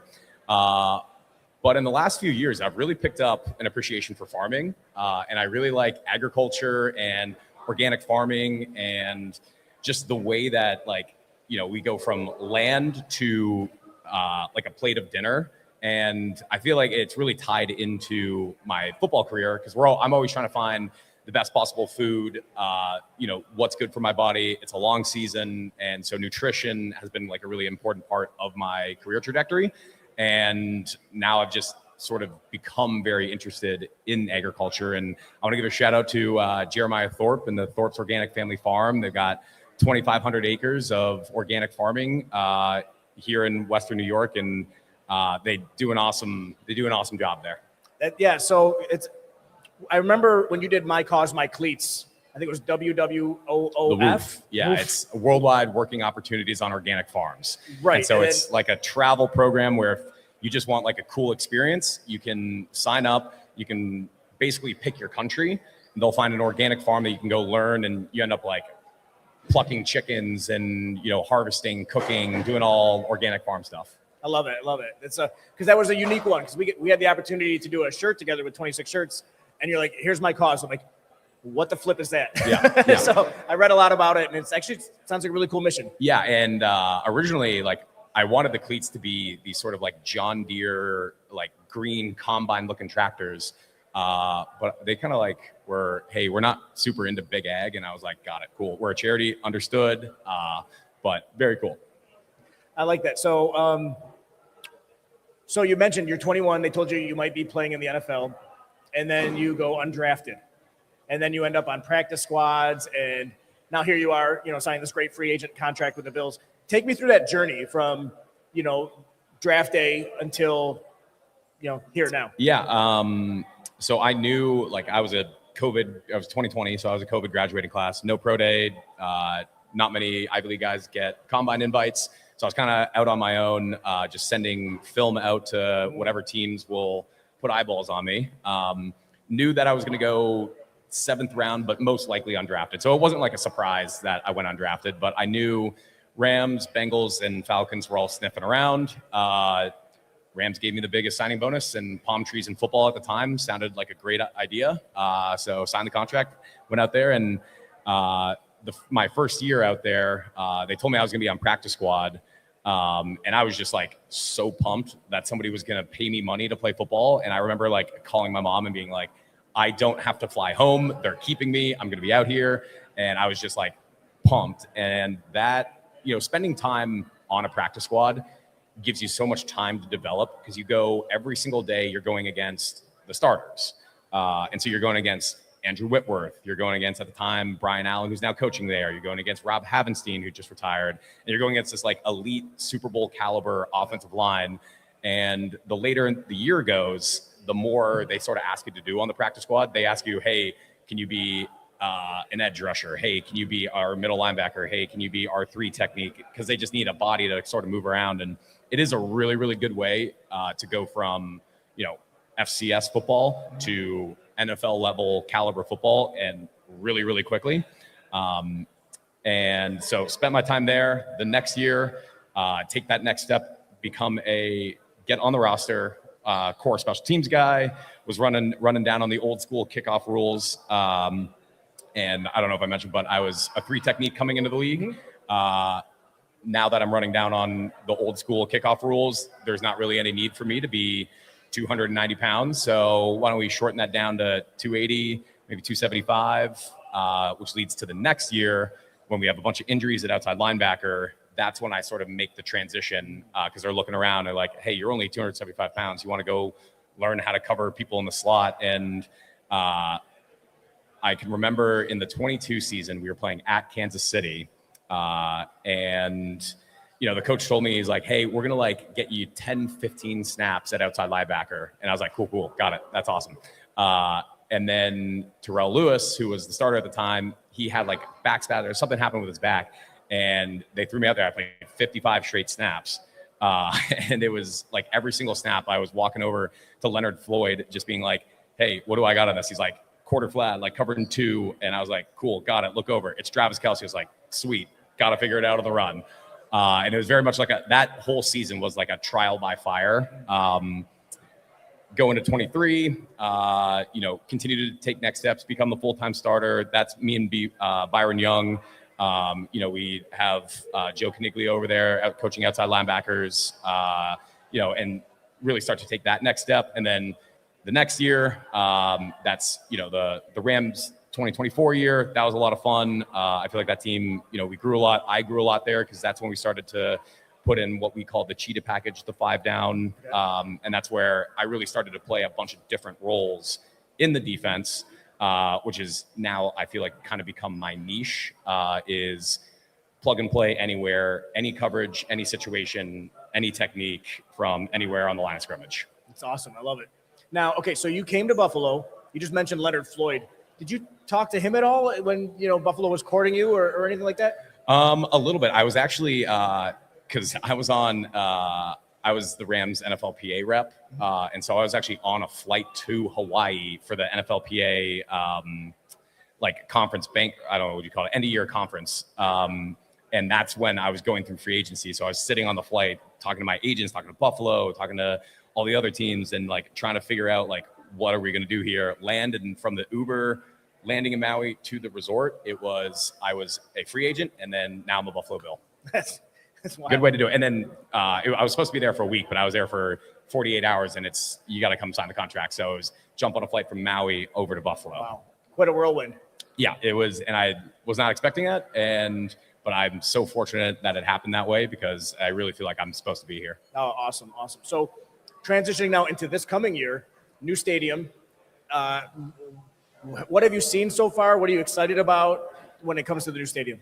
Haven't been inside yet. So I think our first time is going to be the red and blue scrimmage. There have been people that have had the opportunity to go over, but I've obviously been rehabbing one of my hooves here. So I was, spending all my time at the practice facility. But no, I think it's going to be obviously incredible. I've seen the photos, and I remember because I was with the Rams when they opened SoFi. That's right. And that feeling is just incredible. When you step into a new stadium and you just see everything looks brand new, it's going to be pretty awesome. That's fantastic. So real quick, just enter my mind. I see you have an LA tattoo. Yeah. Where's the Buffalo one? Well, I was actually thinking, and I need somebody way more creative than me, but to do BUFFALO, I can kind of transition it somehow, but I'll figure that one out. No, I love it. So if there's any tattoo artists out there that can figure out a good one and can, put that together, I am all, shoot me a message on Instagram. I'll figure it out. I love it. So, all right, new stadium. You've won a championship with the Rams. You've grown up a Bills fan. What would it mean to bring a Lombardi to Buffalo? Well, I know the answer to this. And if the Lombardi Trophy comes here, next year we're going to have to be the Rochester Bills because the entire city is going to burn to the ground. It's just the whole thing is coming down. Which would be a lot of fun. Don't clap. Don't clap. I do not. I want to say this officially. I do not condone that. Yeah, I've always said if the Bills ever won a championship, I'm taking the family. I'm boarding up the house. We're living in the basement for a week, and we're gonna come back and see what's left. Yeah, I mean, it's just going to be complete chaos. But I mean, where else would you rather be? All right, yeah, let's go. Rochester, apparently. Yeah, I guess. Yeah, that's next week. Yeah, right. So you immediately became a Bills Mafia legend following your injury. It doesn't normally work that way. Nope. That game and a half beforehand, you're I hate to use the term, but playing with your hair on fire. I remember people saying oh my gosh, this dude is legit. All right. Walk me through that day. You're on the bench. You're mic'd up, which is crazy. Crazy how that happens. Yeah, they always find you. You're destined to be a legend after that. But what was that like? I mean, because that must have been so incredibly disappointing. But all right, I'll let you. I mean, I've never had any type of injury before. I don't think I've missed as much as a practice, let alone a game. And so, you feel it go, you run to the sideline, you hobble over. And so you start talking to the doctor. They do all the, squeeze your calf. They know instantly. Yeah. And so I don't really know. And they're they tear your Achilles. I was like, great, cool. Could we tape it up and get back out there? And they're like, brother, you are usually it's 10 to 12 months. And I'm like, all right.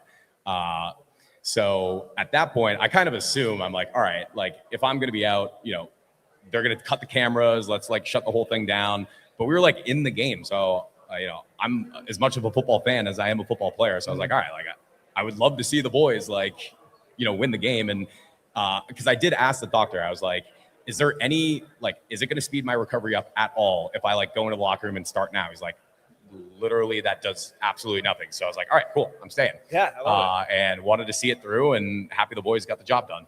It's awesome. And I remember, I think you were saying, let's go win and win this game. I think that was awesome. Yeah, I mean, that's sort of the nature of the beast of the NFL. It is like a next man up league. Injuries happen, weird things happen. The best thing about football is that it's not round, and so you get weird bounces, weird hops, and it's just one of those things where you have to be able to adjust to the situation that's happening in the game. And if I go down, great, no problem. Next man up, let's go win the game. I love it. So that stuff that's on the field, in the stands, before the game, what were your impressions of Bills Mafia before seeing some of it like firsthand as a player? I remember I have there's obviously a lot of memories from that game, but I remember Mahomes coming out of the tunnel and then the place just absolutely erupting boos on him. And then Josh comes out of the tunnel and the place just goes on fire. And it's an atmosphere unlike any other. It really is just so much fun to be a part of. And even the red and blue scrimmage during training camp last year, I remember going to a scrimmage and it being sold out and packed, and it feels like a game day atmosphere. I was just like, this is different here. Yeah, we kind of like our team. Right? Yeah, it's very clear. It's very clear. Have you had any interesting or weird encounters with fans? No, honestly, everybody's been so cool. And, I think it's a factor of, I'm from this area. So these are my people. And, they just it's so easy to talk to people when they care about the thing that I also care about. So, yeah. So talking to people, things that you care about and everything. Who's been the biggest influence in your life, either on the field, off the field? Like when I ask that question, who's the first person that comes to mind and why? I would say, my family, we're all very close. Between my mom, my dad, my brother, they're all very close. My fiance, Tess, was amazing, especially through the whole injury thing. She was with me out in LA, kind of helped me through a not so fun time, and just spending that time with her really made everything feel better. And for a while we felt like we were the only two people in the world. And that was really, really nice. So I'm very happy and excited that I know her, and very excited to marry her next summer. That's the outside. Those are the people that sort of take care of me. As far as football, Aaron Donald is kind of I would think the most influential, just watching him do a spinning kick backflip, grab somebody by the neck and throw him on the ground is, something that's pretty awesome. Is he coming back this year, you think? I don't know. I feel like this has happened a couple times. It's one of those things where a lot of times where there's smoke, there's fire. But there's also a possibility that maybe he's just having some fun with it. So, the NFL is one of those things until, Schefter, Rappaport, one of those guys tweets it out. Nothing's official. Random question out of nowhere. You have a Super Bowl ring. Where do you keep it? That is locked in a safe at an undisclosed location. Fair enough. We don't know who's watching these, right? Yes. So,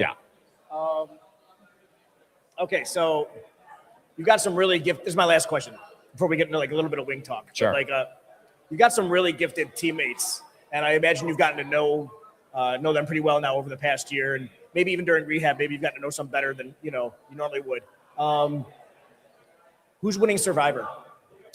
Who's winning Survivor? If you're all on, you're all on the island. Survivor, Jeff Probst Survivor. You're all on the island. This guy is. I'm a diehard Survivor guy.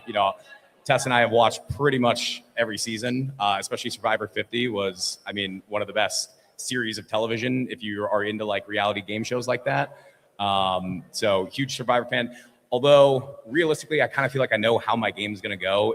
I'm going to be, very helpful around camp. I'm going to be. They're going to bring me to the merge, and then I'm going to be a challenge thread, and they're instantly going to nix me. So I got to get myself to the merge, and I got to have really strong relationships to keep me going. And I'm a terrible liar. I'm so bad at it. So I could see myself having a bit of Joe in me, from his season, where I'm just going to go the honest Abe route, and hopefully I can charm enough people to get me to the end. So you've thought through this. It's other than football, it might be the other thing I think about all the time. The other game. That's fantastic. Right on, Survivor fans. All right. So Survivor's ready. Go. So as we finish this up, we always do a little bit of wing talk. Brought to you by William Attire Law. Mandatory. Favorite wing spot in Buffalo? Barville. It's got to be. I live in OP, so it's it's a quick drive over to East Aurora, and it's unbelievable. That place is just always packed. It's crazy, but they're my favorite. And there is something to be said about being in the Bills Hallmark movie to be the opening scene. That says something about your wing spot. Were you in that opening scene? I was not. Oh, okay. Not, unfortunately, yeah. I was like, I know. All right. So, and what's your favorite sauce? Favorite sauce. So I'm usually a hot guy. So I like my wings spicy, but not nuclear. So usually hot, but then I'll always sprinkle in a couple buffaloes in there and a couple barbecues in there just to cool things down a little Yeah, bit. that's good strategy. Yeah. Good strategy. And then lastly, what's the most you've ever put down? So in high school, the Thursday before football games, we would go to Buffalo Wild Wings. I don't know, no free ads, but I'm saying it. And I would easily put down 40 of 40 bone. Now I know this is, I am a bone-in guy, but at the time I was a boneless guy, and so you're basically just 40 chicken nuggets, and that was ridiculous. I don't know if those count. We would put down some serious action. I'd be 40 and then picking at people's fries. All right, that's respectful. That's good. Thank That's you. good. Awesome. Michael Hoyt, thank you so much for Thank you joining for me on having this me, Del. episode of Mafia Family Ties. I really appreciate you taking the time, and good luck on the season. Thank you so much, and thank you guys all for being here. Really appreciate it. Go Bills. Go Bills. It's awesome.